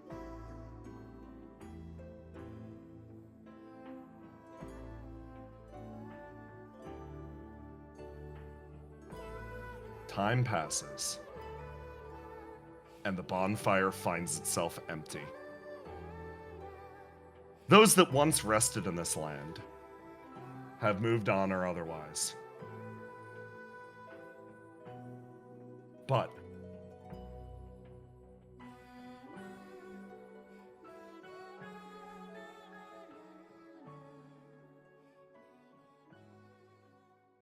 another wanders here now.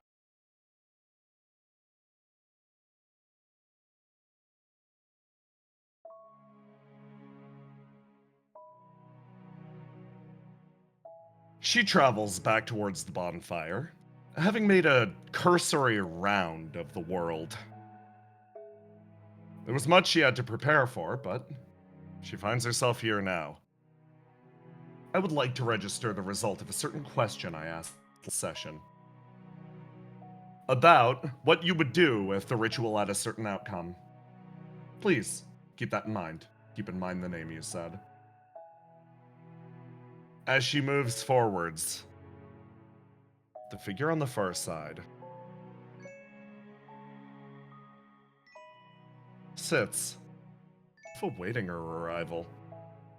It's been quite some time. She moves her way over. Are you ready? I believe I am. Yes. The solar night stares into the distance.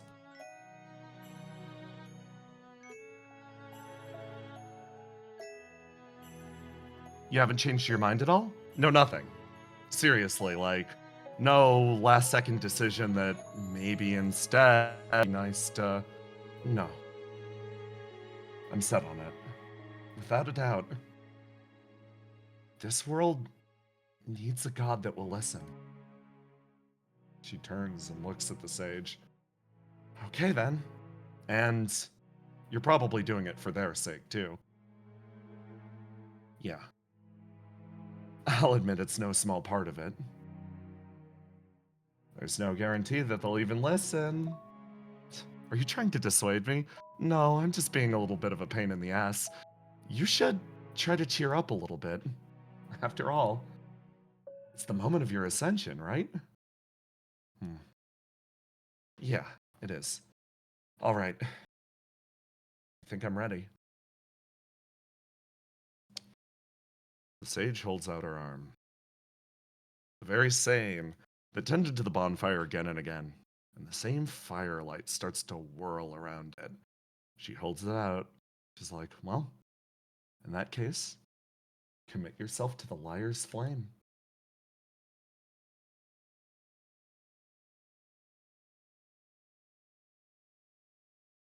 They lie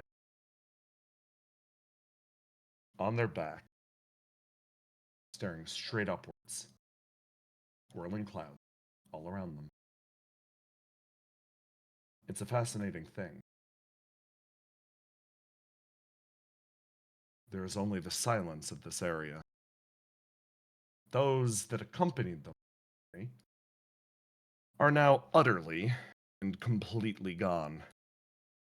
They float as if carried by the waves in this land of Vignette.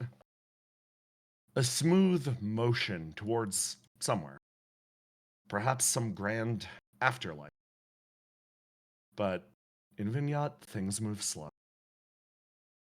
And you move slow as well. They lie there. Wait. Looking at the sky. This moment seems to stretch for eternity.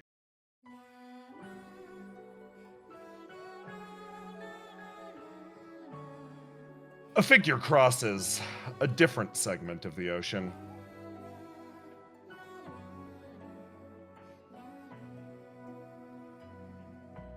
She walks one boot on top of the other, trudging through the waters. And there, she seems to pause for a moment. A smile playing across her lips. She sees something that almost no one else can. A single mode of light carried in the rest of the ocean. She hunches down. Looking over at it, it winks in and out of existence.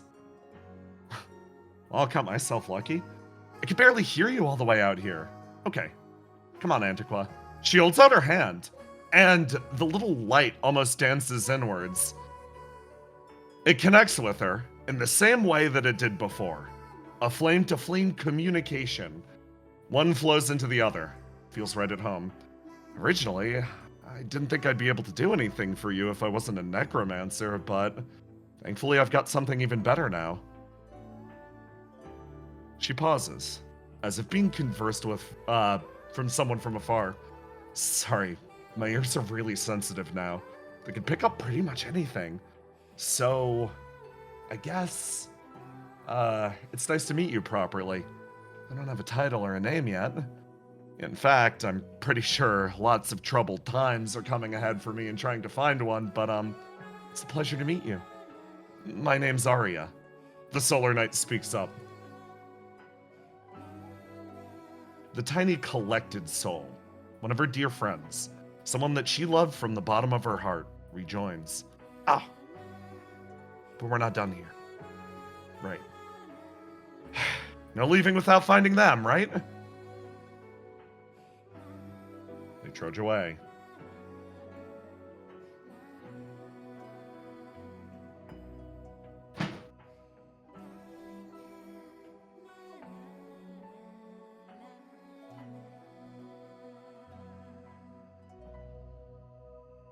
And she crosses the top of the water, moving towards them. You watch. But it's strange. You are not with them anymore. You're with her. You're with Arya, the ever-loyal beast of God. You watch and quietly register. They should stop being such a sad sack. That's rude. Arya sort of clears through the mists. Hey. They draw up to their feet. Look across. The same individual that from the very beginning carried you through this adventure. The same individual that traveled from that distant battleground unto the present. They look over and sort of nod. So, what are you doing? Not much, to be honest. Just waiting. Same as always. Waiting, huh? She sits down next to them. You let out a snort. Okay. You still waiting for somebody to give you that order? They're silent. You can tell she's right on the money. She usually is with these things. Well, I happen to have been exceptionally blessed recently. Her head tilts upwards. Turns out that ritual, the Defiance of Liars, can in fact have a favorable outcome. That's so. Mm-hmm. So, what you're looking at is the first properly ascended mortal to godhood. They do not respond. They should at least clap. I figured you'd be a little more impressed about that. What do you want? She sighs. Well, I'm sure you heard it from Ringwall. If you're lucky, if you're extremely lucky, a god can sometimes reach down and decide to give you a fragment of their own immortality. So, all I'm saying is, there happens to be someone who got the short end of the stick again and again and again and again. There happened to be someone who supported us quietly all along, asking for no credit for themselves. And there also happens to be someone standing right in front of me who's a dear friend that I don't want to leave here.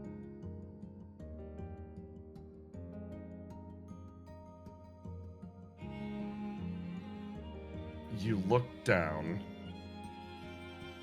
at this figure in front of you. They're not going to take your hand, Arya. Shush, shush, shush. They look at their hand.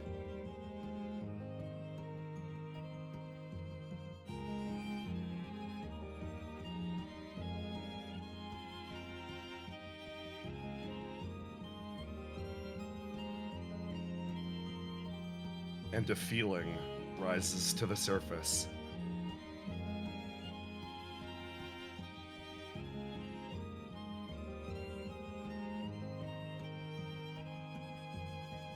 Betrayed again and again, flesh of scar tissue, built exclusively to be the tool of another.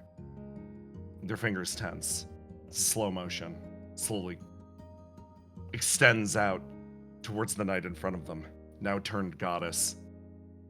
Freezes. They look up.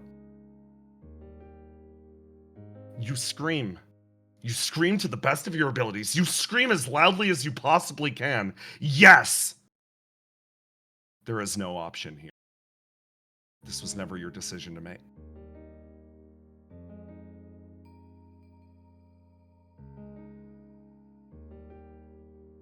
Their body slowly sags for a moment.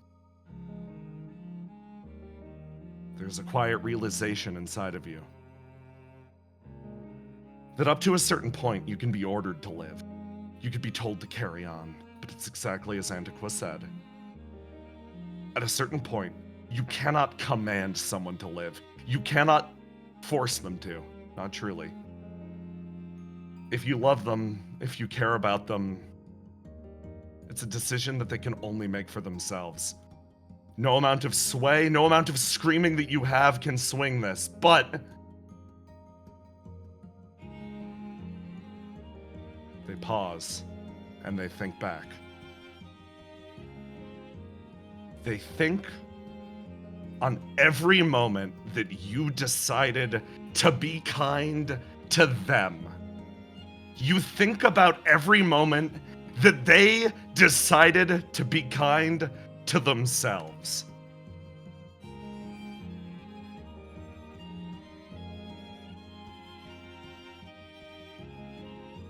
Their fingers tense. They exhale. And you, through her, reach back. And in that moment, contact is made.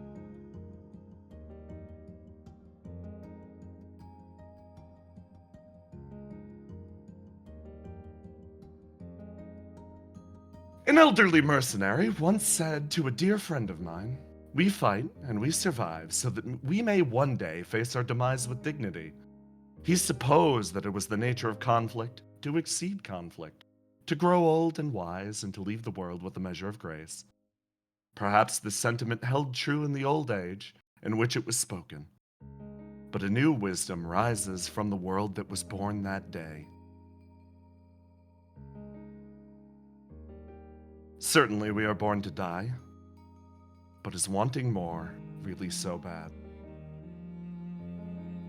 I inter the struggle of the oldest mortal, made no longer mortal, to these pages, along with the story of our world's advent, the creation of the goddess of salvation, so that time does not forget the struggle of those damned that gathered there, even in the utter depths of darkness, when you've lost everything and the world has left you behind. Please, remember my dear brother. By choosing to be kind to others, by choosing to be kind to ourselves, by finally choosing to live, we are, in the eyes of this beautiful world, immortalized.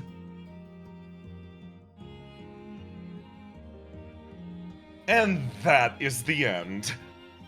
Chat, it's been a ride.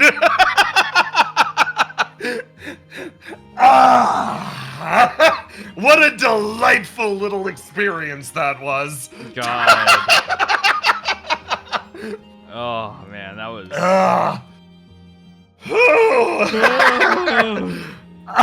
Man.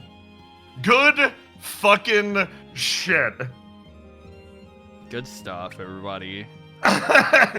Good shit. Good job, squad. Good job, team. Thank you for streaming, aloha. Fuck, God, that was, that had me tearing up.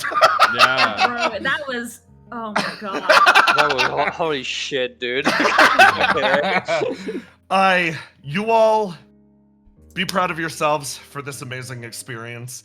There was a certain level of social experiment going on in here, obviously, of, I wanted to see what decision the knight would make in the end. And it wasn't, you couldn't force the knight to live. It's why I always disregarded those options. It is exclusively in those moments that you decided to be kind to them and kind to yourselves that I'm like, ticking up this box, that I'm like, you earned it. You genuinely earned it. You got your golden ending, and you fought for it, you bled for it, you cried for it. Good job. Mm-hmm. Woo! What? But we do have We got some fanart. Fanart. Yes, thank you, Josh Twitch, for putting this together like always. First off, from Rion, death isn't an option. Yeah. Oh. Yeah. And then this. For myself too. And that. And then to separate the Yar, the blowjob brothers. Yeah, we have Father Faithless. Love it. Love to see it. And finally, nice. the night. Would you lose? No. Not win. And then Exile versus Knight from Rion. And then Oh, lovely. the creature. A frog in your trying times. The creature wielding the creature. Creature wielding creature. And then we have Solar Knight. It flicked over for me too. Yeah. What? Huh? What? I don't know if it's happening in for the stream, but I can see the Twitch instead.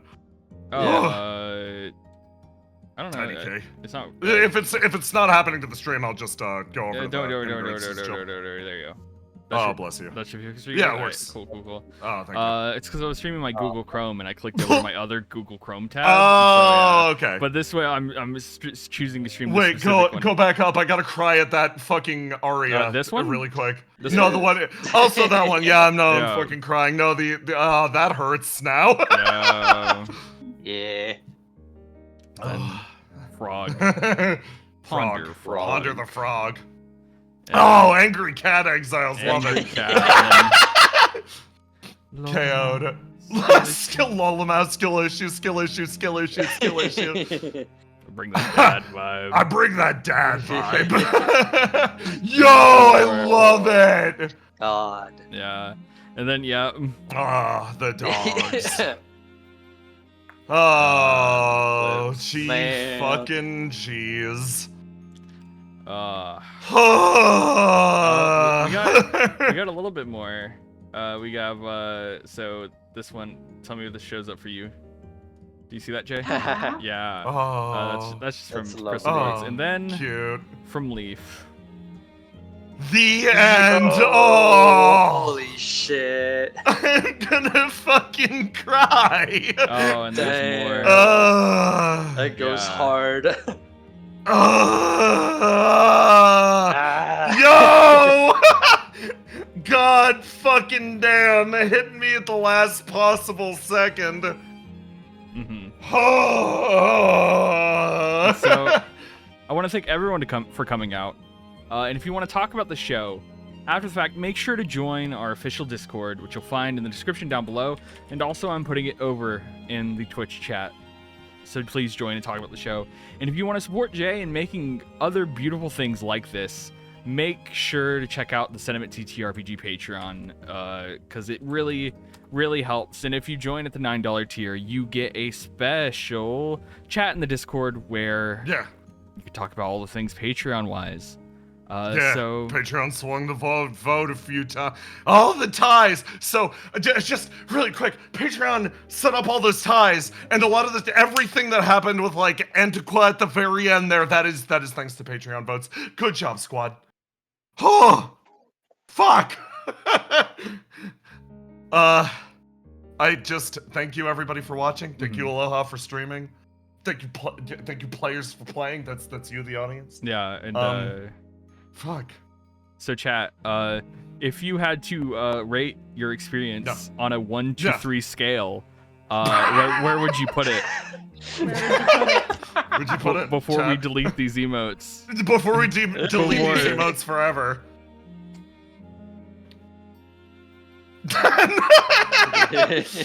Yes! Yes! Yes. I thrive! Okay, chat. Mm-hmm. It's been real. Take it easy. Take care of yourselves. Have a fantastic night. All right. Goodbye. Bye. Bye.